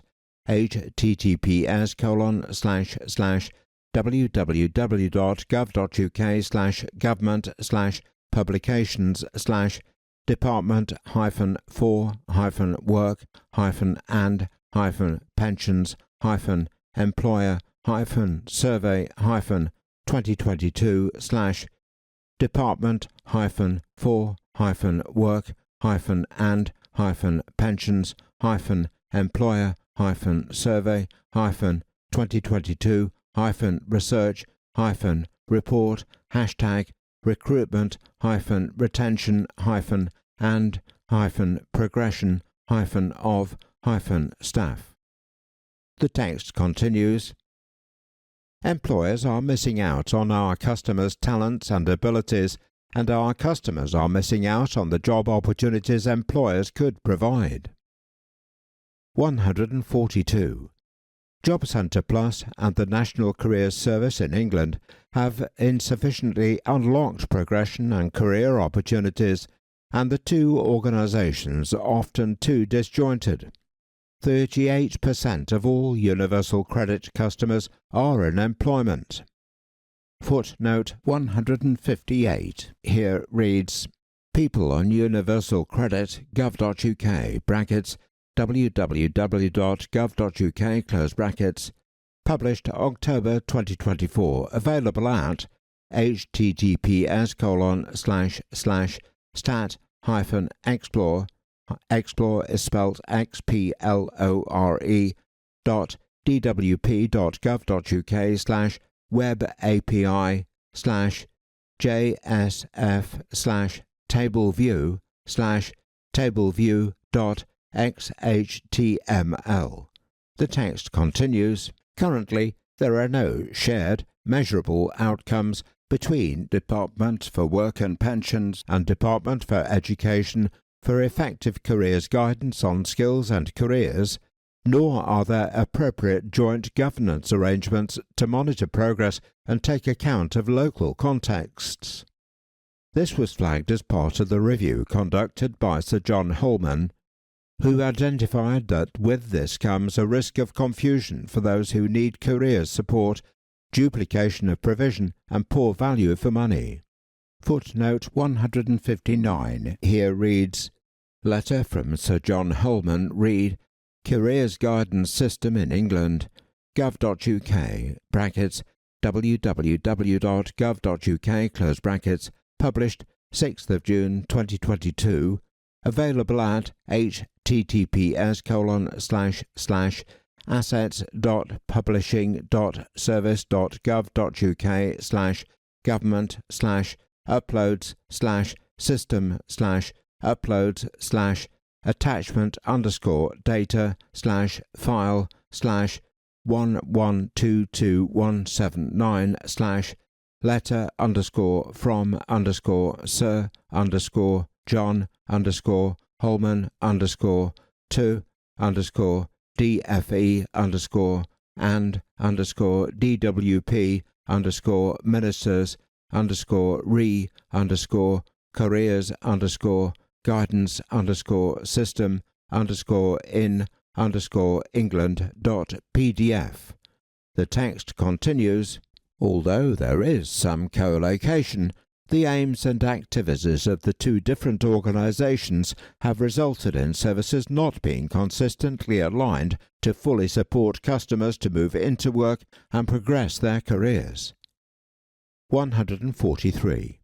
Job Centre Plus's approach is too centralised, has too little scope to tailor to local labour markets, and too often does not value enough collaboration with local partners. This has led to a one-size-fits-all model for applying conditionality and delivering employment support across Great Britain. It has not catered sufficiently for disparities in unemployment and other local labour market indicators.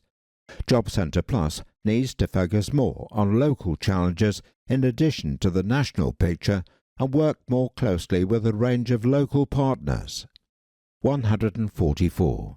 Job Centre Plus has not fully harnessed the benefits that the digital revolution can bring. Job Centre Plus has a range of digital products that support people. This includes Find a Job, Job Help, and the Universal Credit Service. However, its core is still focused on face-to-face weekly or fortnightly work coach appointments, just as it was in 1999. This means that Job Centre Plus only serves a small proportion of the population and overserves some customers who are already close to the labour market. 145. Employment support provided to customers by Job Centre Plus is insufficiently personalised. The current service is too focused on box-ticking around monitoring benefit compliance, with standardised appointment slots that can get in the way of work coaches providing customers with tailored employment and careers support. This too often impacts on the quality of the claimant commitment and means it is applied inconsistently. There is a one-size-fits-all approach to conditionality, which places too much emphasis on compliance. The future system we are aiming for. 146. We will create a new single and universal service, reforming Job Centre Plus and providing a stronger focus on skills and careers. The new service will cover Great Britain, but will be flexible, operating differently in different areas to reflect local systems and needs, including reflecting devolution settlements in Scotland and Wales. It will provide support for anyone who is looking for work, who wants to get on in work, or who wants to change their career or retrain. It will prioritise providing genuine support for people over monitoring compliance and benefits administration. It will be a service that values employer engagement, working with employers to understand and support their current and future recruitment needs. 147. In England, the formation of the new service will involve bringing together Job Centre Plus and the National Careers Service. In Scotland and Wales, where skills and careers are devolved, we will work closely with the devolved governments to ensure that the new service works effectively with the devolved services there and takes into account learning and best practice from those services. 148.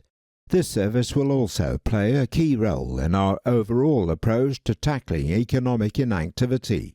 The availability of a high-quality, attractive and trusted jobs and careers service will play a key part in encouraging people who are economically inactive to start looking for work. 149. The new single and universal service covering Great Britain will focus on a revised set of objectives. Employment. It will support a reduction in unemployment at a national level and reduce regional disparities in unemployment rates. Earnings. It will enable individuals to make informed choices about their careers, including helping them to boost their skills, as well as helping them move into higher paid, higher quality and more productive work and supporting economic growth. Engagement. This will be a universal service which all people, not just benefit recipients, will be able to engage with. It will be a key partner in supporting the development and implementation of new plans for work, health and skills. 150. To achieve these outcomes and respond to these challenges, our future service will be developed around 5 key pillars. Pillar 1. A new enhanced relationship with and service for employers. 151. The new service needs to serve not only individuals but employers too.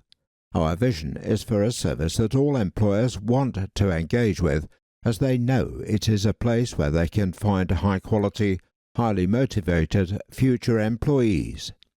152. The existing Job Centre Plus service already supports employers with their recruitment at both a national and local level. It offers an array of bespoke services, such as help with drafting vacancy adverts, use of Job Centre Plus facilities, pre-screening applicants before interviews, and a website to post job vacancies. Many employers have responded positively to this support and have benefited from access to a pool of employees they may not have otherwise reached. It offers recruitment managers and employer advisors to work directly with employers, both within individual job centres and at a nationwide level, to help understand their recruitment needs and the opportunities for filling vacancies through partnering with Job Centre Plus. Box 12. Job Centre Plus working closely with B&M. Since 2019, B&M has built a strong partnership with Department for Work and Pensions, establishing the department as its preferred recruitment partner for new store openings and large-scale hiring. B&M's entry-level recruitment strategy places a strong emphasis on sourcing candidates from job centres. It works closely with local job centre teams to fill store vacancies, holding group information sessions where candidates can learn about the company and are guaranteed an interview, eliminating the need for CVs and application forms.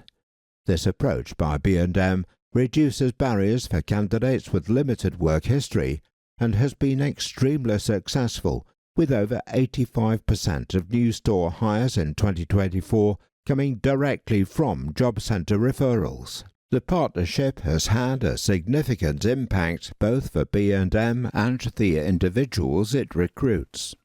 By focusing on job centre candidates, B&M provides life-changing opportunities, particularly for those who have been unemployed for long periods. The voluntary nature of the recruitment process has been met with strong interest, with most candidates opting to proceed to interviews. That concludes Box 12. 153. The new service will build on Job Centre Plus's existing employer offer, reflecting the wider range of people that will access the new service. It will support a broader range of employers, including those requiring skilled and specialist talent, to find the candidates they need. We will also work with employers to understand how to overcome the impact of recruitment practices which can act as a barrier for applicants, ensuring that a wide range of candidates can access employers' vacancies regardless of these barriers. 154.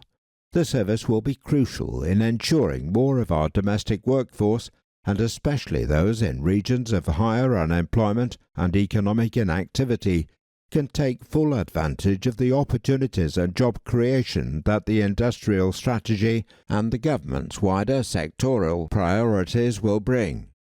155. As a first step, we will continue our sector-based Work Academy programme, SWAPs, in England and Scotland over 2025 to 26, with job centres working with local training providers to deliver employer-led placements, combining sector-focused employability training, a work experience placement, and guaranteed job interview. These placements can last for up to 6 weeks. This service is offered at no additional cost to employers with suitable local roles, and has a strong track record of supporting individuals to build their skills in new sectors and helping employers access a new pool of candidates. We will build on our experience of what works for both employers and citizens to improve this offer even further, fueling our mission to increase participation across sectors, including but not limited to construction, health and social care, logistics and warehousing, hospitality, green energy and security. 156. As outlined in Chapter 3, the Government is launching a review into the role of employers in creating and maintaining healthy and inclusive workplaces. The feedback from employers and wider insights from this review will help inform the future design of a National Jobs and Careers Service. 157. We know that the Government does not itself hold the answer on how a new Jobs and Careers Service can most effectively serve employers. We will therefore work with employers of all shapes and sizes, including local employers and partners, employer representative bodies, and recruitment service representatives in a structured program of engagement in early 2025 as we enter the next phase in developing the service to make sure it works for employers. Box 13. International models for working with employers. There are many international models that we can learn from in how public employment services work with, engage, and support employers. In the United States, employer-led workforce development boards, usually at city or county level, bring together employers and delivery agencies and are responsible for ensuring that employment services offer a one-stop, demand-led system. This includes specific requirements to develop career pathways and industry partnerships between employment services and employers. This has helped support the development of a range of initiatives that bring together pre-employment support for individuals around career readiness, skills development, and preparation for work, with occupation-specific training and placement services for employers, often with impressive results. Through Job Service Denmark, employers have a single point of entry to the employment service, with support then coordinated across all local job centres. Employers can also then make a longer-term job service agreement which is based on their specific recruitment and training needs and commits to specific responsibilities within the employment system and goals, for example, on delivering services, supplying candidates and filling jobs. There are many examples too in other countries of services being tailored to specific regions, industries or employer types. For example, in the Belgian-Flemish Employment Service, dedicated teams offer specific support for different sectors in different regions, helping to join up across services and including dedicated resource for supporting disabled people, workplace learning and job mobility. In Lithuania and Estonia, the introduction of employer specialist advisors and improved links between vocational training, services for job seekers and employer support has led to improved engagement with services by employers and higher satisfaction. In Greece, the Employment Service has had a particular focus on developing new tools and support for advisors so that they can better understand and meet the needs of small and medium-sized employers. Finally, there are also good practices that we can learn from working with employers to support employment and retention in work for disabled people and others who are significantly disadvantaged in the labour market. In the Netherlands, for example, the Inclusive Redesign of Work (IHW) model uses a four-stage process to work with employers to make jobs, management and workplaces more accessible and inclusive. This has been successfully adopted in industries including construction, health, business services and education through specialist organisations and support from the Public Employment Service. That concludes Box 13. Pillar 2. a revised focus on supporting progression and good work through aligning employment support and having it work better with skills and careers advice. 158. Aligning employment support more effectively with skills and careers will help more people to get work and get on in work. In turn, this will open new opportunities for people in local labour markets to address local skills gaps and to realise their career goals. The new service will support people to have more rewarding working lives where career development and acquiring new skills are the norm, and opens up their opportunities to progress into future roles. 159. In England, bringing Job Centre Plus together with the National Careers Service will create a greater awareness and focus on skills and careers, as well as genuine collaboration in the decision-making process for current and future skills and careers provision. Anyone engaging with the service should have their skills needs assessed and then be able to swiftly access the relevant training. In Scotland and Wales, we will work with the devolved governments to build on the good collaboration already in place between Job Centre Plus, Skills Development Scotland and Careers Wales. 160. For many, the flexibility and independence provided through self-employment is a key route to engaging with the labour market and moving out of poverty, and also contributes to our growth mission. We will review the existing offer of support for the self-employed and consider whether it should be enhanced. 161. As a first step to better integrate employment support and careers advice in England, we will launch a Pathfinder in early 2025 to test more enhanced collaboration between Job Centre Plus and the National Careers Service. The focus will be on delivering better employment, earnings and skills outcomes through better aligning our advice on progression, skills and careers, and will include consideration of what we can learn from other countries. The site will be carefully considered and announced in the coming months. To enable this, a new England-wide data sharing agreement between the Department for Education and Department for Work and Pensions will be put in place from winter 2024. Pillar 3. A locally responsive, embedded and engaged organisation. 162.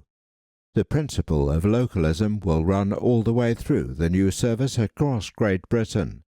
This will be a locally tailored and embedded service designed to meet the different needs of local labour markets, local people and local employers. It will be an active partner with key local stakeholders and providers of services. It will seek to integrate with existing support provided locally rather than duplicate, ensuring a more seamless user experience. It will also seek to support and influence key local decisions regarding investment, skills and training, as well as addressing local structural barriers to employment, including in health, transport and childcare. 163. As a first step towards developing a more locally responsive and engaged organisation, we will more closely align Job Centre Plus with existing mayoral authorities. Many Job Centre Plus areas do not match their mayoral authority, making join-up challenging and potentially inhibiting the closer working we envisage under the new service. Alignment with mayoral authorities will take advantage of their expertise in devolved skills service provision. 164. We are committed to designing, developing and testing the service in partnership with mayoral authorities and devolved governments. These tests will be designed to help us discover how we can shape a local service while the UK government maintains overall accountability for it. 165. Furthermore, as part of our reforms to move to a model of personalised support, we will explore whether rebranding Job Centre Plus could be a useful step towards delivering a trusted, universal jobs and careers service. Pillar 4. A digital, universal and fully inclusive service. 166. The new service across Great Britain will be universal and accessible for everyone. It will be available for anyone who wants to look for work or consider looking for work, and anyone who wants help to increase their earnings or retrain, upskill, or change their career. 167. Key to achieving this will be creating a new, radically enhanced digital offer where people can access support through the channels that best meet their needs, whether that is online, on the phone, or in person. We will use the latest cutting-edge technology, including artificial intelligence, and develop digital tools that provide relevant, up-to-date information and advice. Moving towards a new and enhanced digital model should free up work coach time and expertise to support more people and provide more tailored support for those who are more disadvantaged in the labour market. Box 14. DWP Ask. DWP Ask is an example of a new digital and artificial intelligence-powered tool that we have been developing to support our work coaches and the employment support they provide. The objective is to provide work coaches across the network with a generative artificial intelligence question and response tool that will help them find the right policy and guidance information for their customers faster. That concludes Box 14. 168. We will explore further opportunities to harness the power of digital technology to give our customers the information and support they need to secure the best possible job outcomes. Developing further tools will also provide the foundational data to enable further opportunities to transform the services. 169. We will embed the principles of accessibility and inclusivity into the design of the new service and through the entire user journey, recognizing that people have different support needs. This must be a service that works for everyone, including disabled people and those with long-term health conditions, carers, older people, and ethnic minority people.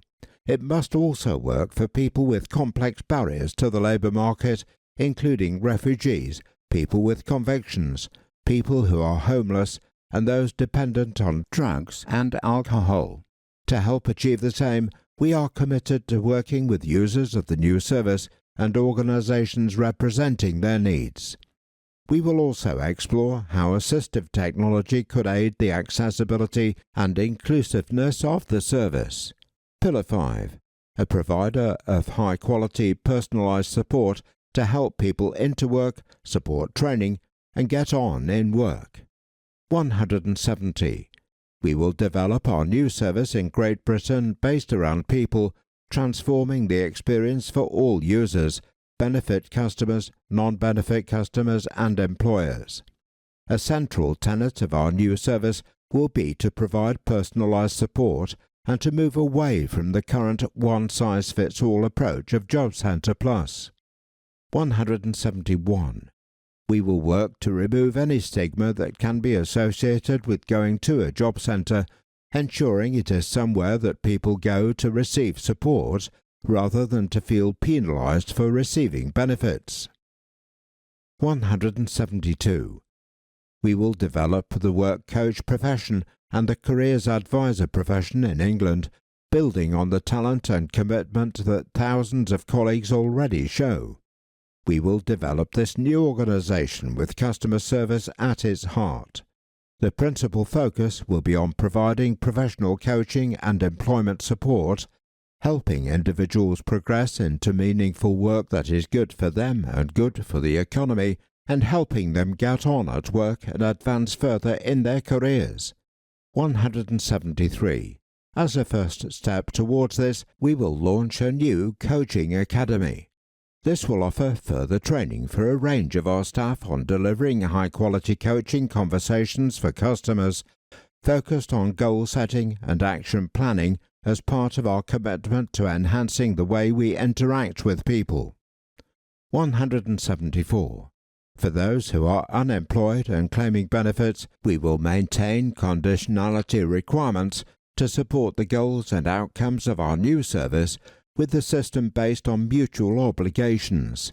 The fundamental principles regarding requirements for people on benefits who are unemployed or have low earnings will remain the same. Unemployed benefit customers must be looking for and be available for work, including preparing for work and attending relevant training, take reasonable job offers, and must not leave work voluntarily without good reason.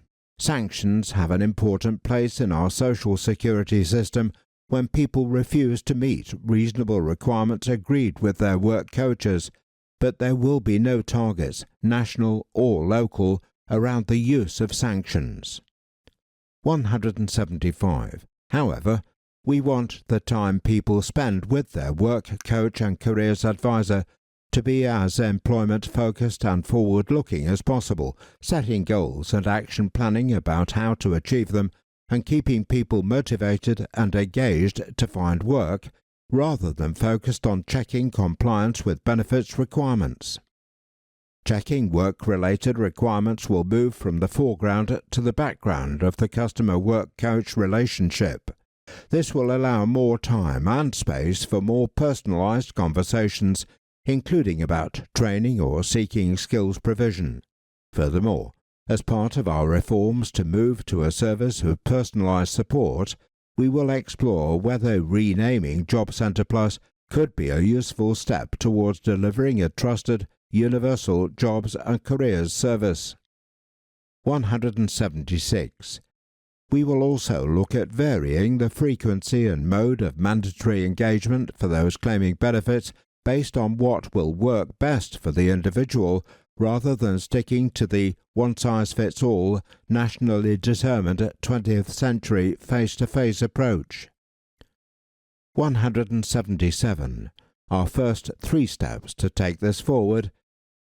We have launched a large-scale trial to test providing support for people by telephone and video as well as face-to-face appointments. This is seeking to test whether outcomes can be improved while also enhancing customer experience by cutting back on unnecessary transport to and from appointments at job centres. In October 2024, we launched a trial to test whether meeting unemployed people less frequently in a job centre would have an impact on their work outcomes. We will carry out segmentation analysis to understand whether this more empowered approach is more beneficial for any particular groups. We are launching an internal review of the claimant commitment to assess its appropriateness for customers on work-related benefits. 178. As a first step towards this, we have launched innovation hubs in Worsley, East Kilbride, Stratford, Porthcawl. These hubs are being used to test changes to the Job Centre Plus environment which have been developed with industry experts on technology and the office environment. These changes include new ways to welcome and triage customers, as well as real-time language translation and integrated digital solutions to help customers where language barriers inhibit engagement, enabling our colleagues to work more productively. All of these changes are designed to direct people to the services they require more quickly and efficiently, and improve the quality of the service they receive.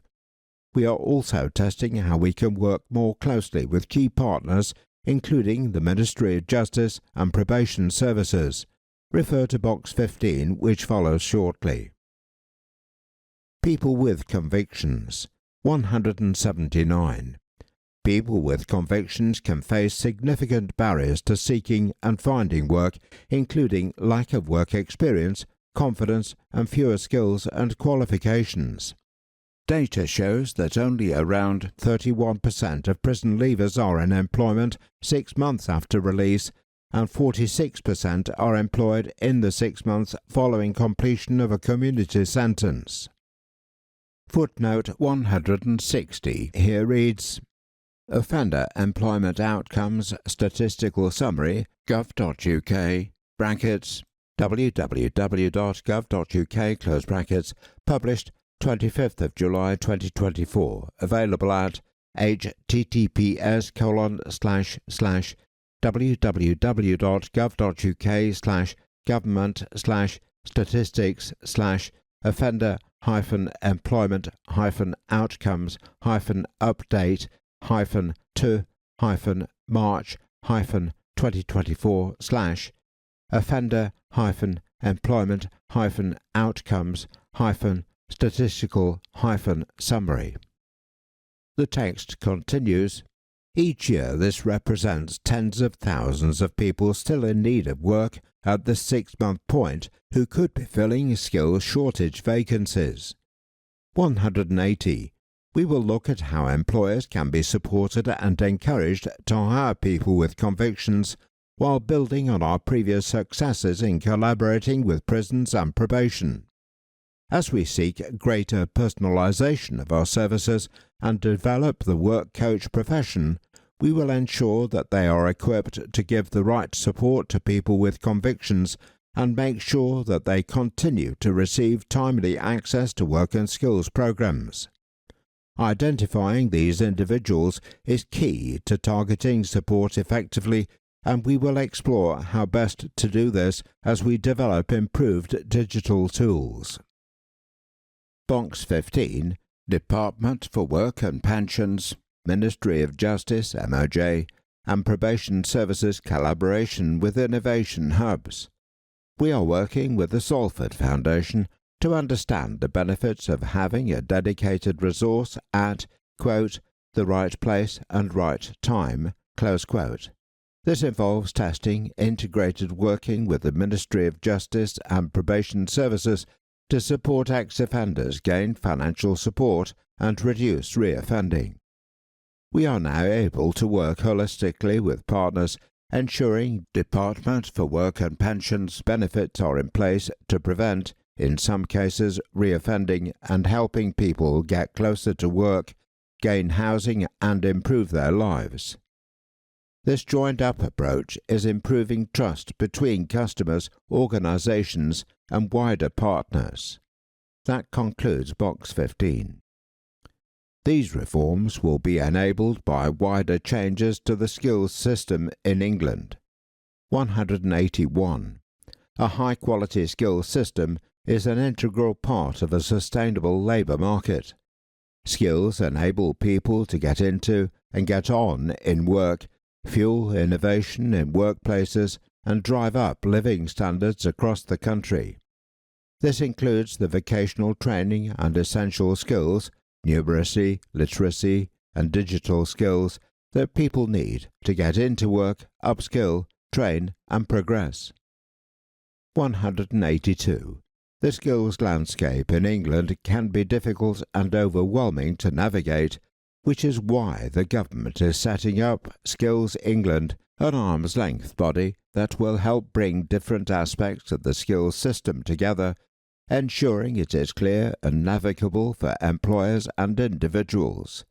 Skills England will work with combined and local authorities, businesses, trade unions, and education providers to understand national and local skills needs and ensure that there is a comprehensive suite of apprenticeships, training and technical qualifications for individuals and employers to access, which are aligned with skills gaps and what employers need.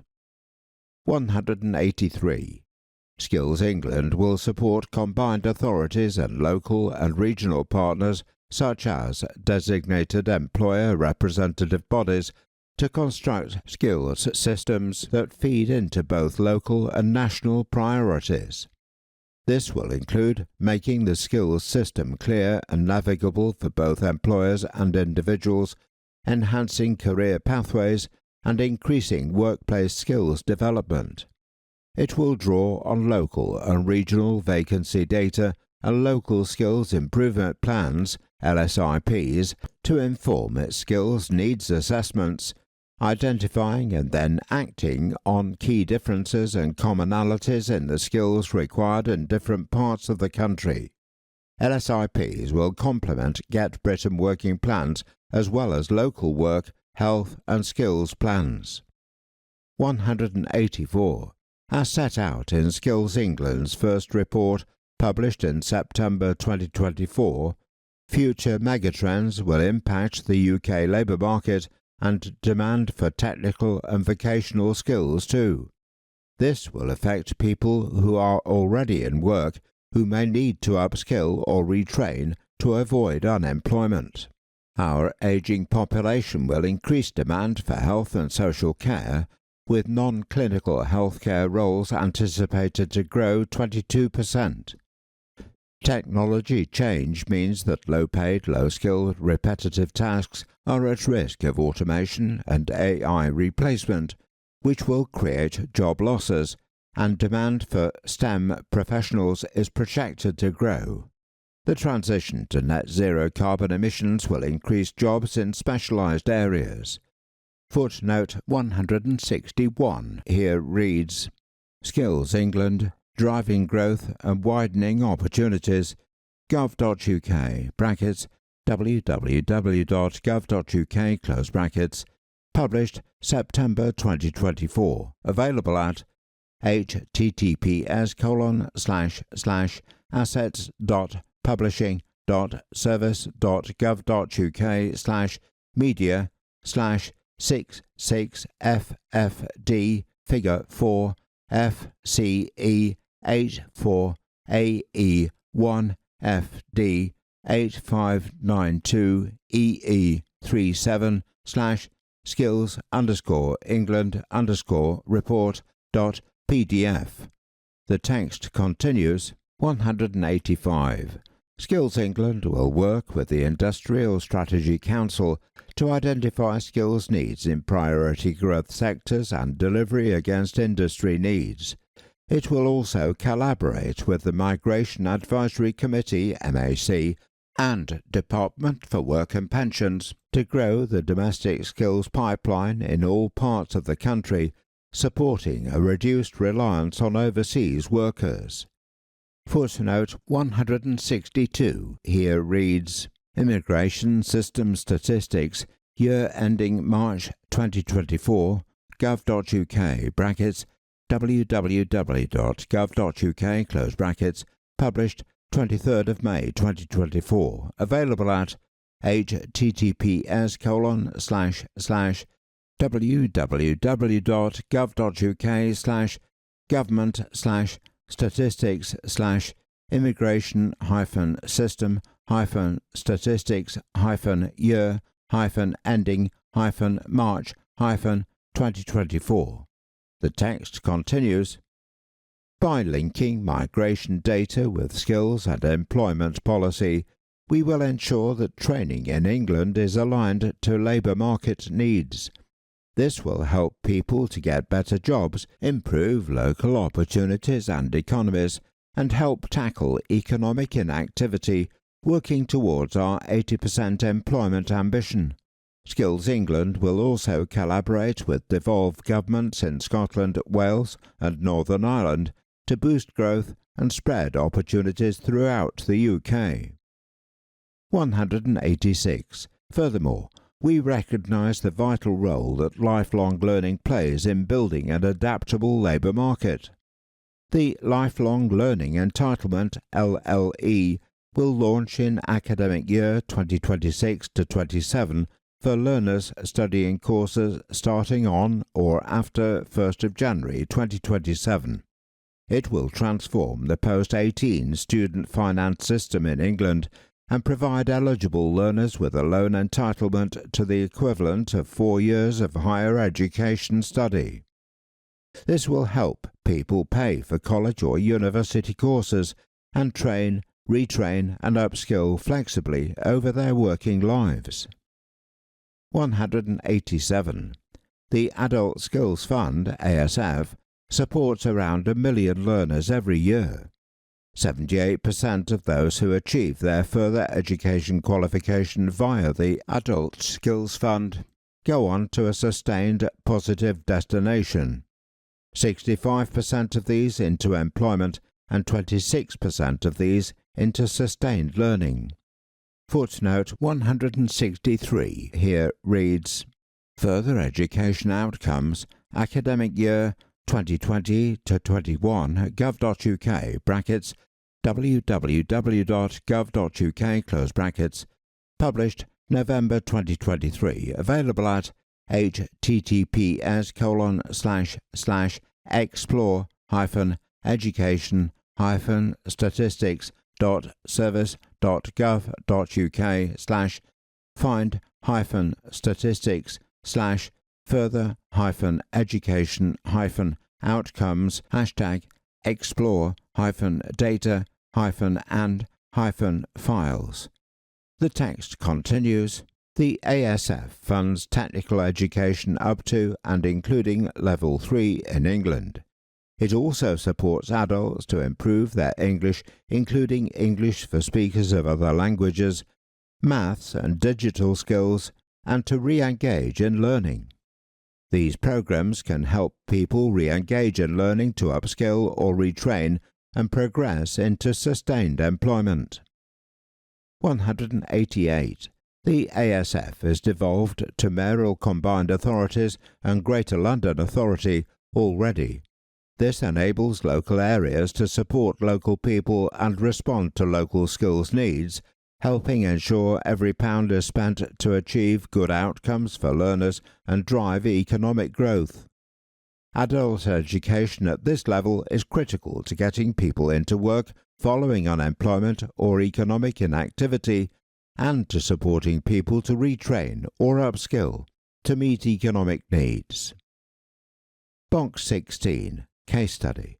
Supporting employment and training through the devolved Adult Skills Fund. The Greater Manchester Combined Authority, GMCA, has developed policies to enhance resident skills and support progression towards, into and within employment and further learning. Greater Manchester Combined Authority demonstrates that accessible training for people looking to enter or return to the labour market can significantly improve employability and support people to achieve sustainable employment and further education. Greater Manchester Combined Authority goes beyond the national entitlement by offering fully funded Level 2 digital skills courses to all residents, regardless of their previous qualifications or employment status, in order to ensure they have the essential digital skills identified by employers via Greater Manchester's Local Skills Improvement Plan and other engagement. These courses, tailored to meet the needs of both students and employers, have seen strong enrolment and retention rates. Participants gain practical digital skills for life and work, boosting their job prospects and confidence. Overall, Greater Manchester Combined Authority's initiative has led to substantial improvements in employability and productivity, with up to 70% of participants progressing to and in further education, apprenticeships or employment. That concludes Box 16. 189. There are many people in England who could benefit from further developing their essential skills. 9 million working-age adults in the UK had low literacy or numeracy skills, or both, and of the 5 million residents without English as a first language, 880,000 cannot speak it well. There are 2 footnotes here.